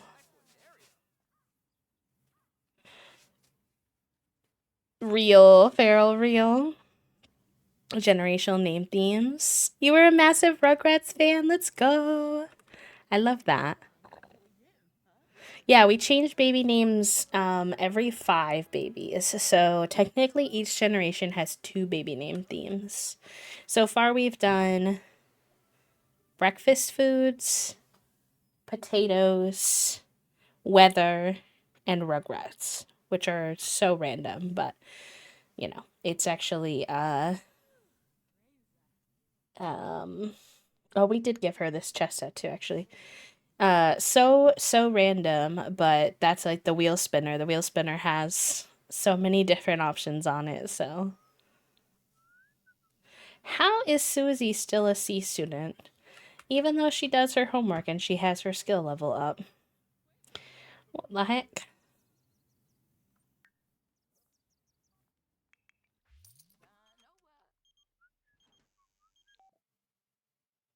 Oh, you want to ask Monica Lopez out? You know what? Yeah, sure, bro. Go for it. Hi, Tinsy. I'm doing good. How are you?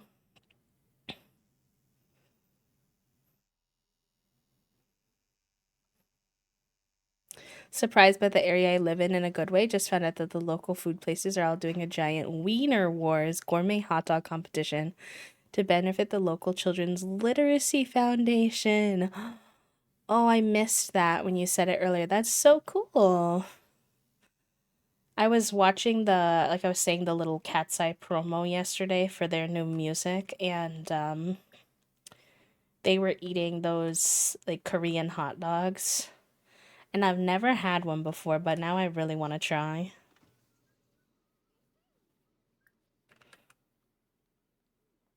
How have you been, Tinty? How you been holding up?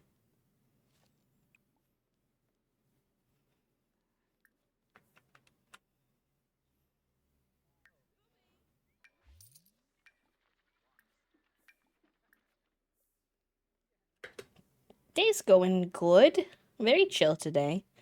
At least until this baby is born. And then we'll see. Oh, Foggy reached level 7 tattooing, can now offer tattoo touch-ups and the floral half sleeve right upper arm and the skull tattoo stamp. Oh, floral half sleeve sounds gorge. I'm intrigued. Maybe we'll give that to this customer we're working on right now. How were your errands?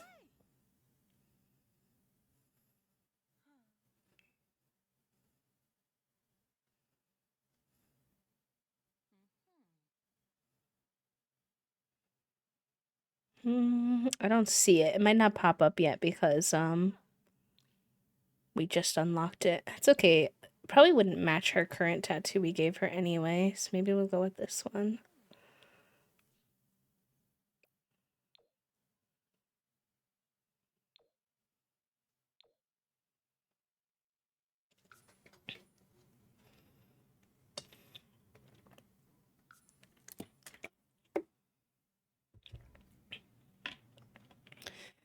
I had gotten the cold that I'm recovering from, but I'm doing very good otherwise. Oh, I'm glad that you're feeling good otherwise.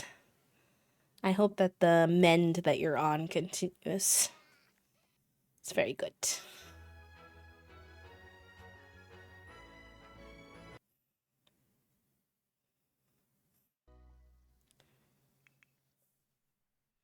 But I've been doing good too. Um, just a little extra busy, so I'm excited for some downtime next week. But otherwise, I've been feeling good. You know, Toasty and we've really found like good routines that work for us, which helps that, you know, even in the chaos times, it definitely still helps to have that aspect of stability. Look at this guy, he's breaking it down. All right, let's offer him a custom tattoo. It's so funny because these people are going to be so tatted by the time I'm done with this generation of the save because the same people visit my shop most of the time. So I'm just offering the same people tattoos, and I'm surprised most of them came back considering how many of them I messed up their tattoos when I was new to tattooing. Honestly.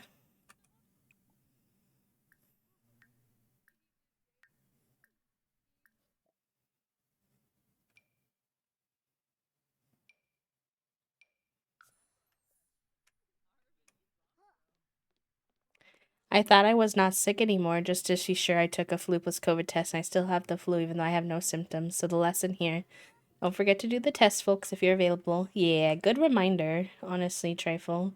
Speaking of, I should remind Toasty to take another COVID test post their trip. They also have no symptoms. Um, and they took one when they got home and they've been masking, but it would be good to check again now that it's been a few days. Although I need to make sure we still have enough tests for when our friends get here.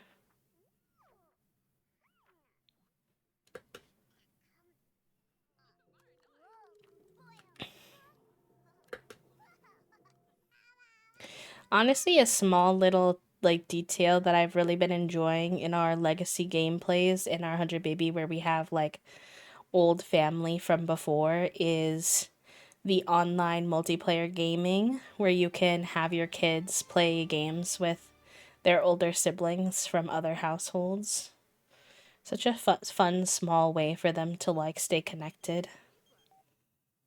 Oh, Frost, I would love to go to the Spice Festival with you, but you asked right when we have the tattoo parlor open. Unfortunately, I am mid tattoo. So, hi Scribe, welcome in. How are ya? Oh, I love the little Mo emo, so cute with the yeehaw. Thank you for doing your daily click. Good reminder if y'all haven't done your daily click yet. Exclamation point daily will always give you access to the link if you need it.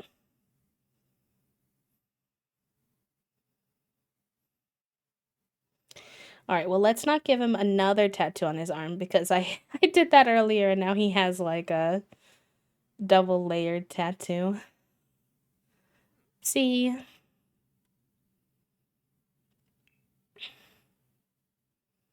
Mm. This one will be sick, but we haven't unlocked that yet. I should work on Foggy's sketch pad more. I like that one. It's kind of glitchy though, I notice. Is there a black and white version of this? The opacity is weird on that one.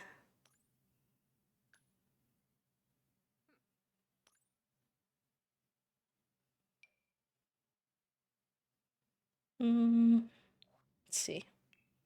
What else is there? I might want to save that spot for... Ooh, yeah, I like that one. For his, the chest one I want to unlock. Slept in after working all weekend, so now I've got to finish up some friendship bracelets before vacation on Wednesday. Ooh, look at a little friendship bracelet moment is cute. That'd be cute for us and the friends to do this week too if we wanted. I'll have to see where my friendship bracelet string is.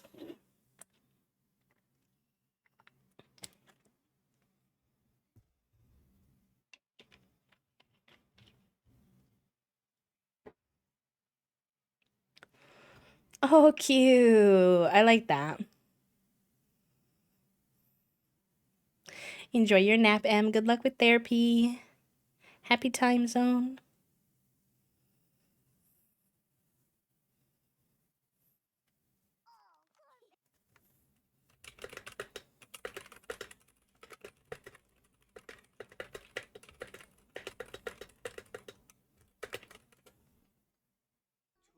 Oh.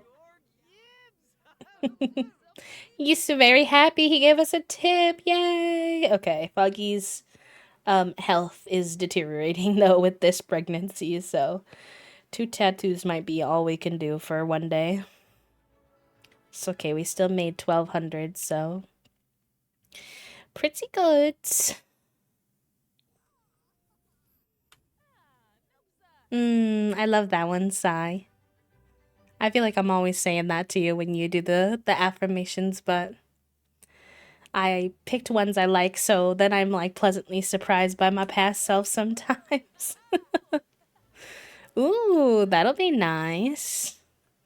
Any thoughts on what you're gonna grab, Cardizzle?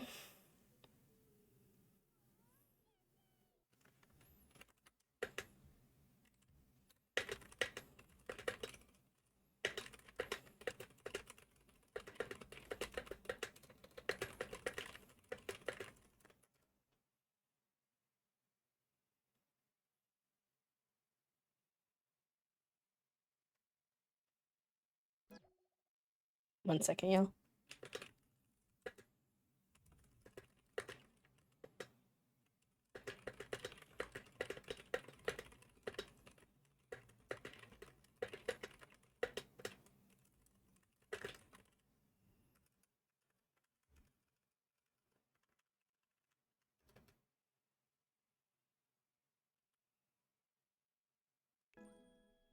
Okay, there we go. And we're getting close to 2 stars in our business too, which considering how little we usually have time to do business stuff, I think that's pretty good. All right, we need to make some food. Um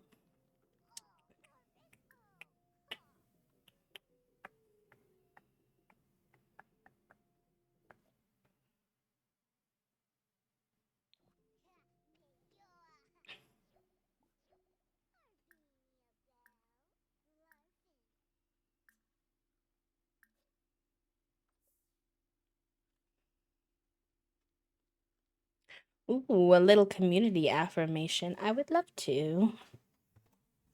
Let me see. I've got my little affirmations here. Let's give them a little shuffle.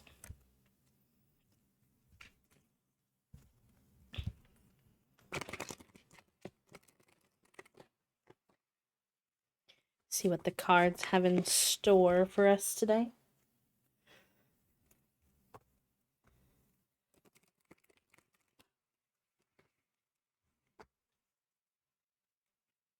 Junie, no, no. Baby girl. You cannot be on my desk, Miss Thing.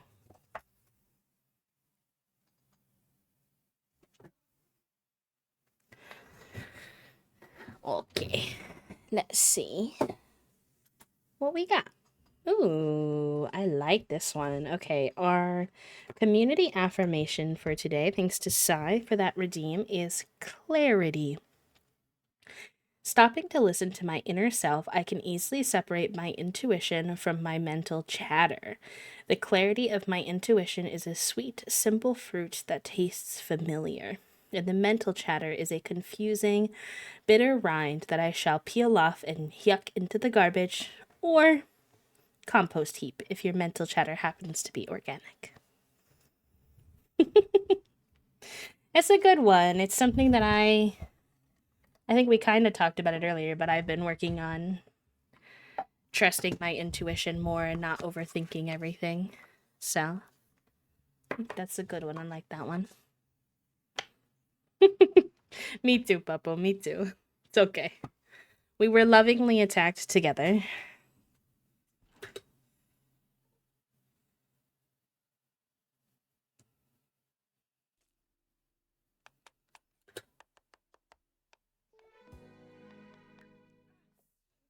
Not the very unsatisfied. So sorry, bestie.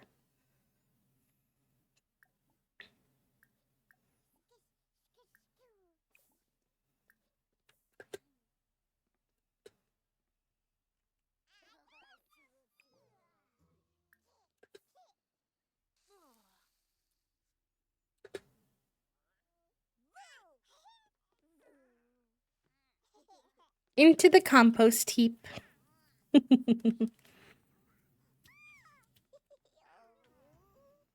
It is. It is. It's just learning to listen to it and hear him, which can be challenging. Only, I mean, I don't think it's challenging inherently. I think it's challenging because we're so taught from such a young age not to listen to him via society, schools, parents, etc.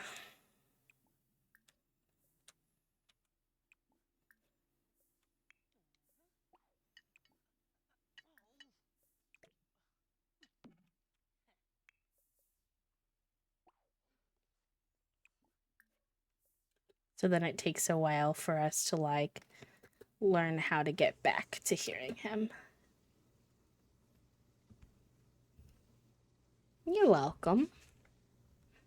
Mm-hmm, Papa, real, real. Real, real, real.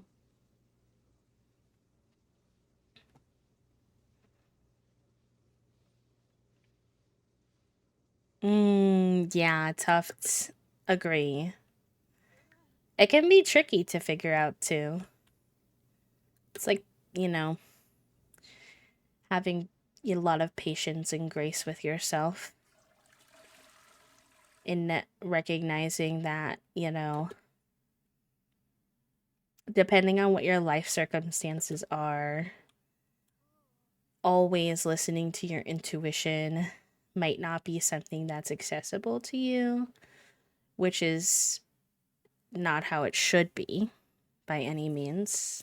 We should all be able to listen to our intuition, but that's just not always the reality, I feel like, when it comes to survival and stuff like that. Um, and so I think for me, it's recognizing how often am I trusting my intuition and going with it, or trusting what I need, like the rest and stuff. And I want that to be more often than when I'm choosing capitalism, if I can, you know. And recognizing, I think, oh, another thing is like the difference between those moments where you genuinely don't have a choice and you have to just, be gentle with yourself for the fact that that choice is a little outside of your control, versus society is making me feel like I don't have a choice here, but really I do. If I, think about this differently, or am willing to go against the norm, or willing to upset someone in order to honor myself, type of thing. And that's also really hard because sometimes I find myself telling myself things like, well, you agreed to this, so you have to do this right now. And then when I take a step back, I'm like, wait, is this something I actually have to do right now? Or is that like a pressure that I'm putting on myself? Or a voice of someone else that I'm hearing?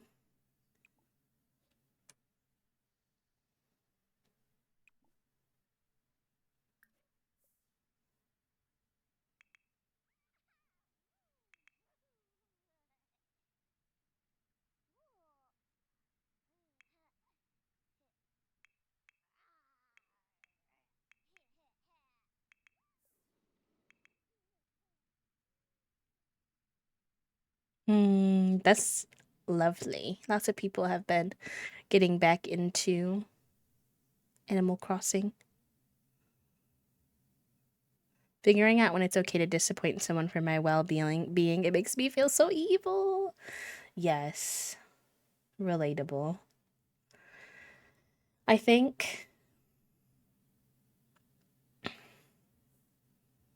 I'm gonna say something, but I don't want it to be taken so literally to the point where we don't recognize that you obviously, there's a limit on how much you can make agreements and then back out of them and not lose friendship. But I would say that generally speaking, if those people are really your friends or your community, and They see you as a whole person and they want you to thrive.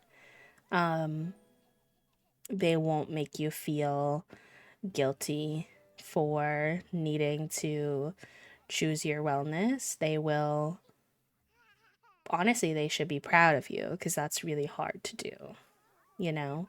It's actually really hard. And I think I wish more people, at least as a disabled person, I sometimes wish more people would recognize that I'm as disappointed, if not more disappointed, that I wasn't able to show up as you are. I most likely really wanted to do that thing and would prefer to do that thing over resting. But if I'm telling you, it's because I've gotten myself to in a position, whether that's to my own fault because of something I did, or if it's because my body is just unpredictable, that like I have to withstand that disappointment and take care of myself, and I don't really have a choice. I probably want to be there more than I want to be doing whatever it is my body is demanding of me. Or I don't want to say demanding because that makes it sound asking of me or telling me that it needs.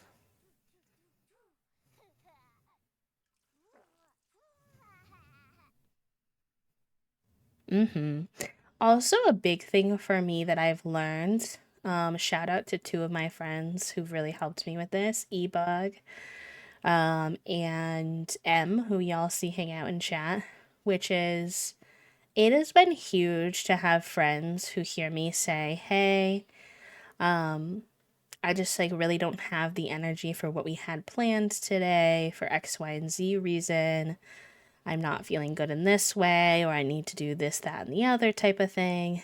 And they sometimes I really just need to be given the space to like not do the thing at all. But both of them have also been really lovely about teaching me that it's okay to adjust your plan and doesn't necessarily always mean you have to cancel your plan.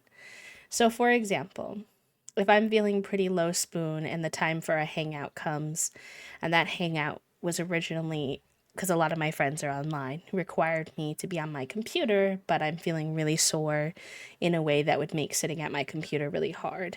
Both of them have done a great job teaching me that you can ask for things such as, hey, I still would really love to connect with you, but I can't sit on my computer. Would it be okay if I just call you and chat so that I could lay down and rest my eyes while I'm talking? Or I was going through like a really busy spell and I was just finding it really hard to find time at all to spend with a friend with Ebug. And Ebug was like, well, what if we sent letters? Like, that doesn't require us to be in regular weekly contact, adding like a social demand, but we are still communicating with each other and in a way spending time together. Like things like that has been helpful. Take care, Papa. Thank you for hanging. See you on Wednesday if you're free. Mm-hmm. It's very different each day. And I can do a little bit in terms of okay, like I know I have a thing tomorrow. So let me try my best today to set myself up for success for tomorrow in terms of like resting extra the day before.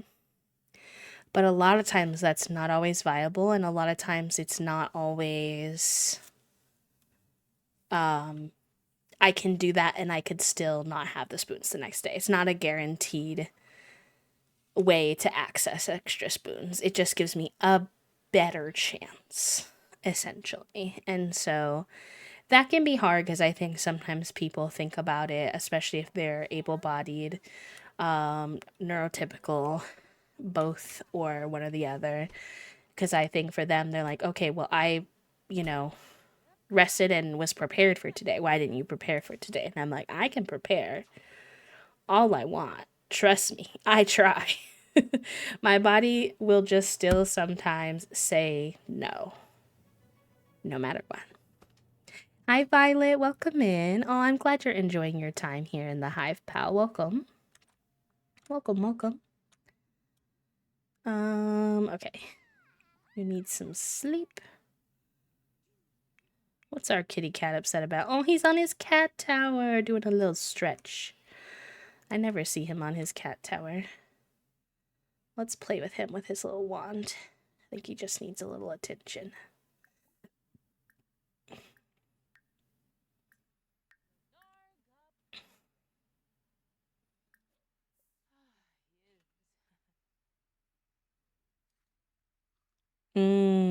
Yeah, and then sometimes people, like, I can try to go to bed early, like, I can put that effort in, and then I just lay there with, like, insomnia and I can't sleep, so.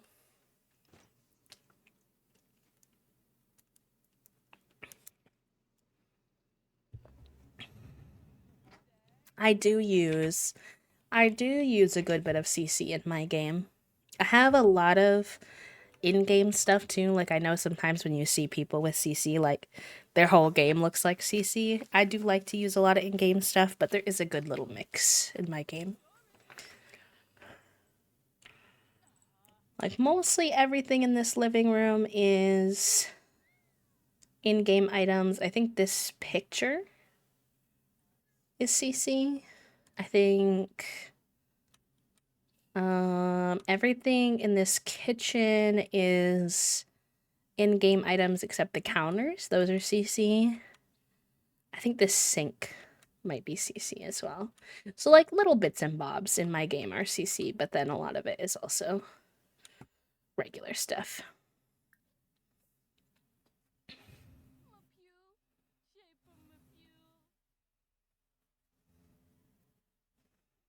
Oh, it's the glitch about the litter box. Because Socks has clean litter boxes, but of course he doesn't think so because that glitch has been happening. There's not much I can do about that, buddy. I'm so sorry.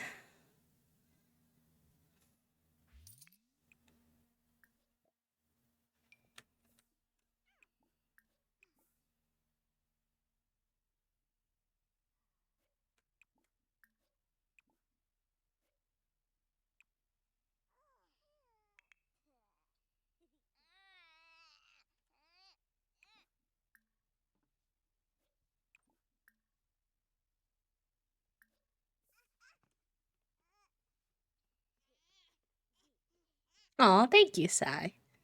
Yeah, it has honestly helped a lot with making me fall more in love with my Sims, my reshader, just because I'm a bit silly with my video games, and if it's cute, I'm more likely to play it. Just being real. So I love making my game cute.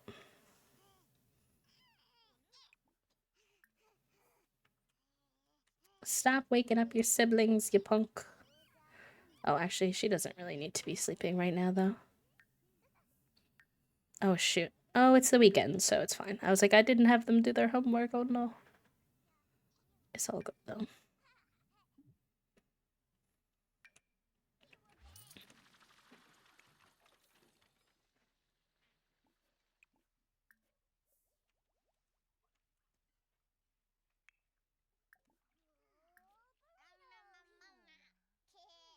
I don't know why this little video game thing is stuck above her head. Doesn't even make sense. Why your Sims was so much more aesthetic. Yeah, here. We have a little command now, thanks to Toasty. Hi, Cuddles. Welcome in. I hope you're doing good. Thank you for the quiet hello. It's good to see ya.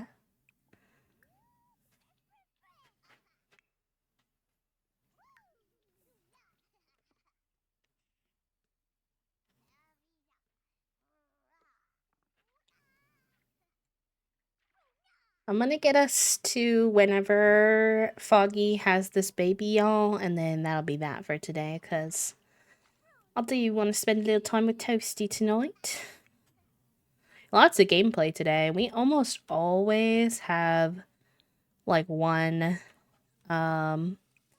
makeover in most streams, but we had no birthdays today and no age ups, so.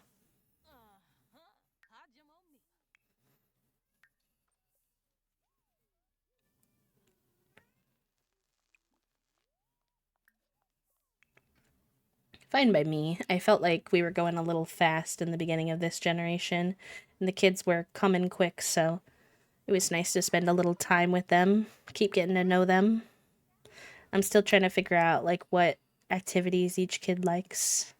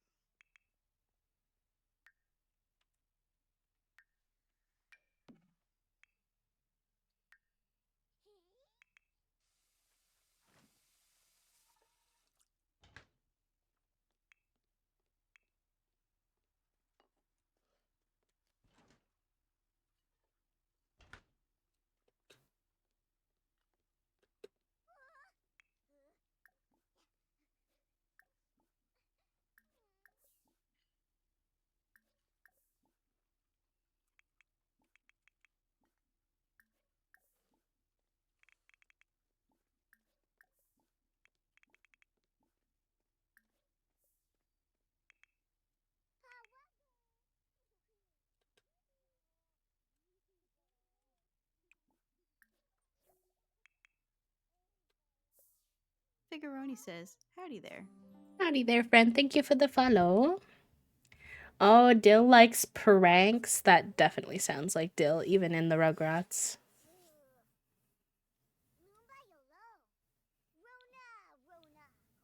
Oh, wow. She's so social. I didn't even realize. She's already to social level 5. Good. Social and creativity are high for her.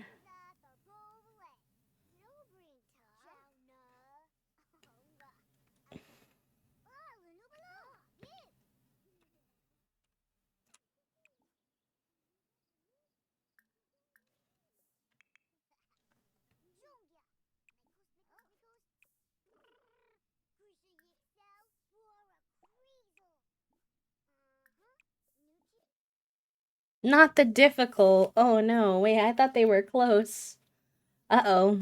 All right, they're kids, they're siblings. They probably have different connections over the time. They might be just having a moment.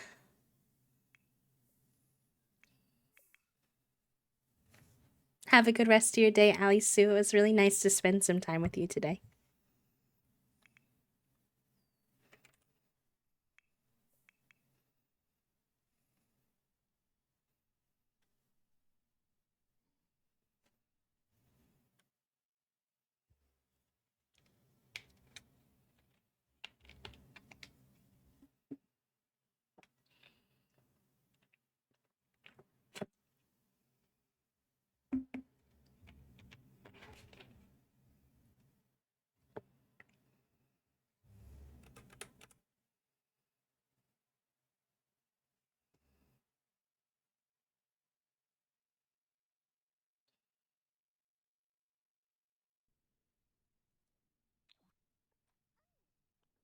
You like a cluttered house?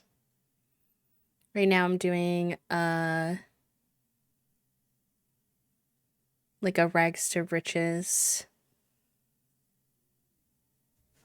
Going to college and work our way up to bigger and better things. Cute. That's fun. I actually really like the university gameplay in The Sims.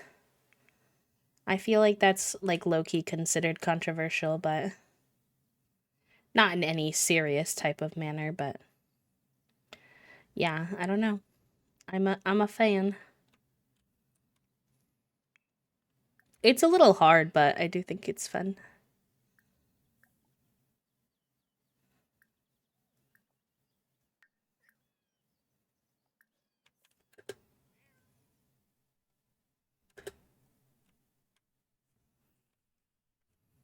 Yeah, hot take, hot take. That's a good way to describe it.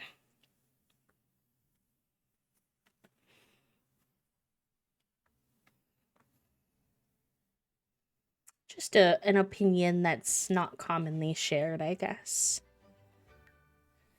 Once I learned that taking notes in class when you're in college in uni in The Sims helps you get those grades up, and then you just need to do your final exam or final paper or whatever in time.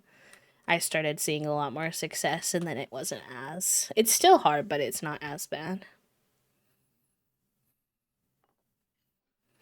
Ooh, yeah, that's fair. Internet can be tricky. Getting a little Ethernet cable will definitely help. That's why I have my computer set up too, directly into the Ethernet. But the Wi-Fi machine is also actually in my office, which is helpful too. Because then the connection doesn't have to go far. I forgot how much I liked Susie's little sweater that I gave them, or sweatshirt. Okay, I've been meaning to take the kids on this historical tour. Will it let me bring people with, or is it just going to be Foggy that goes? We live right next to this beautiful building in Nordhaven. And they've never gone, so maybe they'll just have a little moment to themselves since it's not bringing the kids with them. Y'all will be fine for a minute. I'm across the street if you need anything.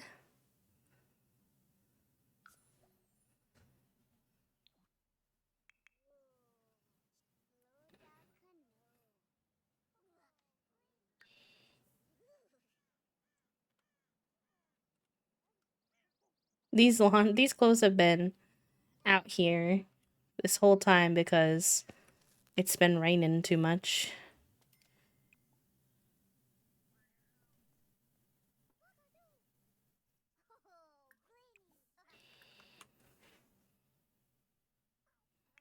Dylan's socks are buds, which I think is so cute.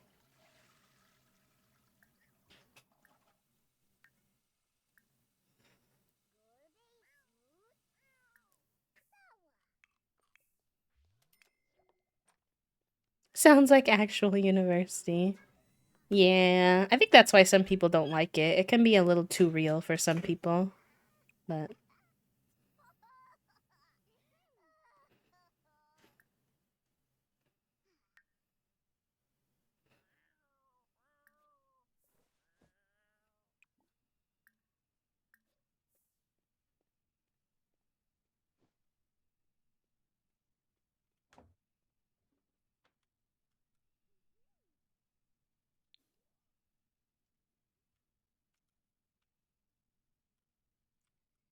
um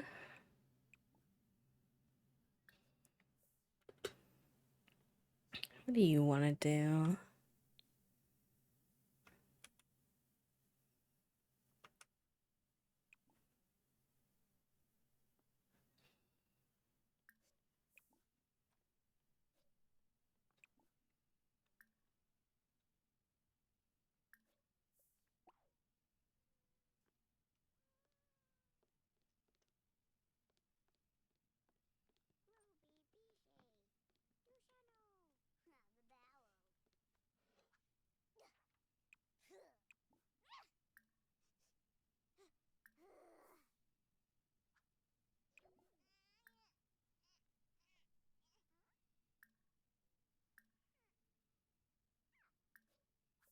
Let's have you do a little puzzle. Foggy is excited from going on the historic tour. Cute. Oh, growing so fast from a toddler gaining a skill from levels 3 to 5. Uh-oh. You gotta go piss pal. Run. You got that pregnancy bladder, Foggy. What can I tell ya? It's a good thing they live across the street, is what I'll say. Alright, well, you're doing pretty good. Let's have you grab a coffee. And then maybe you can open the tattoo parlor, because... Well, no, actually, the toddlers need us. JK, hold on. Let's not worry about that then. Alright, Chucky needs attention and fun real bad. So let's go give him... The play is the easiest way to get attention and fun up, but you can't do that while pregnant, unfortunately. So I've just been doing bubble baths, even when they're not dirty. Because the kids find them fun and it gives them attention, so it's fine. And why don't you play dolls with Angelica in the meantime? See if that brings up her attention level. Oh, is that because that's here? The rap-bop-bop-bop is back. There we go. I didn't realize that was not working.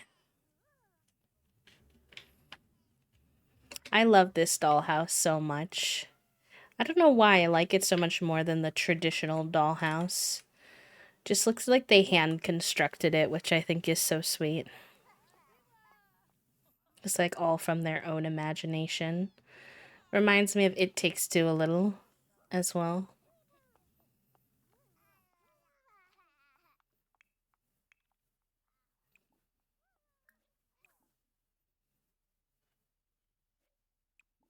Oh, I think you would need a harder puzzle, bud. You did that so fast. Sure. Let's do that one. Figuroni says, howdy there. Howdy there, friend. Thank you for the follow. Oh, Raven, we actually have played, well, we're not done, but we've done 3 streams of it with my partner, Toasty. It's very fun. I like it a lot.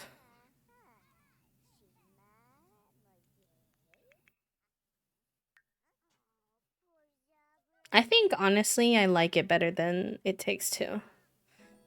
I don't know if that's also maybe a hot take, but...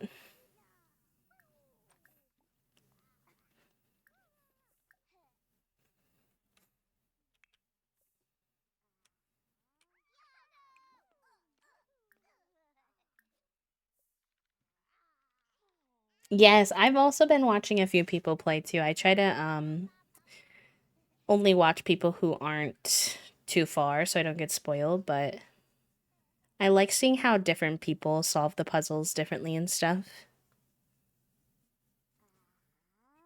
The first side story, is that the pig one? The pig one was so funny.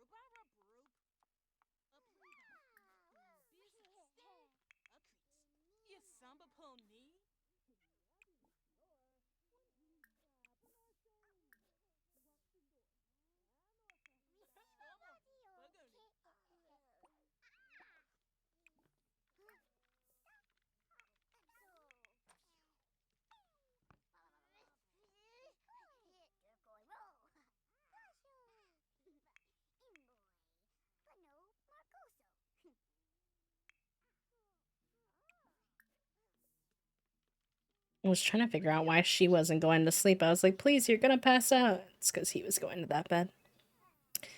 Whoopsie.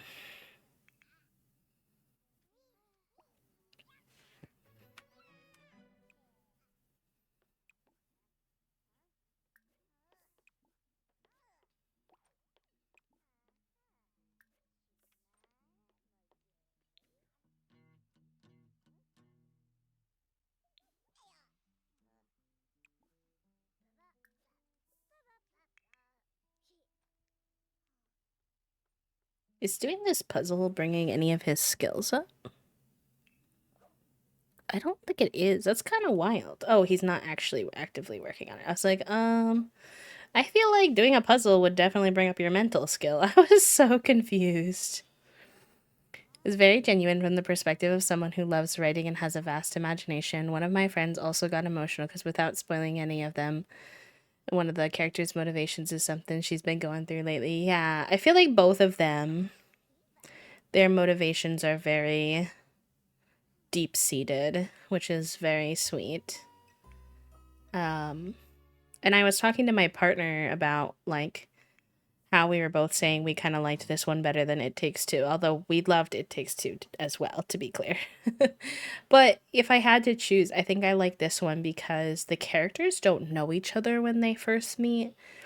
So there's a lot of really sweet getting to know each other, developing their connection, figuring out who each other is, that you then as a viewer get to watch that growth, and you get to watch, like, you get to know a little bit more um about them at each little stage. Whereas when it comes to It Takes Two, obviously they are already an established family dynamic, that you are kind of just an outsider looking in at, if that makes any sense at all.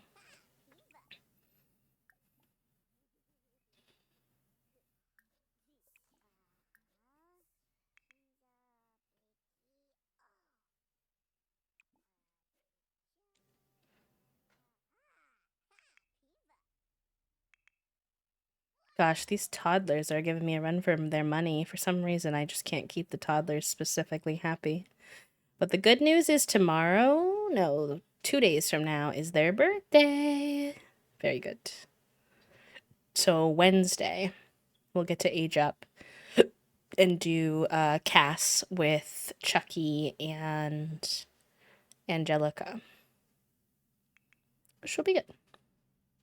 Have a good rest of your day, Raven. Take care. Thanks for hanging.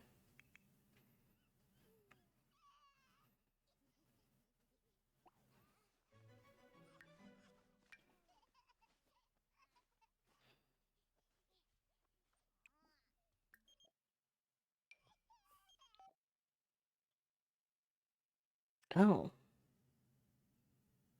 I mean, I would love to have this happen, but it's gonna make me go with her. And the baby's gonna come so soon that doesn't really make sense, unfortunately. Maybe I can invite Omelet over. We haven't had them over in a minute.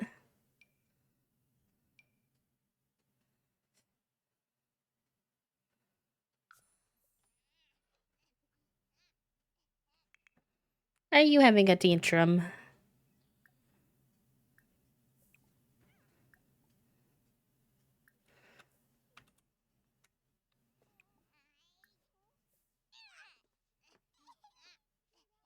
Angelica. Always bullying her brother. Ay, ay, ay. Just bullying Chucky, who's just a little guy.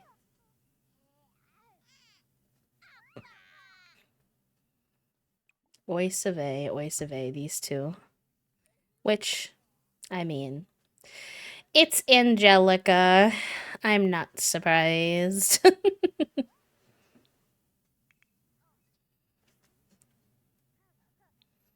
Alright, you invited your grandmas over while your mom is literally sleeping, so. It's just you and your grandmas hanging out, I guess, girly pop, since they're asleep.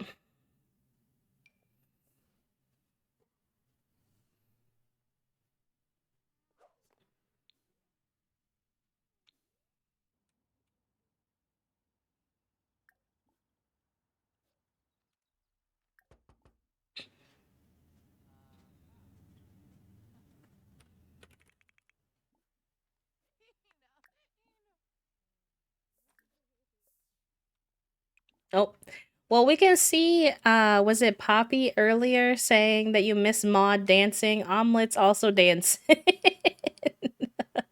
I think that bug catches all of my matriarchs somehow. It's funny. All right, we're in labor. So much for the grandparents visit. You know what? The grandparents, they can take care of the kids while we're at the hospital. Perfect.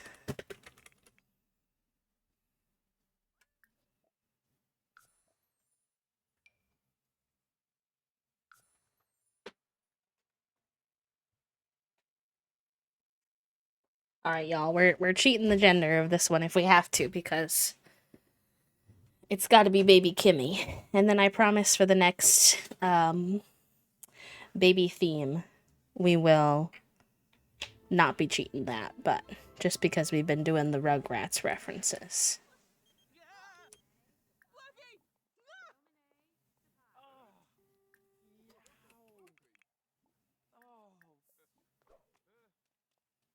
Oh, okay. Luz just left. Oh no.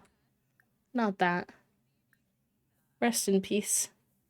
If we have twins, we're gonna get to spin a wheel and see what our next theme is, chat room. Because we can't name the second baby also Rugrats, because we already have 5, so could be a wheel spinner. TBD. Oops, I did not mean to open that. And if we have just one, then I mean that'll be good for my sanity to not have an 8 sim household. But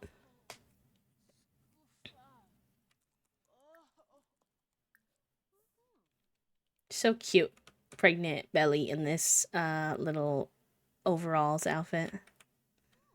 I know that's how the outfit always is, but it looks like these overalls fit them before pregnancy, and then they have to open some of the buttons now to fit them. Oh,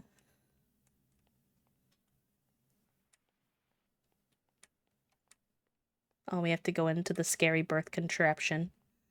Oh boy.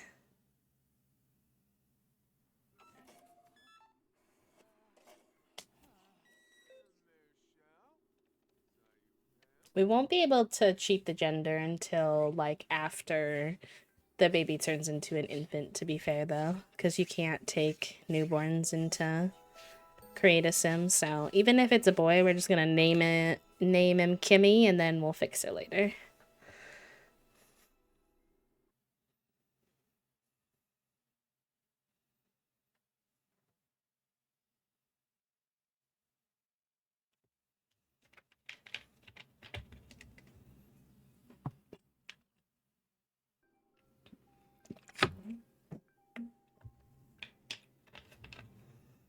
It's a girl! Okay, perfect. That makes my life much easier. Oh no, it's also a boy. Okay. Alright, chat room. It does mean it's wheel spin time though, so I guess there's pros and cons. Let me get my display going. You get some exclamation point drum roll in the chat. Drum roll, please. All right, let's go. What's the other half of Foggy's Kids to go alongside the Rugrats? Days of the week. Ooh, interesting. So we're gonna have like a baby Sunday, Tuesday. Obviously only 5 days of the week, but cutesy. I like that. That's fun. Baby boy. What day of the week gives? Let's do Tuesday. I love me a good Tuesday. Cute.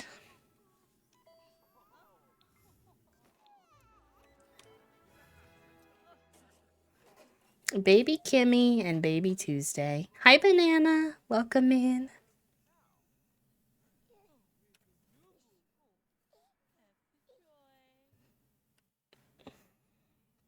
It's your first one. Let's go, Soup. Love.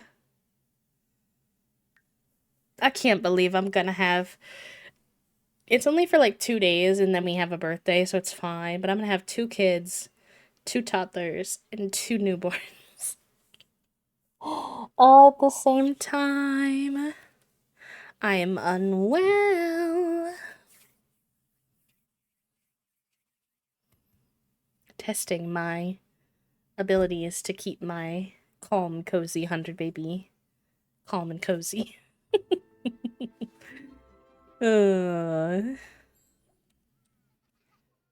Oh gosh, I actually think I didn't have bassinets set down. I had cribs set down, so these bassinets just went anywhere and, yep, are gonna be mismatched. Okay, it's fine. I'll deal with that. If that'll be future bees problem. That will be future bees problem, not current bee. Oh my gosh. Thank you for such a nice day though, y'all. I was kind of anxious this morning for some reason. And I was like, that was bleeding into like a little bit of unsurety about being live and how I was going to feel and stuff like that. But it was honestly a lovely day. The chats were immaculate today. We talked about all kinds of different things, which I really enjoyed. So, thank you for hanging out with me. I will find someone for us to do a wee little raid. And I'll be back on Wednesday with more 100 Babies. So if you'd like to hang out again, you are more than welcome to. Okay. Let's go see what the heck we want to do. The Simmers are doing Among Us, but that's kind of high energy with lots of talking, so I might not do Among Us, even though, you know, I do appreciate the vibes in the Simmers. All right, let's see what folks are doing.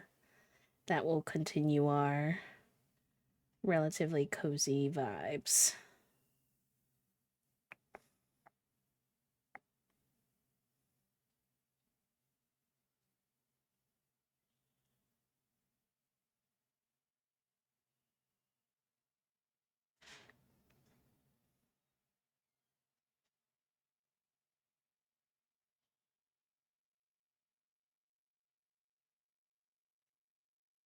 Ooh, okay, this will be fun. All right, nice. We are gonna go raid my friend Mo. Mo uses they them pronouns, so please be respectful of that. They are a fellow LGBTQIA plus autistic, queer streamer, chronically ill, trans. We share a lot of identities and experiences. Mo is actually the one who organizes the charity stream we're going to be doing during Pride Month, so I'm really excited about that. And they're one of the newest Whimsy Action members, so good egg. And they are playing some. They're also a community member here too, and have been for quite some time. And they're playing Fields of Mystria. Their stream title is "So the Dragon is Hot."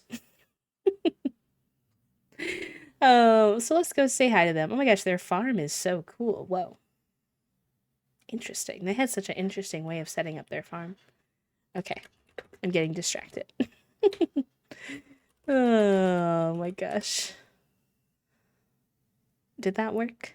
Okay, nice. It did work.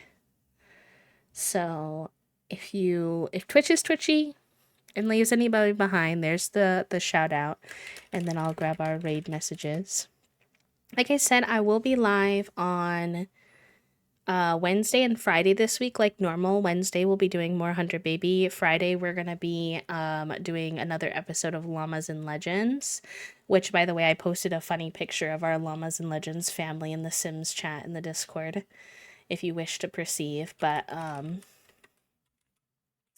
that will be our only streams this week. There will be no Sunday stream, just because I'll be starting my break.